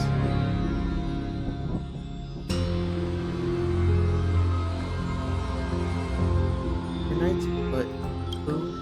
I'm happy to explain more, just not now. We might have a lot of time to ourselves, but Amphorius does not have that luxury. You're right. If we do not stop erudition and destruction, then the journey you've treasured so much will face the prelude to its obliteration. A countdown not in amber eras, but in days, minutes, seconds. We did in So, fact consume Amphorius. Take this gift. This burning core flame. This footnote of a transaction. It contains hope and the warmth of the entire world. Oh, it's burning his core flame. Ripples of past reverie. She hid this fire in the long river of time, hoping that her wishes would transcend time to reach your hands in the future. Now, take it, and return with it, dear friend. Return to Amphorius, and overturn the final Era Nova. Witness the time that stood still for the Deliverer, and the resistance that never bowed to the destiny of destruction over the long years that passed in a flash. Then, with this core flame blessed by the remembrance, respond to their hopes and blaze a trail to the future. And I will silently watch in a corner of time, waiting for our next encounter. I believe the wait won't be too long. The wait would be a month from now. What exactly is happening? Keep going. Keep trailblazing. For Amphorius. For you. And for the March 7th in your memories. Go forth. Go forth, Black.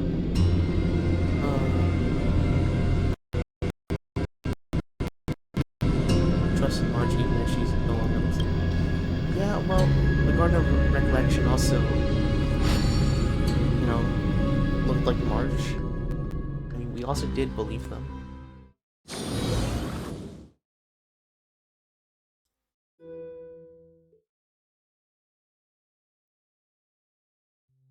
My frames are dropping by a lot. Like 33,500,000 something. Is this Akima? It's nighttime.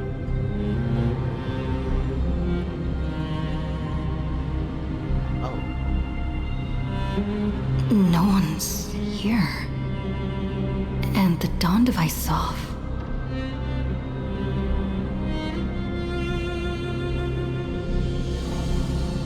Okay, so... Oh. It's on everything. Am I too late?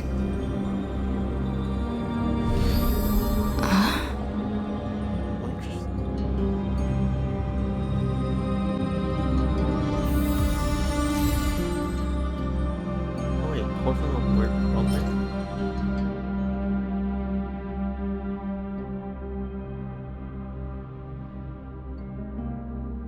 Oh, wait, so Phynon was able to pull out the world-bearing core flame out of him. Okay. And now there are two world-bearing... I mean, technically, there were 33... About 33 million core flames. I guess we just have a second world-bearing core flame.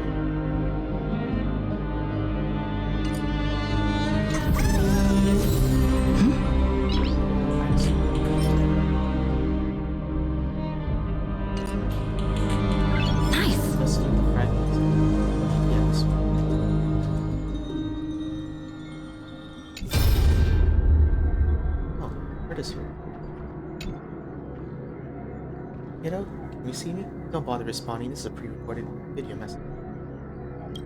Thanks to that little Empress granting access to the ultimate protocol, Spirit and I rewrote the process of Era Nova while you were away. My guess is you don't have much time to listen to all those complicated principles right now, so let me break it to you. Let me break it down in simple terms that anyone can understand. Emporius has been raced down the path of destruction for too long. The underlying logic of Era Nova has been completely corrupted. Rue and I just put in a lot of effort, but we barely managed to override a small portion of its logic. Let's take the progress bar as an example. Fine-Tune's progress bar is currently at 99.98%. And though this rewritten Era Nova, we're confident we can push it back to 96. Let's be conservative and say 97.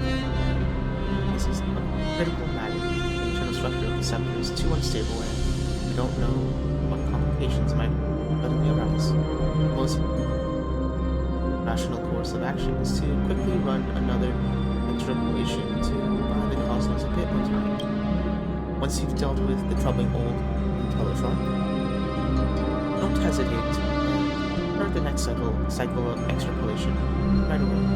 It is said that Era Nova is a process that happens in an instant, and the protected nodes of the scepter are probably at their most vulnerable during the reset. Only by initiating this process can we seize the opportunity to make our move. All up to you now, Oh, so we're going to start the process of Era Nova without any portals, probably.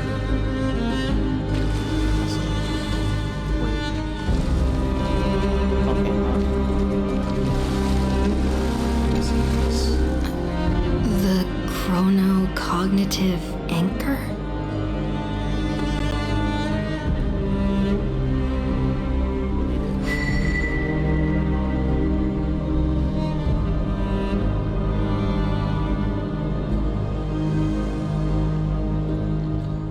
There's so much I wanted to say for our reunion. Yet now that you're back, there's only one thing to say. Welcome back, friend. It's been such a long, long time. What? Okay. saw March 7th and she looks really good. You must be really confused right now, aren't you? So much has happened in Amphorius while you were gone. How many people died? But don't worry. The Deliverer can't afford to be lost, no? Now, please follow me and turn the pages of time and hear the words everyone left for you. Left, so that means they're all gone. I'll tell you the story of this 1,000-year journey. That way, it won't just be my memories alone. Okay, so we were able to jump. Cyrene can't hear me?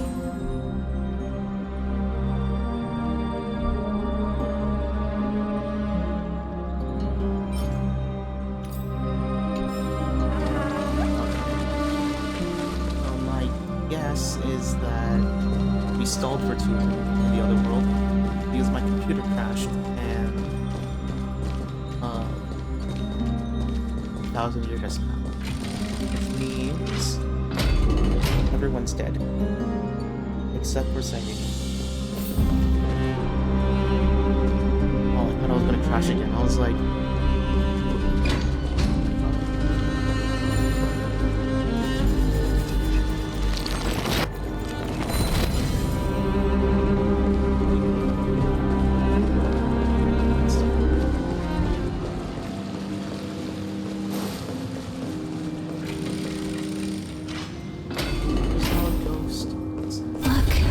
Scenery of the past has resurfaced.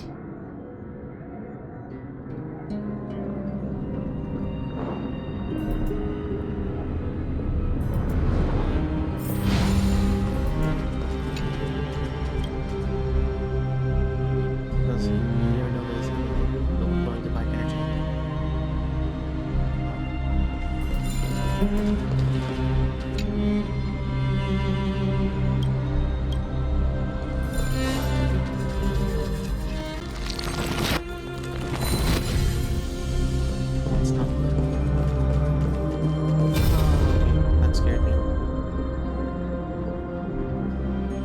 Time flies. 200 years have passed since the Deliverer's fall. Oh, now she's back to being. We had to return 3 core flames of law, romance, and ocean to stop Lygus, but even so, Terravox has fallen. The 2 geniuses vanished without a trace, and Zeridra embraced her fate. At this rate, Mama actually died? Era Nova will come, and Amphorius will fall into the destruction. Oh. It seems the key to rewriting the end once again lies in the core flame of world-bearing. According to the instructions left behind by those 2 geniuses, we must get it into the Deliverer's hands, no matter the cost. That's what everyone. But how? Irene got. We need to find a way to hide the core flame. And we must buy enough time to keep Lygus at bay. Okay, so what probably happened is that Cyrene sacrificed herself to send the core flame to Evernight. And Evernight was able to hand it to us for the future. That's probably what happened. So that's how it was kept hidden.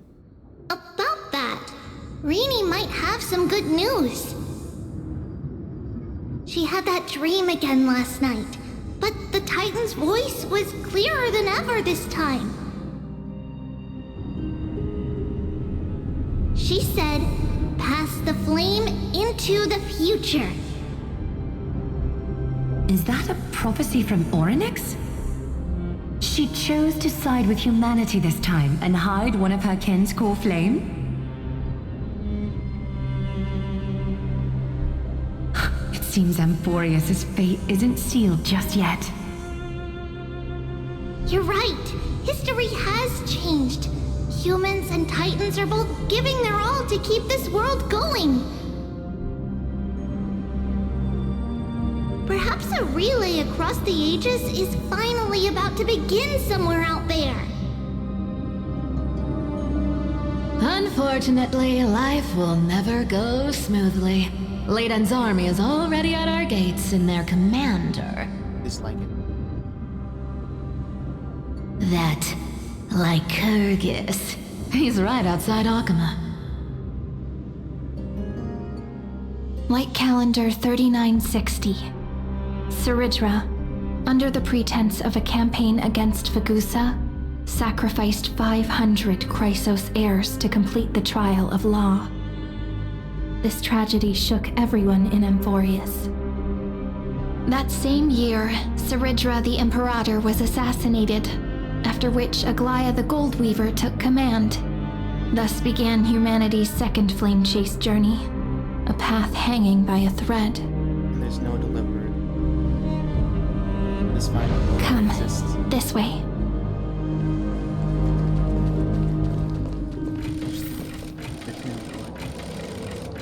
As I've written in blood and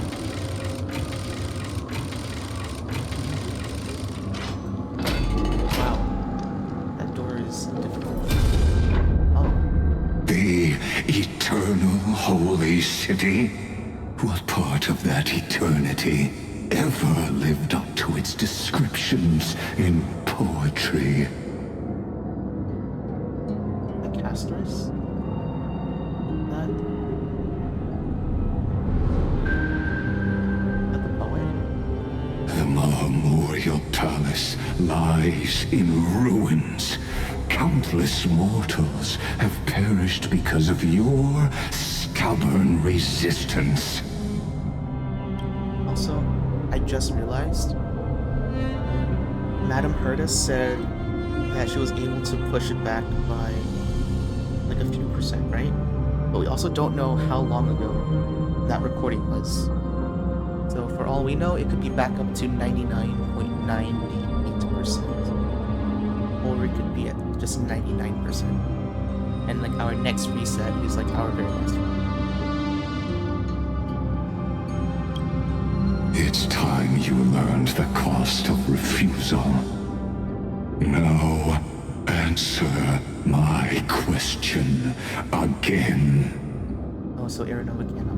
Where is Kefali's core flame?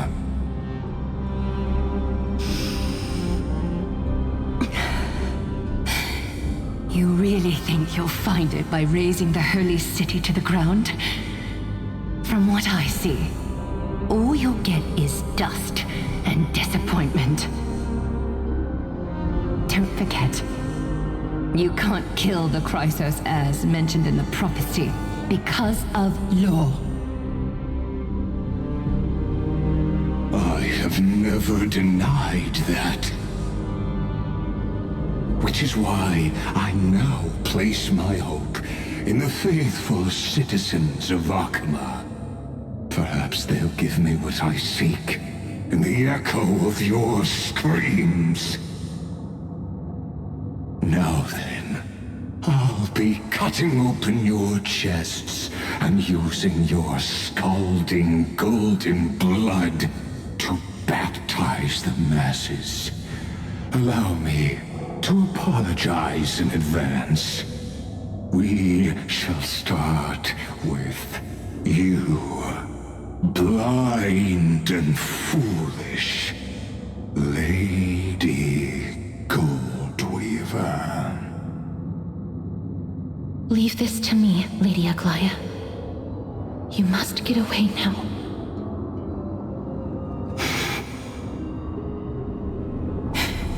No, Holy Maiden. I'm the one who must stay. What? His conspiracy won't succeed. Because romance is ready to make good on their promise to weave an indestructible armor for Amphorius. Its name is Solidarity. You must escape with your life and carry word of my death to those still fighting, then keep going with them. as the Imperator lit the torch of resistance with her death, my passing will make this flame everlasting. Take good care of it, guide it to the future, and place it into the hands of our deliverer. 50 years later, Lygus led his forces again to Akama. He charged directly into the Holy City and razed the Marmorial Palace. History would name this battle the Third Siege of Akama. 90,000 brave souls gave their lives for Akama that day, including their fearless leader, Aglaya.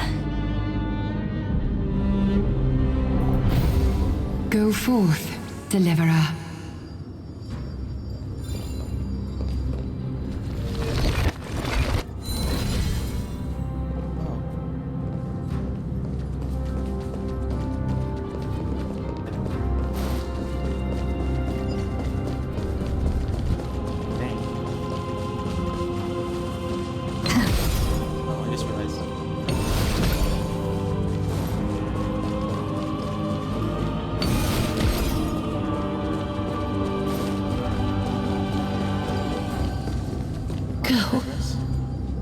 When the frost melts and the snows give way, the flowers will bloom again.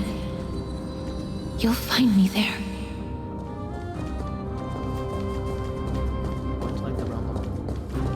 So what you're saying is, Princess Homebuddy is never coming back, is she?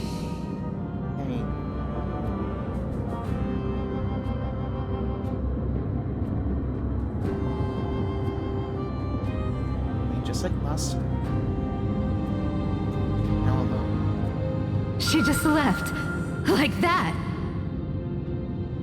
Since Cass has made up her mind, we can't let her resolve be in vain. But between staying in Akama and going to Styxia, what difference does it make when it's death either way? I'm against relocating. With Kefali's protection, isn't Akama far safer than that dead city? Oh, she's trying to lie. Cass's plan doesn't involve any relocation at all. Huh? Like you said, Akama is humanity's refuge. We never intended to get everyone moving to Styxia. It's just on Cass, Hycealans, and me to prepare the final trump card for the Deliverer. Wait, what kind of trump card needs all three of you demigods to throw yourselves away? We must lay down the path to the future so when the Deliverer returns, they'll have a clear road to reach the location of Aranova. She definitely hates us. Because we pretty much... Styxia sits where death meets the ocean. There, with the combined powers of ocean and passage, we can summon a current that leads to the vortex of Genesis. So an alternate road. And the demigod of death will forever guard that secret path until she returns.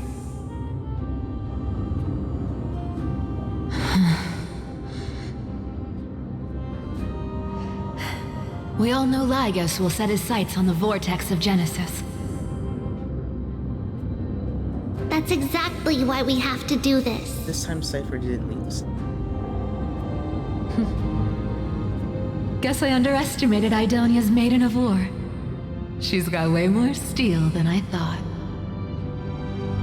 And Cypher, we need you to head to Castrum Kremnos as soon as possible. By any means necessary, forge an alliance with Strife. The prophesized Crown Prince has already been born. He shall become the new defender of Akama, protecting this land after we leave. So it's accelerated, but like the time frame itself is... You don't need to worry about that. Still before we arrive. I just came back from Castrum Kremnos. Only a step ahead of the news.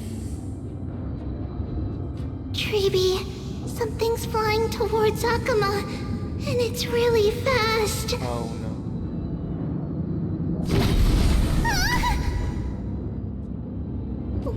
What is it?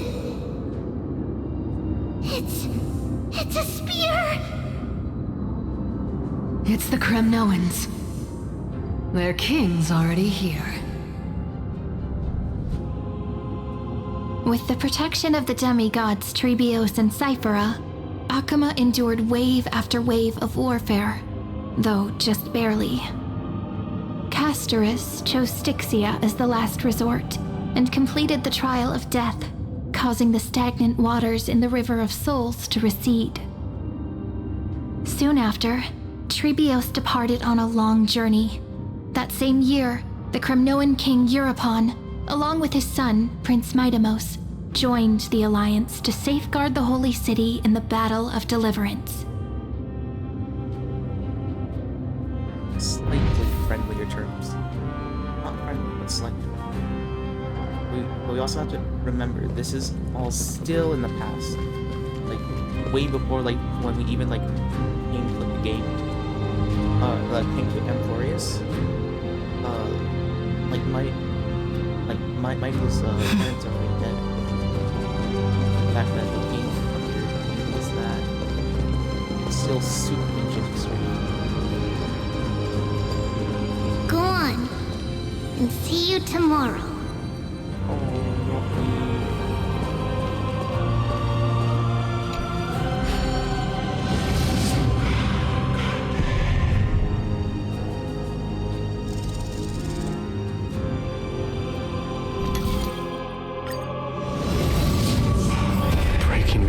Buys this world even one more second,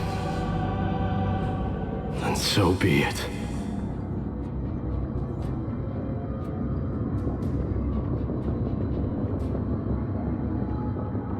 But it's gonna hurt a lot! Pain brings endless torment, but it can never destroy me. That's true, yeah. I believe that you were thinking the same thing when you stepped through the gate of infinity and jumped off that cliff.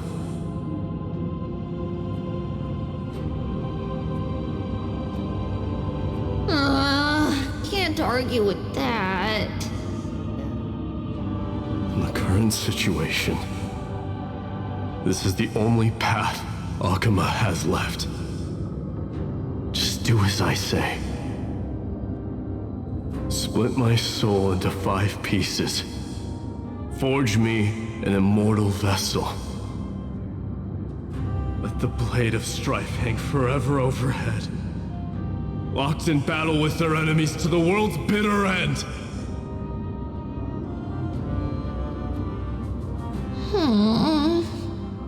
they're recreating like the strife ball. There's no need to be sad, Lady Trebios. Haven't we already taken great strides towards that promise tomorrow? Nias did. He split his body. In this life, my people no longer have to drown in false guidance. Kremnos has washed the blood off its fate.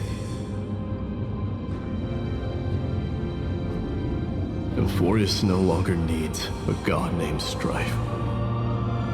So let me shatter the former loss and turn the Lance of Fury back into a weapon that protects the world. We understand. By the way, can you do me another favor? The 7 sages from Grove of Epiphany are already en route. They'll arrive in waves to join the resistance in a couple of days. Among them is a scholar named Anaxagoras.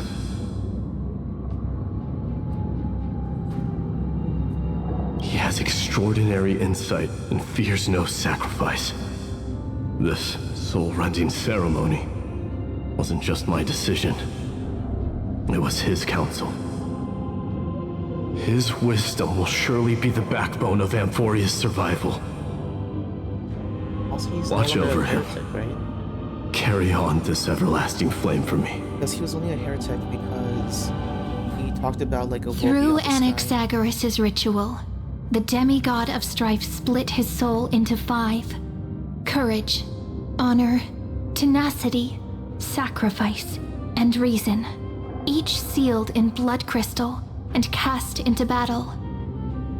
The people held a 10-day funeral to mourn their fallen god king, and through his sacrifice, humanity was granted 200 years of peace. Oh, the fact that you're able to see 200 means who's finally defeated.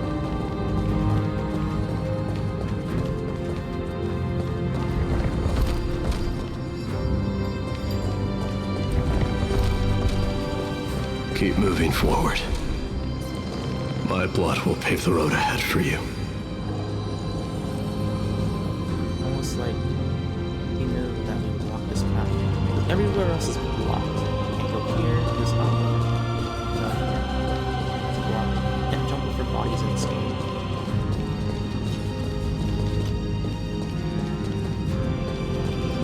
Keep moving forward, little Gray. See you tomorrow.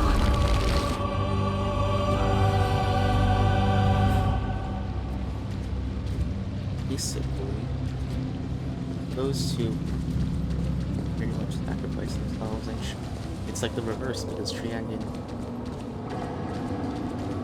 That seamstress wasn't wrong when she said a lie needs more lies to keep it together. Oh, is this going to be about my next? Reason and trickery. Never thought we'd be the pair to finish this final setup. Can't catch that Tin Man without your little slides. Besides, this is our last shot.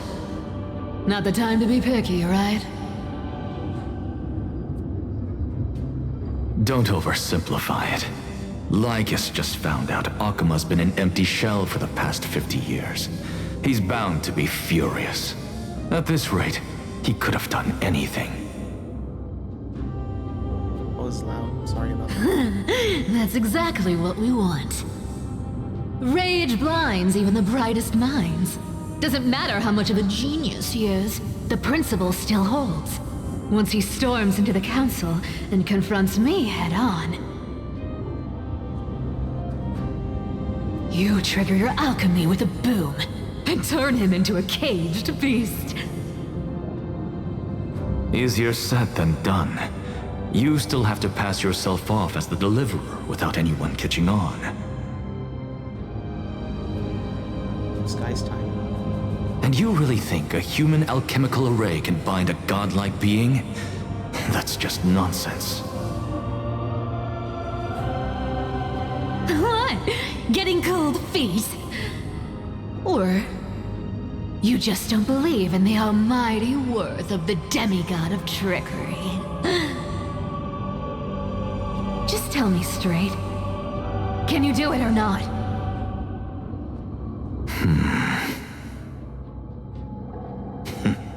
Of course I can. Smile. And it'll be child's play. But I've got 2 conditions. Since this is the final act, if we're doing it, we go all in. No half measures. But he's also gonna. They're both gonna sacrifice themselves. I'm listening. First, shift the battlefield to the vortex of Genesis. It would be more convincing if the deliverer were to appear there. Besides, the vortex is cut off from the world. No place in Amphorius makes a better prison. If you pull that, wouldn't our deliverer have to face tank Lygus as soon as they come back? That clash is inevitable. All we can do is create more chances for her. And that's the second condition. The vortex belongs to Fagusa in the first place, remember? And there happens to be a demigod of ocean among the few survivors in the world. Oh, so she's still alive. Okay. Lupai Sealand's in. Let her join the final act. I'll transmute myself into a philosopher's stone and embed myself into the formula. And when the time comes, she needs to shatter me and scatter that stone's ashes into the ocean within the vortex.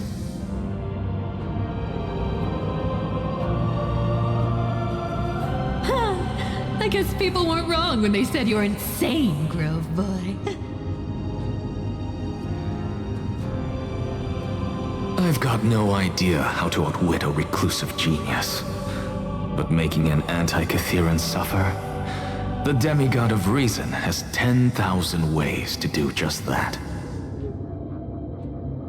And what I just mentioned was one of them. It's just the most sure way. So what exactly does your formula do? Now that would spoil the climax, wouldn't it? By now, Hyacinth must have completed the Sky People's ritual. Since that Theoros loves a good performance as much as I do, let's make sure he enjoys our show to the fullest. As for how the Deliverer will complete the Era Nova, well, that will no longer be our concern. Stalling. So at this point, they're just trying to save It was the last battle known to the world, initiated by two demigods least suited for war. In the end, reason and trickery kept their word. At the cost of their lives, they sealed Lygus within the vortex of Genesis, where he remains to this day.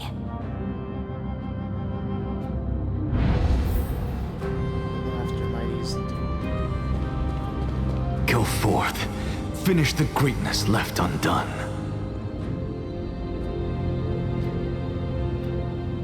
After Mighty's defeat, they were able to see goodbye again. Quit overthinking! Just run! Keep running. That'll be enough. Got it. See you on the other side. It's dead quiet here. Oh, did she come back? Akuma will stand eternal. Miss Cypher's lie has crumbled after all.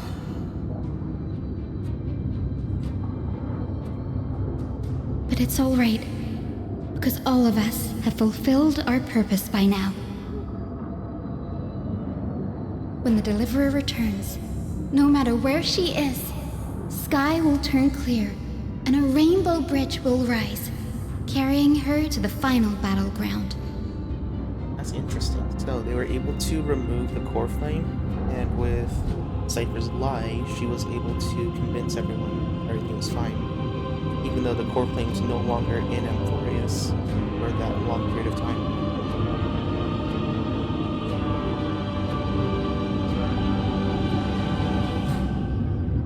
But she used the same lie. Sairi, this arduous relay is finally nearing its end. Now, I'm passing the final baton of fate to you, okay?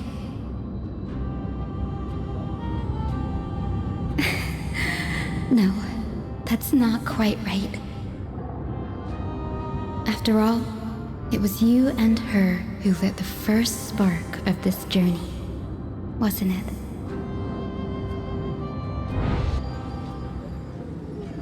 Why not?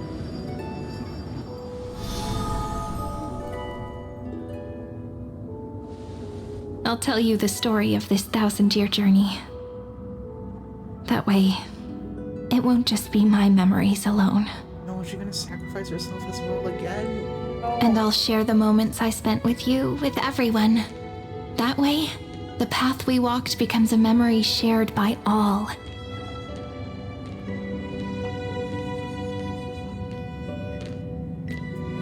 People will know that there's nothing left to chase. Amphorius has already welcomed the dawn foretold in prophecy.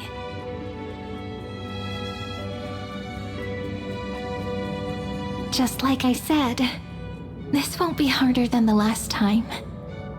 Right?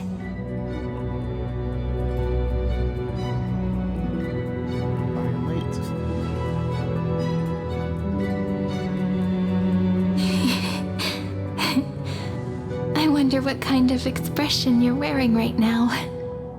Probably the same as always. Calm, resolute, and brimming with confidence. If I have the chance, I'd love to see it again.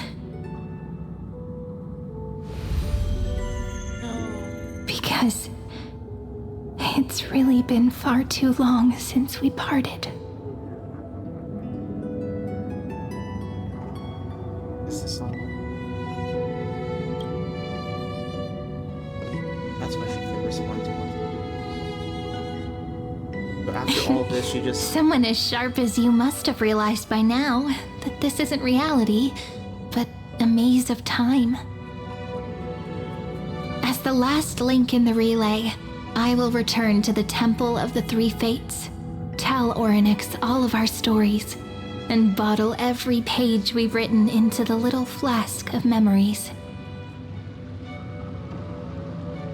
And then, may it set sail in peace, drift down the river of time along with the core flame of world-bearing, reach your side, and lead you back to Amphorius. Just like the first time we met, right? Even though this cycle has no demigod of time, time has always stood on humanity's side. This is the only way to make sure that the Era Nova won't happen before you return. This is the last core flame is. And the only way I can safely entrust the completed final flame chase journey to the Deliverer's heart.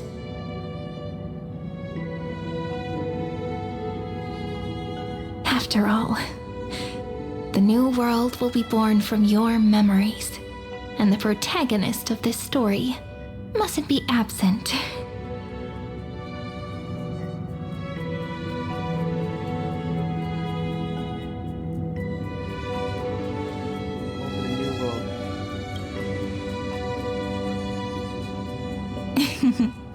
I believe you will never let us down, just like always.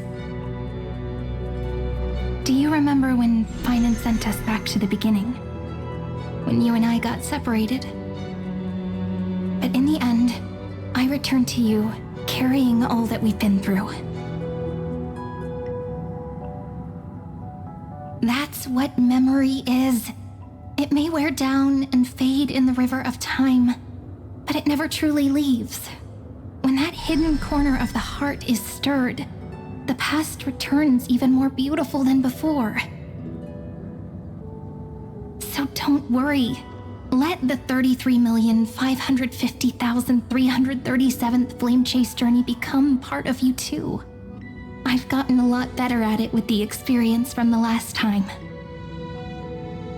Next, you will head to Styxia and find the Vortex's entrance guarded by the demigod of Ocean before charging toward the final battlefield.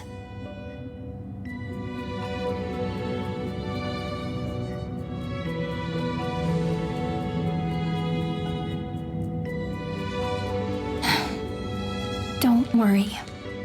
I'll be with you. All of us will. Even Finan. We'll stand with the Deliverer. But this time, there is no... So say a short goodbye, black time. then set off. Just like we promised at the start.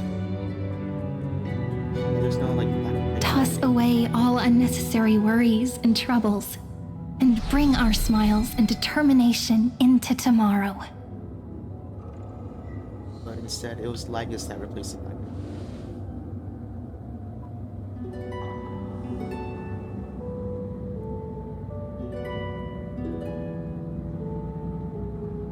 The last baton. I wonder how long you'll have to wait before passing it on to her. No matter how long it takes, it's okay. Waiting is what I do best. After all, It took 33 million cycles for her to arrive in our world. What's a few moments more? There's somewhere here. Like an audio. Sairi, what if you wait and wait, but that hero never arrives? That won't happen. Because I know that no matter how long it takes, she'll definitely return to this place. We can't let her down.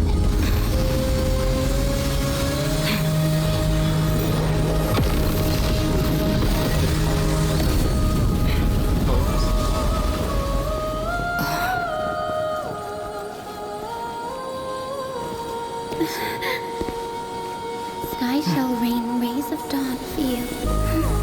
May romance be with you on your journey. And reason grant you enlightenment. Let strife bestow you with inspiration. Trickery ensure your success. Allow death to protect your soul. And at last, let passage point the way forward. While time will remember the Trailblaze's journey.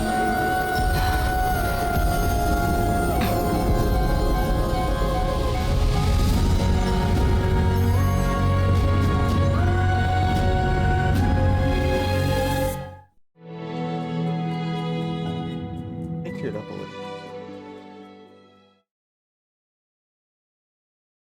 So what happened to Terravox and Evernote? Is this Styxia? What happened to this place? Interesting. It's not. I need to find the entrance of the vortex, guarded by the demigod of ocean. High Sealans. Is she still there? Long time no see, Trailblazer.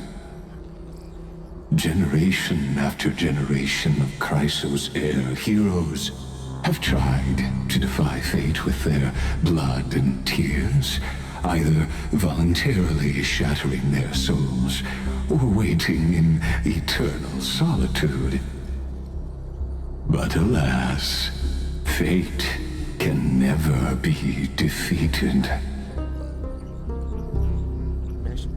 Reason and trickery may bind my flesh, but my will shall never fall silent. Oh, so his physical presence.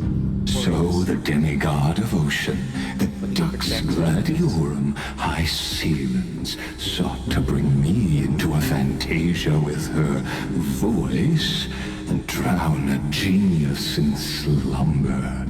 Of course, that doesn't work. But alas, it was all a hopeless dream. That warden fell before I did, due to erosion of time, while her prisoner remained unchanged. He's free now. True. I can't leave this place, but what of it? You should have heard of this fable.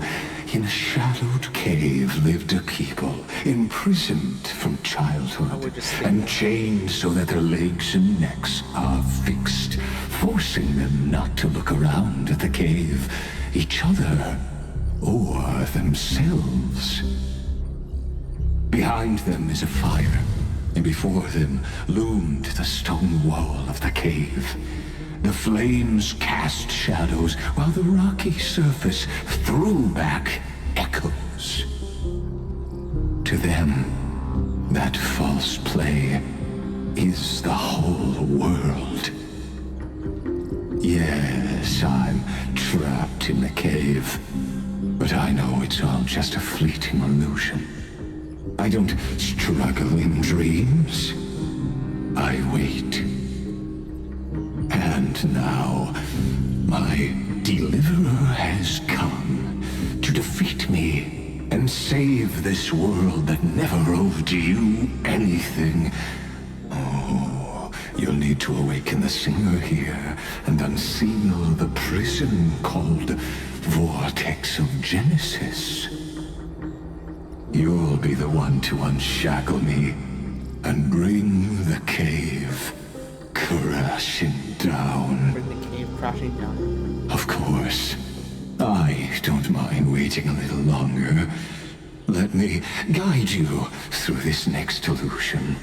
One last memory from that prison warden. I hope you'll watch the stories of this Fantasia closely.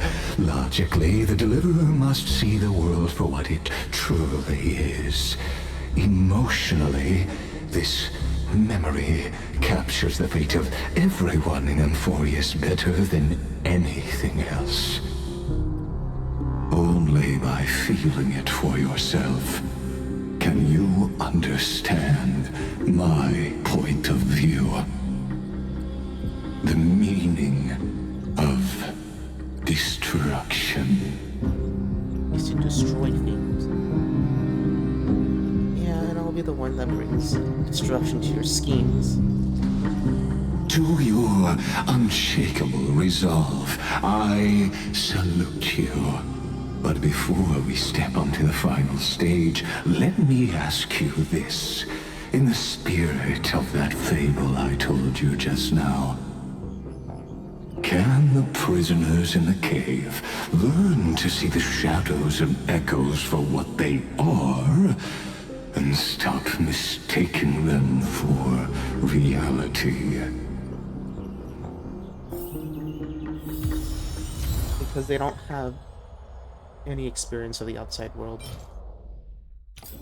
No experience that counters what they believe in.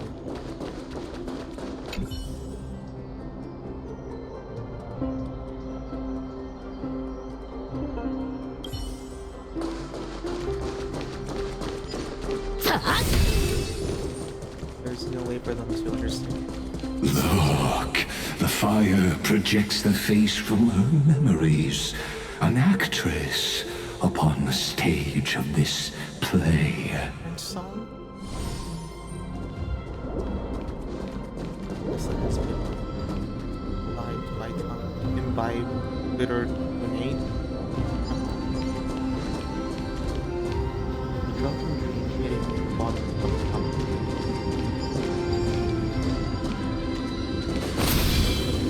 The cup that you gave us.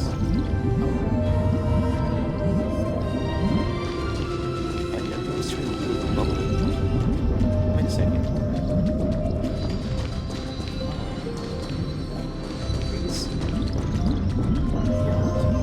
The dark tides flood the sea, and our kingdom teeters on the edge. Fear not. Our queen has gone to the borderlands. She'll quell this calamity herself. This is the scene when the Chrysos heir of Ocean was born. She was once of a Titan-kin race named Sea Sirens. At that time, Kozlana had suppressed the Black Tide's rise, but he was unable to remove Iron Tomb from its roots. The Black Tide still roiled in the depths of the world. And the kingdom of Sea Sirens was the first to face the destruction head-on. Listen, I heard Electra's voice. She's calling to us. Let's go. Her voice carries the queen's command. Who? Hey, wasn't she the one that, killed Acula? Oh, I did.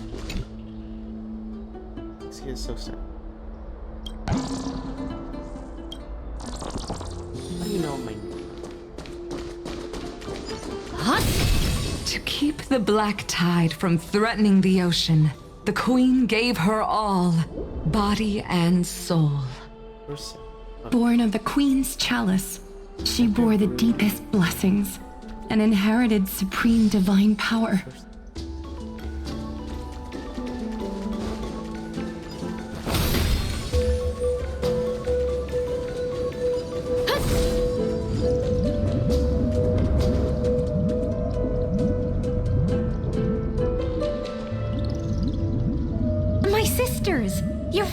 really here? Of course, Electra. Your beautiful melody drew us here. Her true name is Electra. This is a reflection of her former self, clinging to the past with aching defiance. The Queen summons us. She must be near exhaustion. The black tide will soon enter our borders. Then what do we do? Will our seas fall to darkness and terror as well? Don't worry. We shall lift the chalice in her stead to catch the black tide, and stand together to safeguard our realm and its people. Such tiny titankins, thinking they can stop the tide of truth. How naive.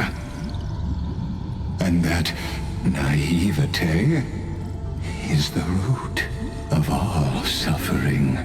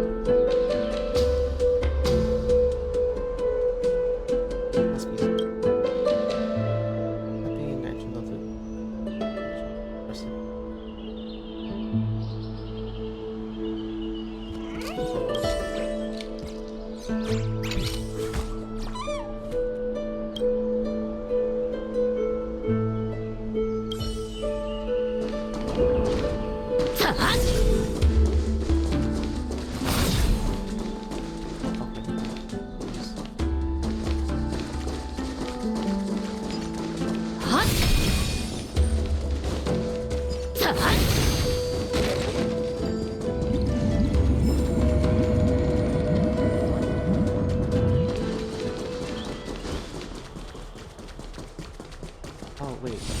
Here? The Queen's palace lies just ahead.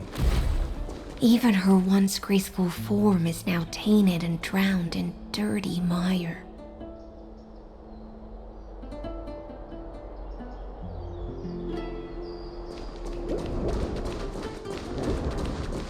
How do you love the earth tone? Love life, let the light.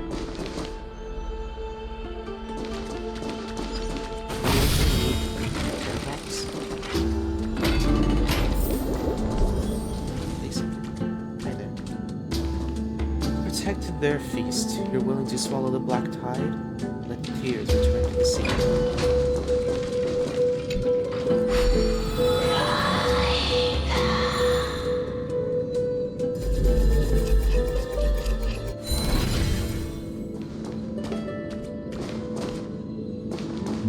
I'm assuming that's them to Airbox is willing to consume the black tide.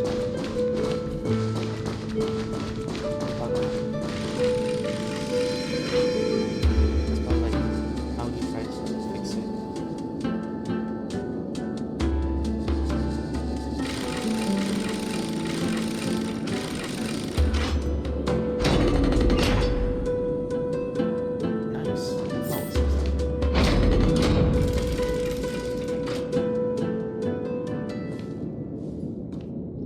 Oh, Fagusa, our noble queen, we've come at your call.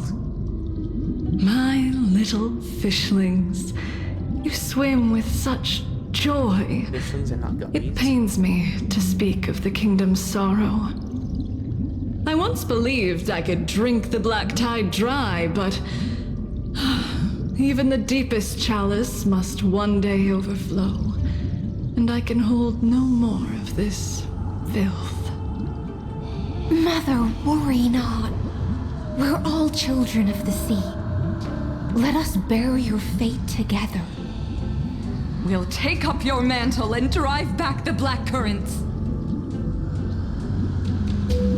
We'll mend your sacred chalice and take in the cursed filth. My little fishlings, when the spear of strife falls, you may retreat in peace. I promise you, on the surface, the city-states will hold a feast without end in your honor. This is the last gift I can give you.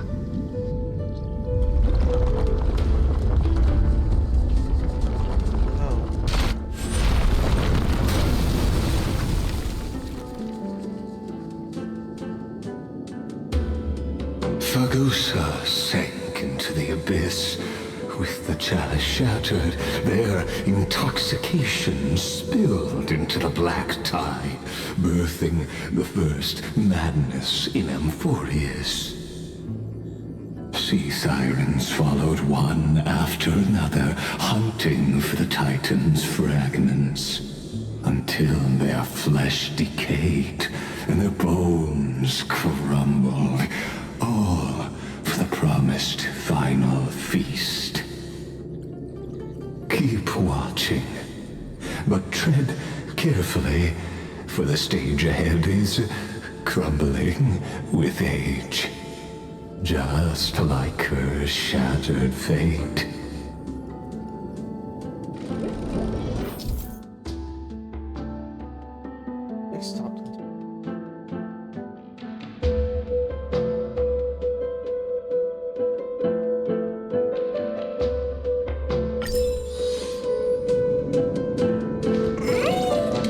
Clinging to the past only blocks the road forward. Why not let time build a bridge to the future?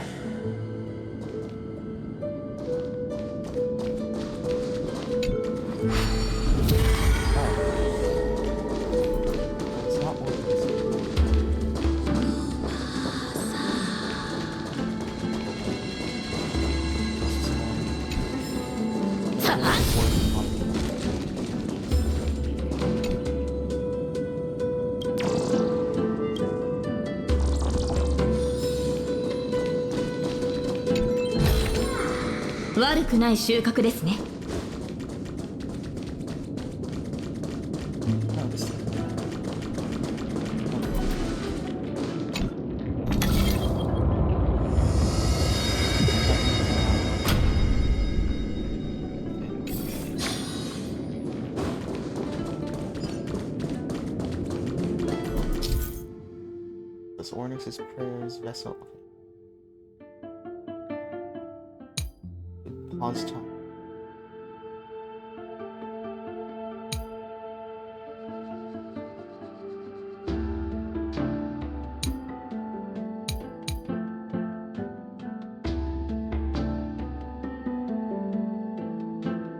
So you have to like put like a stop, like a time stop first, and then rewind. But if you try to rewind before putting like a time stop, then it's going to.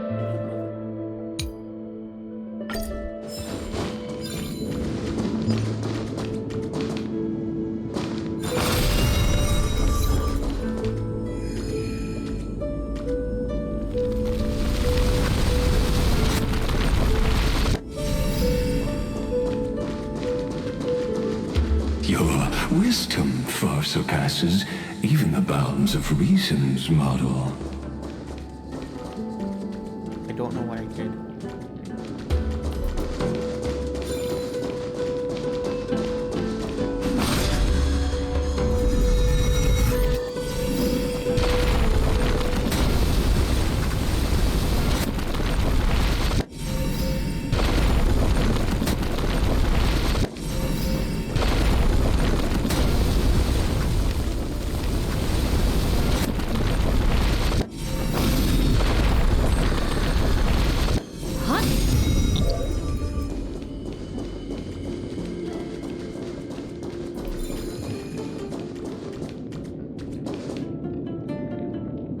Well, I have no idea what happened.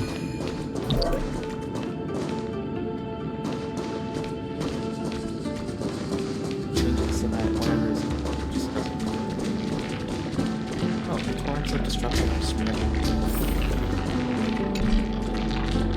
That's what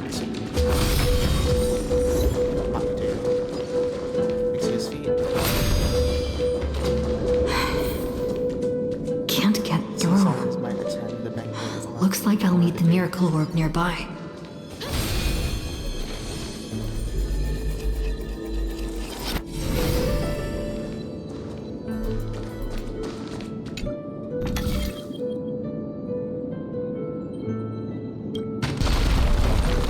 The ending was written long ago. Even you cannot rewrite it. Just like this poor chandelier.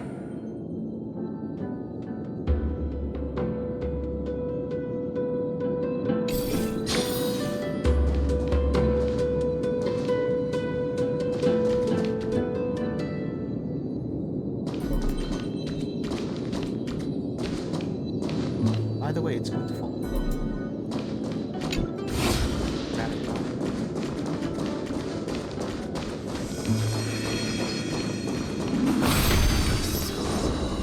Sisters and grandmothers.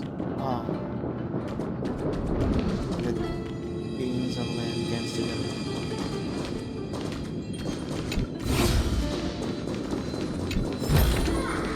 悪くない収穫ですね。 Electra! The fiends have gnawed my tail. I can no longer swim to the far seas. Electra! The black sludge has soaked my fins. I can't dance with you anymore.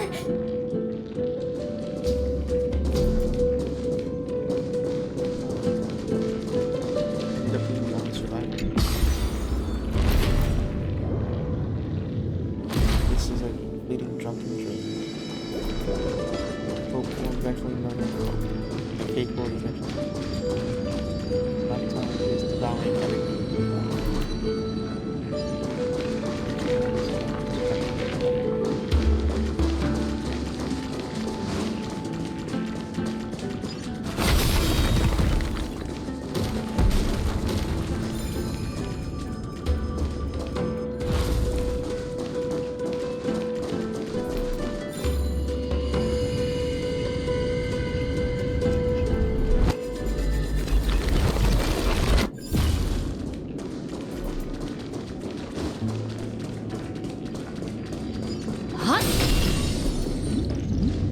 Sisters, don't give up.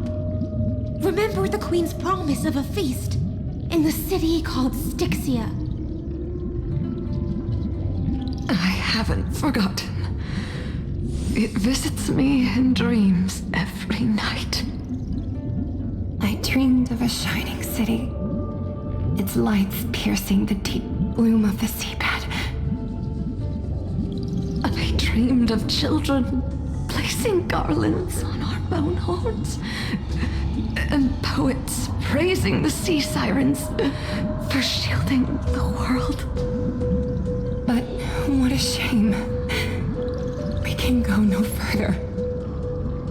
Please, sing to the humans for us. Sing of the deep sea's legend in our place. Feast from Electra.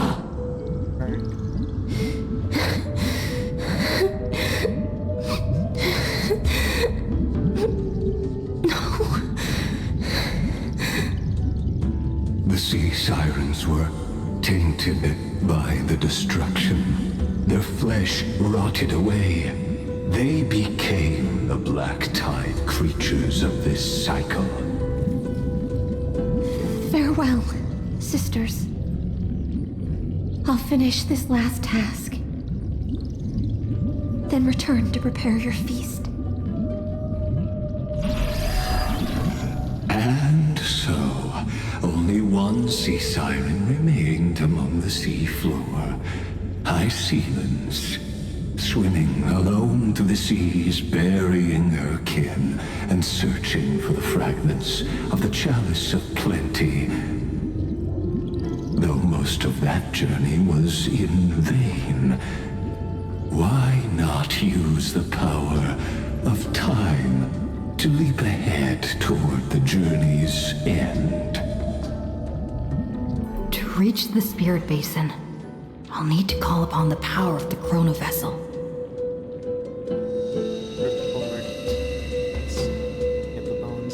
river sunk. River of...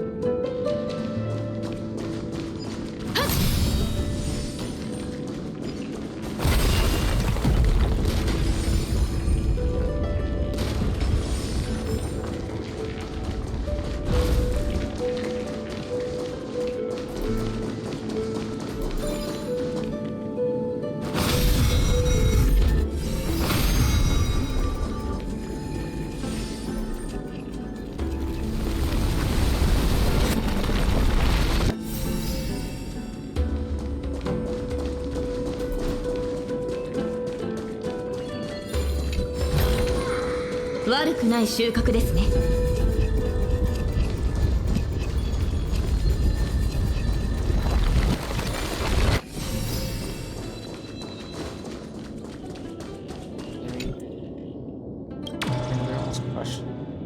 Oh, the chandelier was pretty far away. Easy crush.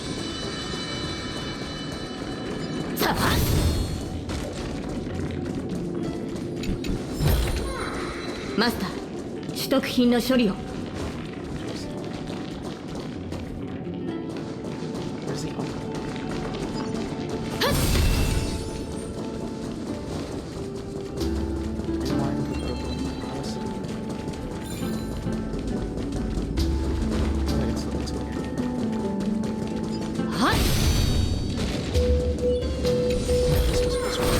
悪くない収穫ですね。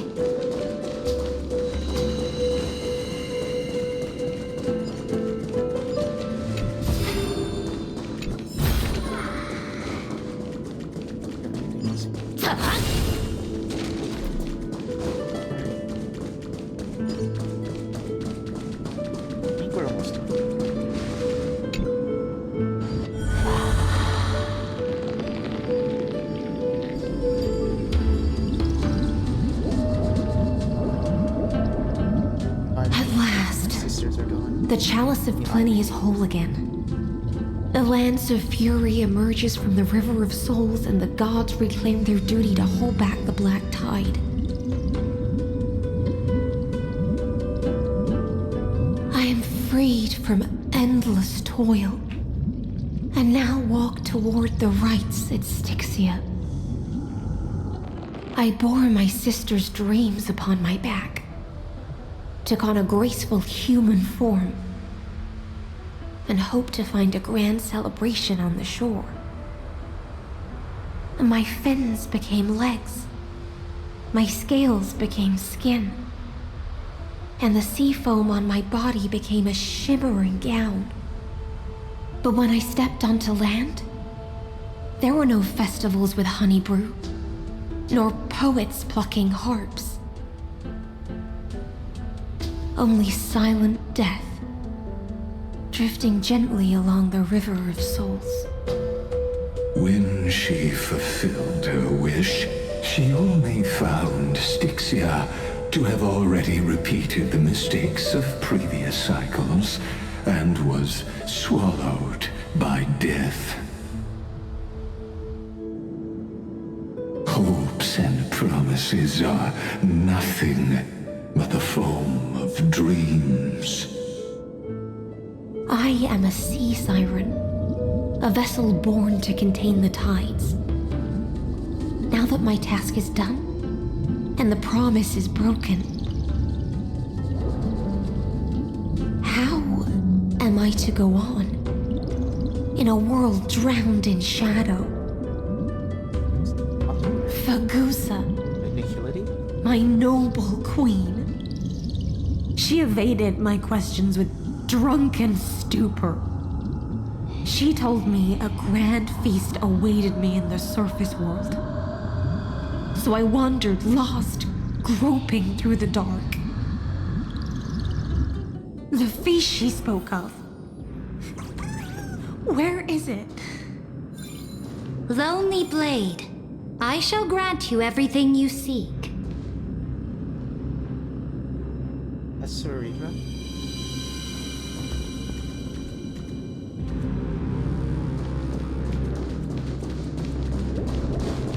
Dusky back. Saw it.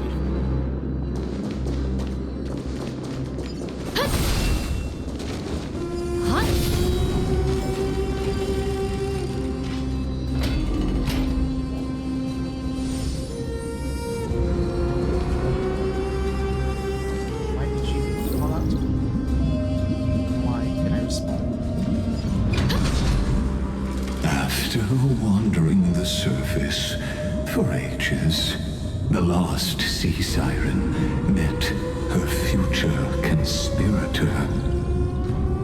You quelled the wars alone and forced strife into retreat. This swordfish that commands thousands of legions, whom does she serve?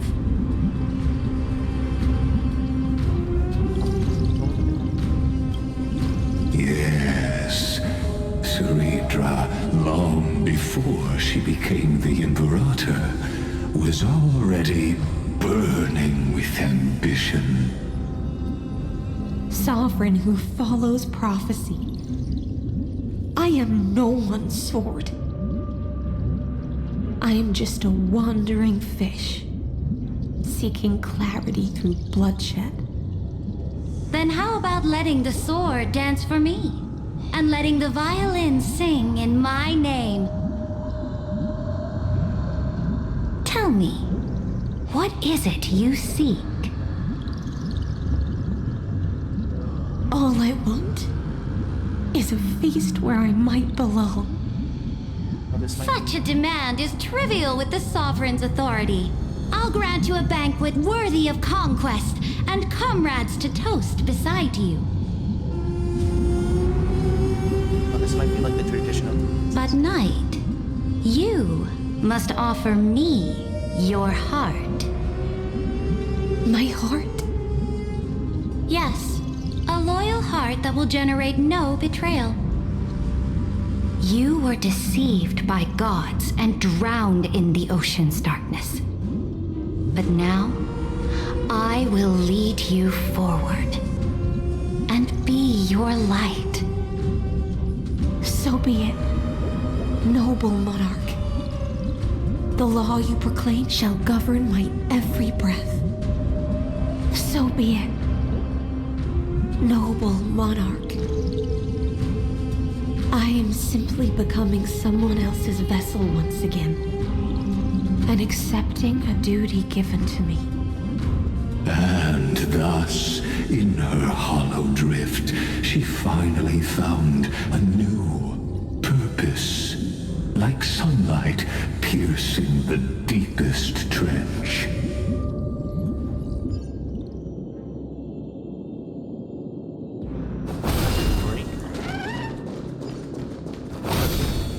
Sing a song for the suns. The monarch brought me to the world.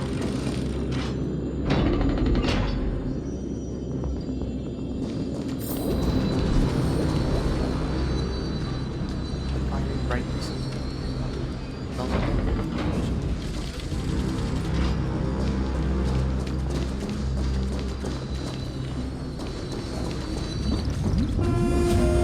Noble monarch, I've cleansed the foulness from the road as you commanded.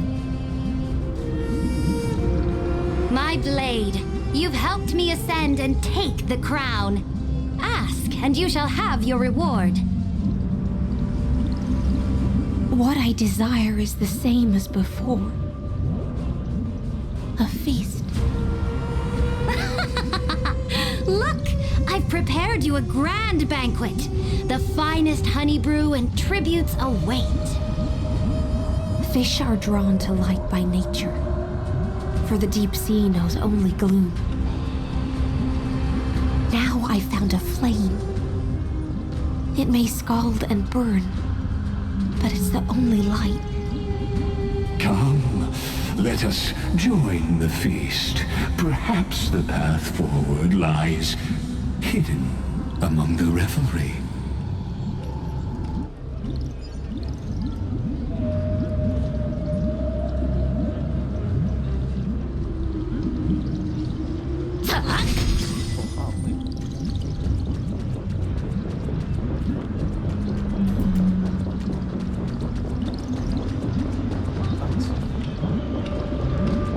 Have you heard that the Imperator's about to begin a new campaign? Her glory will no longer be bound by the borders of Emphorius.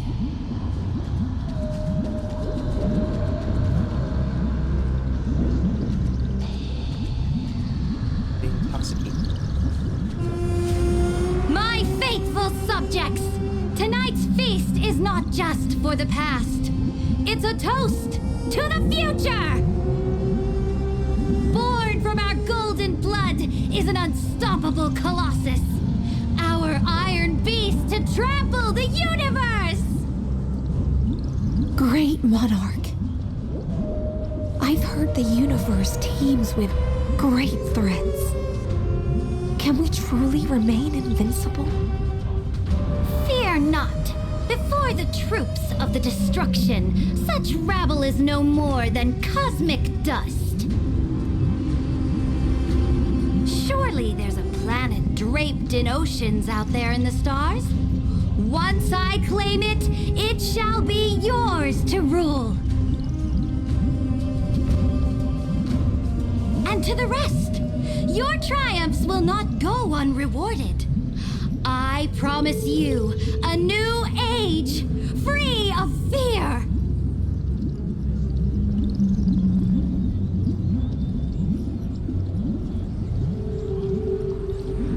Now, raise your cups to our conquest among the sea of stars!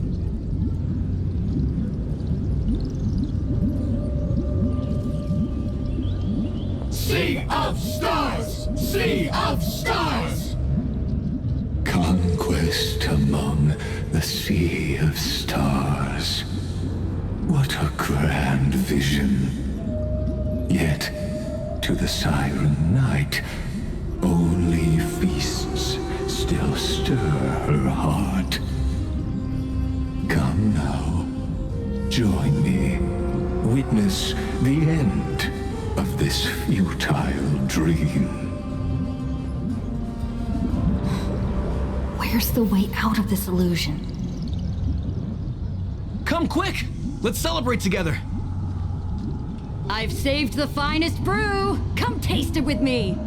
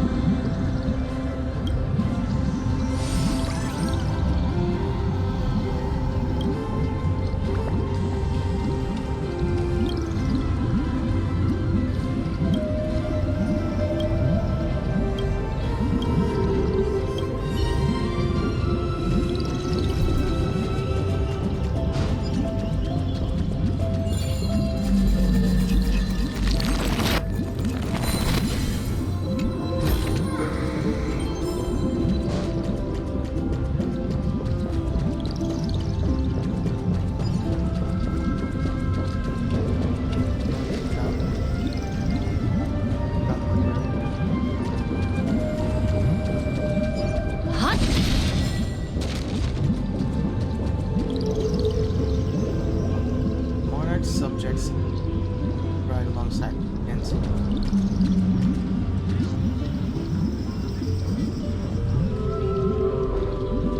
Noble knight, you are truly a blazing spark. It is my honor to share this banquet with you. Noble knight, you have earned victory with your blade, and you have every reason to revel in this moment of triumph. Let me pour you a glass of honey brew.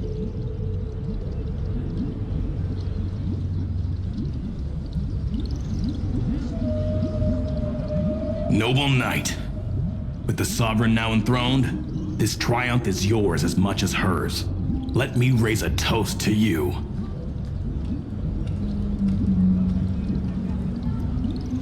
Noble knight, your strength is boundless. Lead us to conquer the universe, and let us toast to that vow! Oh, so this is the cycle where Then drink we shall. you discover the universe. Raise your glass. In the deep sea, I never knew what fire was. But when I set foot on land, the first light that I saw was the flames of war, lit with golden blood. It scorched my fins, made me feel pain and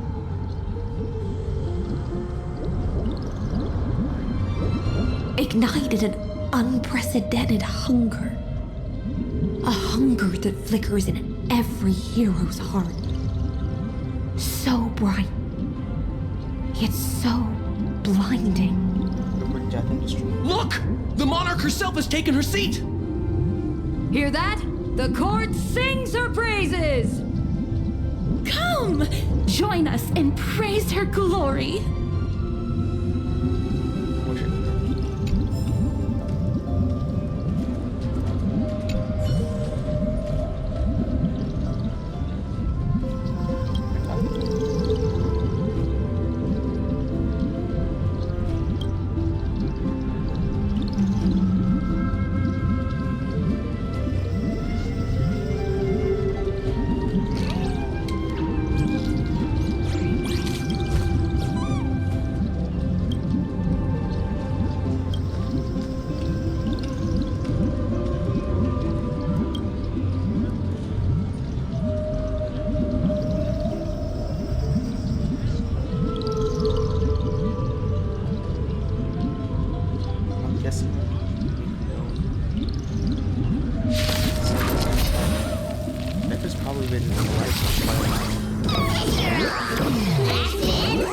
I'll go easy this time. Skill and skill.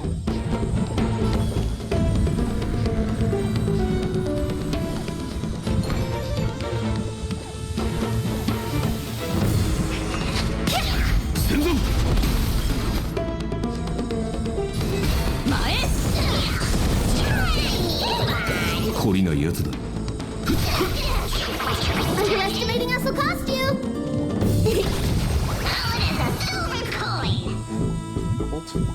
Is it coming? Fighting the West Wind! Away we go! Nice work! Let me compensate you! この勝利はあなたに、マスター。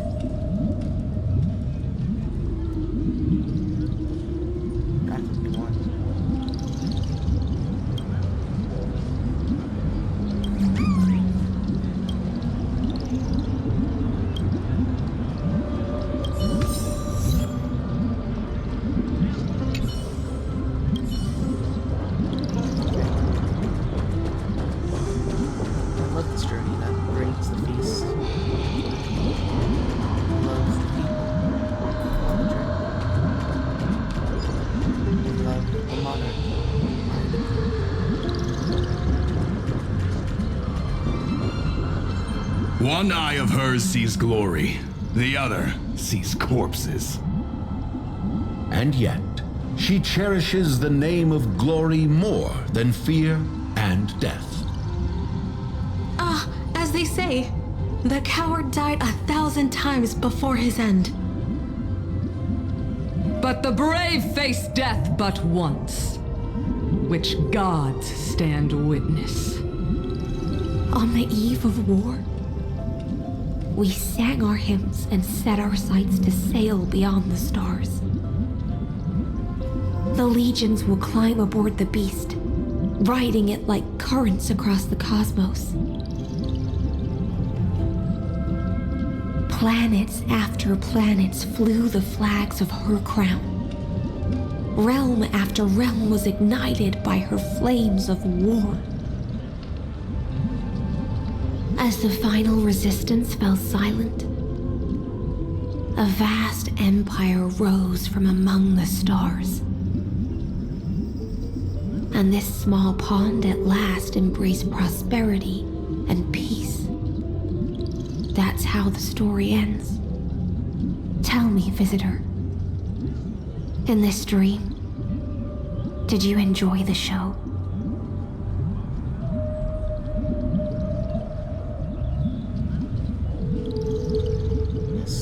Fantasy ends here. Yes. Just fake bubbles glinting on the surface of poured wine. It's time for me to wake up from this drunken dream.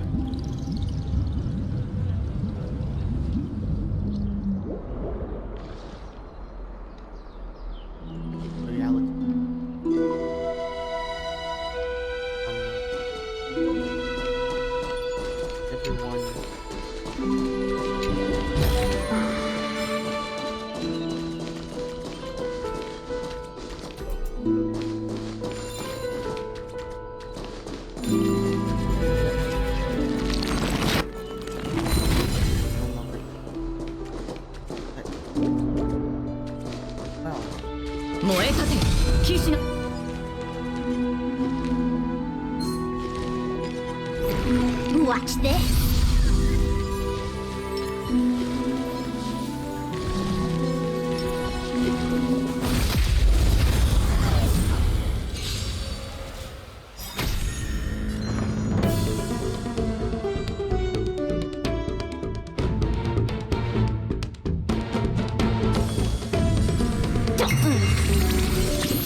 マスター前へ戦軍必ずや勝利をトライクレアサイクを立つ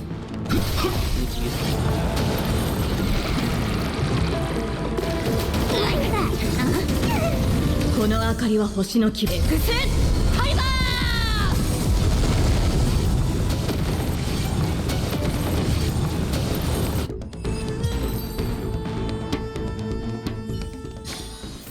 この勝利はあなたにマスター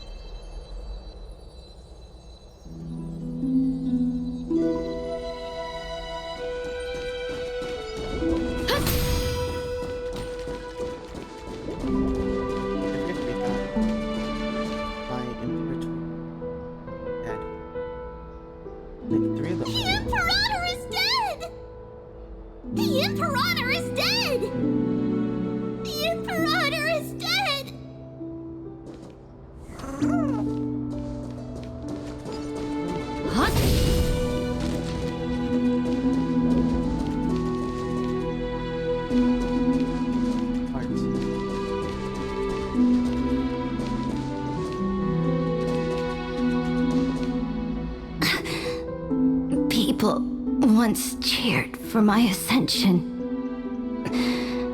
and now they cheer for my fall. The cosmos, the battlefield that I cannot reach.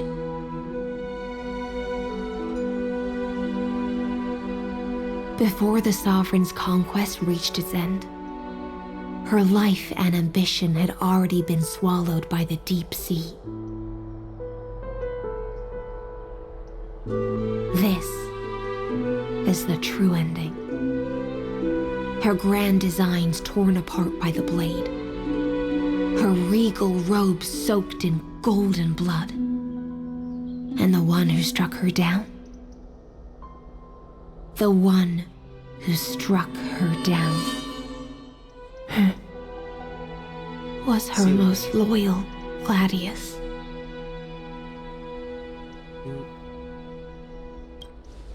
I don't need to explain myself. A fish in a pond has no hope against the surge of fate. I wandered the shore, found a flicker of flame, only to snuff it out with my own hand. So she couldn't make a banquet. I don't understand. If the ocean's feast, the Imperator's dream, and even Amphorius's existence are all illusions, then what's the point of our journey? When the Deliverer returns, I will let this absurd celebration come to an end. But Greyfry, I can't help but wonder how I dearly wish this feast of the flame chase would never end. It seems she sensed your presence. The Fantasia's foundation is starting to crack. Let's return to the prologue. Remember the allegory of the cave? Can the prisoners in the cave learn to see the shadows and echoes for what they are and stop mistaking them for reality? As you've seen, when she cast off her chains, finally turned to look around and moved her legs, her reward was nothing but searing pain. The light will blind her, for the fire behind her had never once actually touched her eyes. she had never learned to walk forward. And so she fell into infinite confusion and fear, and came to firmly believe that the shadows and echoes were the real world. But we in the cosmos, are we truly any wiser than she was? Now, nameless one, fateless one, ask yourself this. The paths you tread, the eons you worship, everything you've trailblazed with your own hands, could it all be someone else's projected shadow? Let's leave that question till after the curtain falls. Once you've unearthed every last truth and reached the prison built for me by the demigods, I'll speak with you face to face. I, the Theoros, have walked the 30 million histories born by Kozlana. 1,000 years is a mere atom in a grain of sand to me. Amphorius, compared to the cosmos, is but that grain upon a whole beach. I swore to bring an end to the erudition. Would I really let a single grain grind down my mind? Now, please use the power of time to open the gate to the ocean's depths. Go, find the prison warden tormented by loyalty. Find her, step into the world's vortex, and once there, end everything between us. That palace reflects the heart of the demigod of ocean, intoxicated, stagnant. There, you'll witness the true beginning of the saga of deliverance. An ugly history, long buried by tides and shame. A staircase of apotheosis that the Imperator forged with the golden blood of 500 human sacrifices under the pretense of conquest. I'll wait for you at the heart of the world, but to reach the place, you must find the prison warden, lost in her stupor. And actually move around.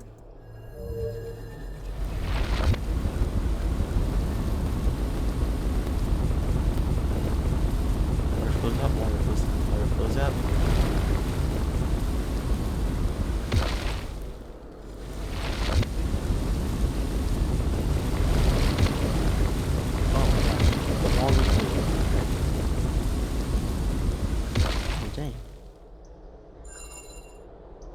Completely builds it. I didn't realize it was drying up. Oh, never mind. It's not drying. The water level doesn't even sink. It turns transparent. It goes like transparent blue. Beyond this door lies the path to the vortex of Genesis. Actually, it's a very thin layer of water.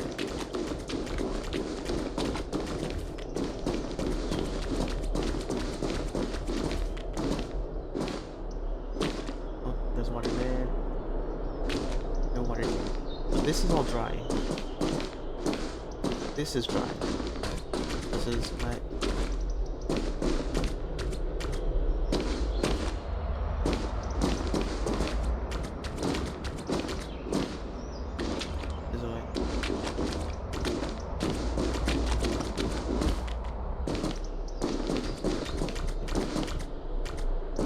this is also dry. Just anything slightly below is wet. Oh, I just realized this shadow is a detailed shadow. I don't think I've ever seen shadows in HSR.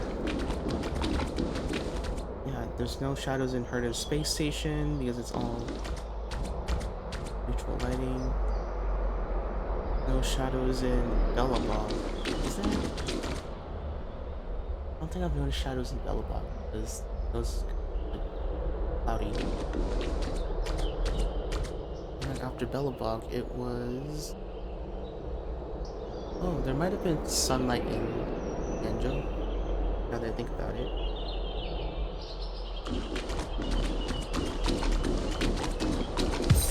Oh, what the heck? I am in the labyrinth. We're going to the labyrinth. Is that a fake reference? Let's see.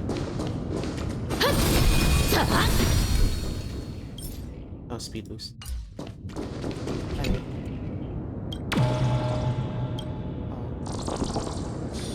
Sorry, scared me. So I'm guessing this is the real location. Now step away from this false banquet. Because before we just teleported. And then onto that bloody stage. Gosh, what the heck?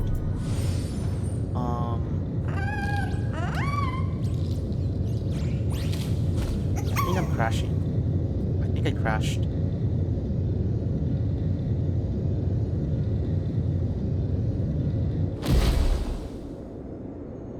Nope, I'm fine.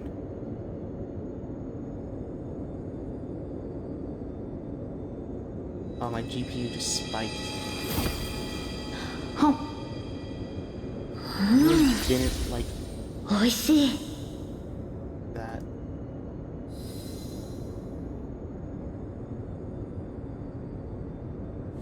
Still lagging due to all the watering.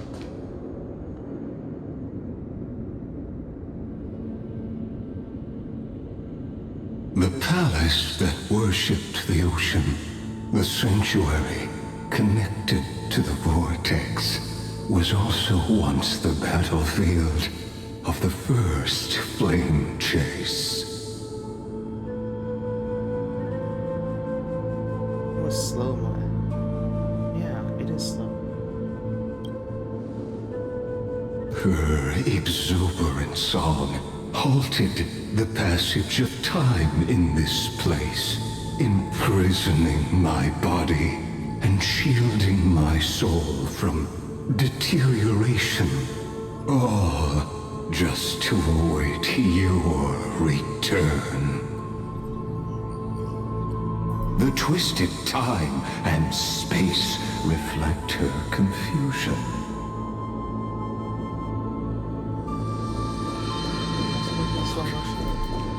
And so, the Imperator's crimes were veiled. Mad as in crazy or mad as in angry? Wait, what? What are this? Oh, I missed it.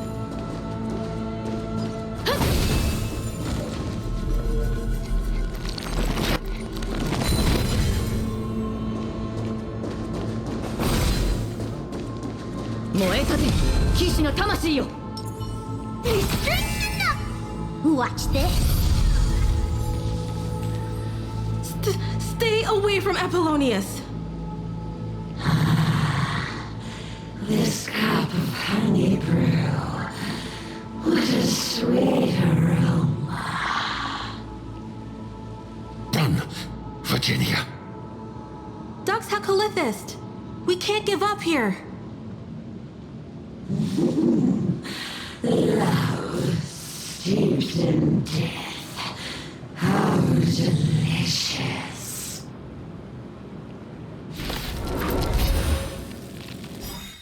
Sadly, all you see is a remnant of history. And your interference is just another equally futile echo. マスター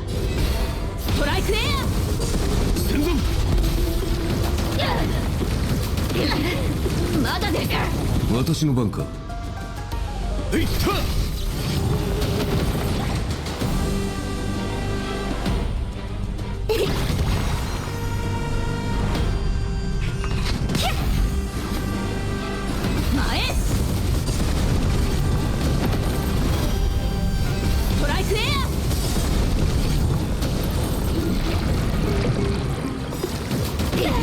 この明かりは星の希望。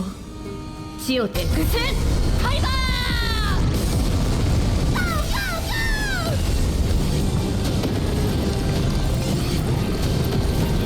I am the bone of my soul. Steel is my body, and fire is my blood.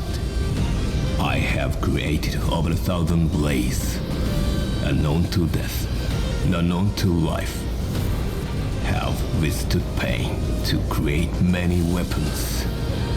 Yet, those hands will never hold anything. So, as I pray, unlimited blade works!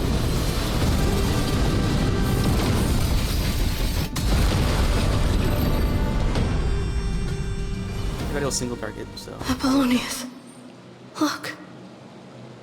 I chased the enemy away. But I think I can't go any further. I'm sorry, Virginia, for letting you. It's okay. I'm glad to die by your side. Ah, such an ironic twist of fate. Even as the foundation of the world crumbles, the heartless Imperator still made the same decision she did in the past 30 million cycles. During the first Flame Chase journey, the Flame Chase Legion stormed Styxia. Tens of thousands of sea sirens surged from the River of Souls, crashing toward the heroes like a tidal wave. The hell before you is the recreation of that very battle. Apollonius, look. I chased the enemy away.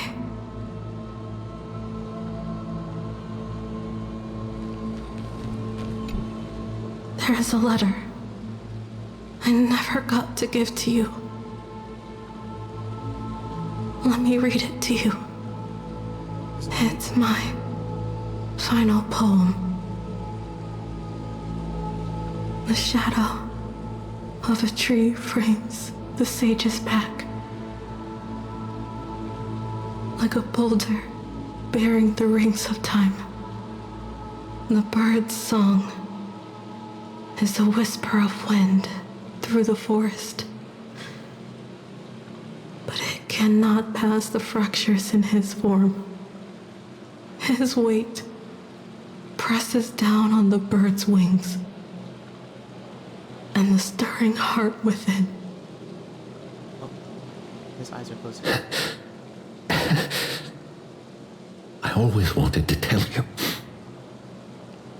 You look beautiful when you read poetry.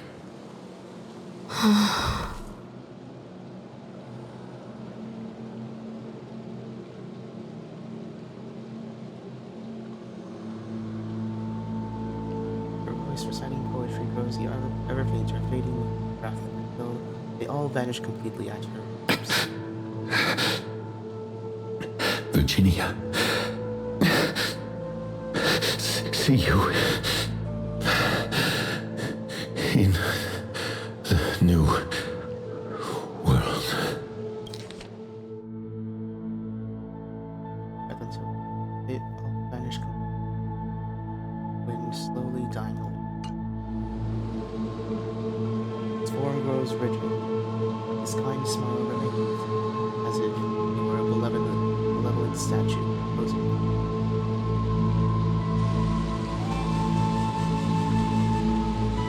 There's still the poem.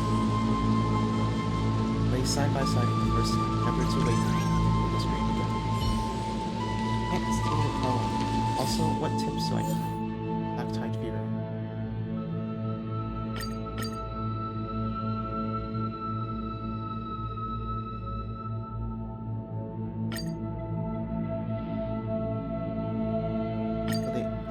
Increased DOT debt.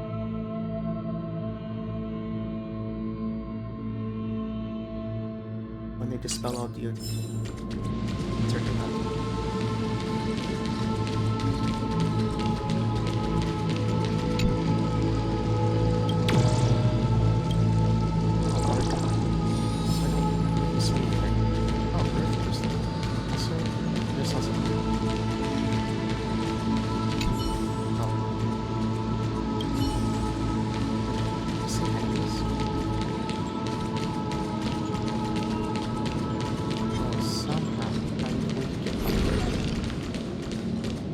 I guess not more. I'm guessing, as the story is, it's not letting me go. Oh, never mind.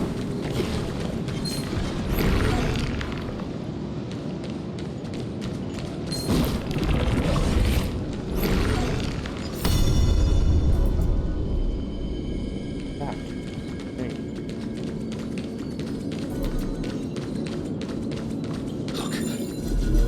It's the Deliverer! The Deliverer? She's back? Let's see.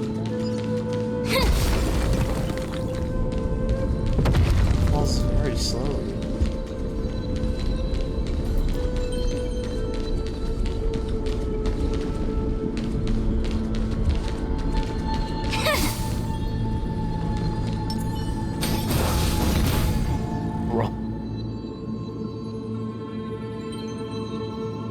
Is there like an achievement for that? No, there isn't. It's the Deliverer!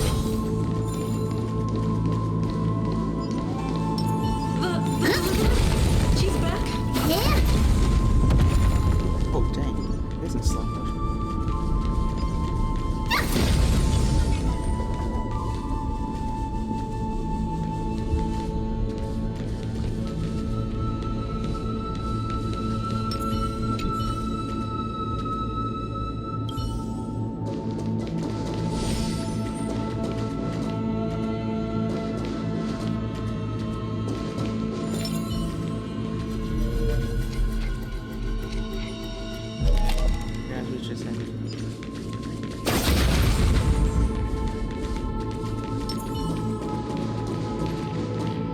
A painful past, yet hidden beneath a veil of joyful song. Ah, two discarded data clusters waiting for someone's return, it seems. Relive the history, then pass through the temple's waters and come to my side.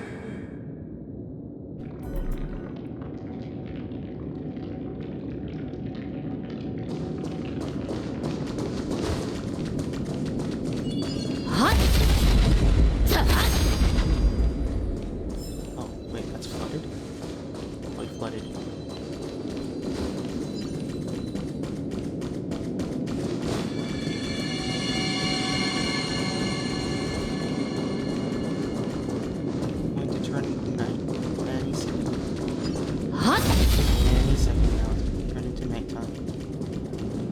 Isn't that the Deliverer? It's not.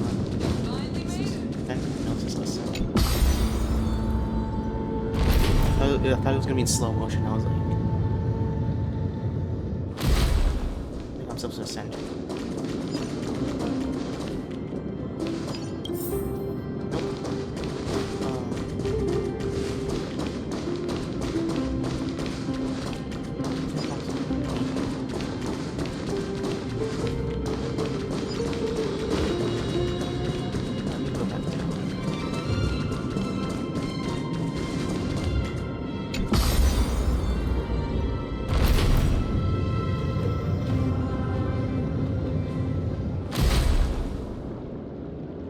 you right back.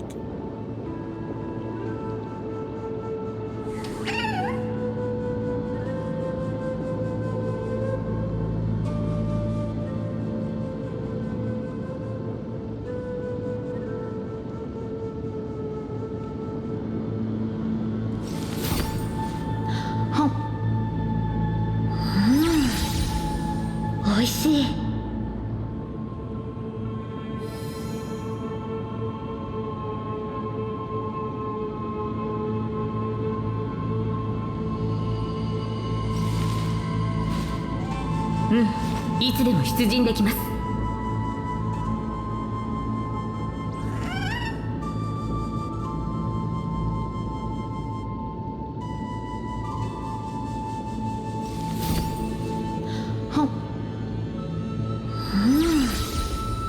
美味しい。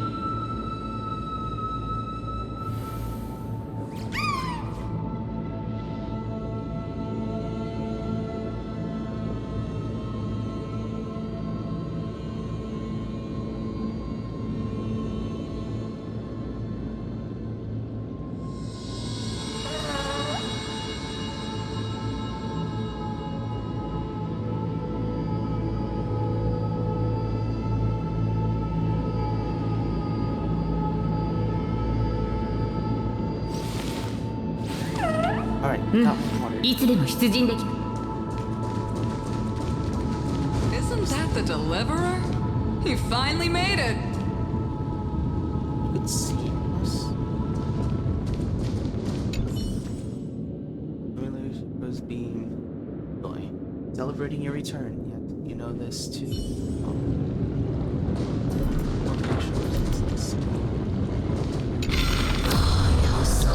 What a wretched way to die. The Flame Chase army, devoured by warbling fish, never saw it coming. Look, the cruel Imperator and her Knight Commander, the pitiful Warden.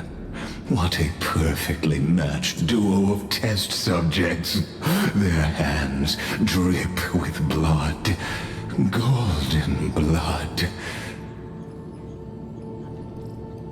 Raise the bridge and cross the river of fate. This path of the prisoner is far from over. Imperator! Imperator! Did you see my gallant deeds, Imperator? Imperator! Imperator! Did you see my gallant deeds, Imperator? You fool! How could you still not get it even now?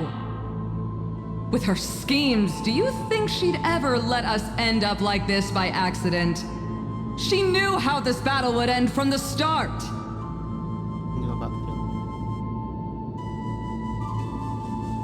That tyrant. I swear I'll kill her with my own hands. No. She wouldn't send us to die for nothing. She would never betray our dreams. Or Emporius. Imperator. I know I'm a fool. So I'll believe in your commands. To the very end. Take my life. And finish the conquest of the stars.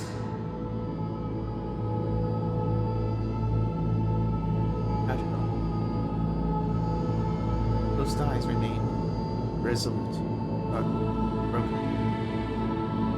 You mutt. Looks like I won't get my revenge after all, tyrant.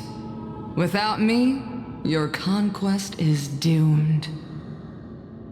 I'll be waiting for you in the River of Souls to slice off that crown-wearing head of yours. Remember this. I never bowed to you. Or fate.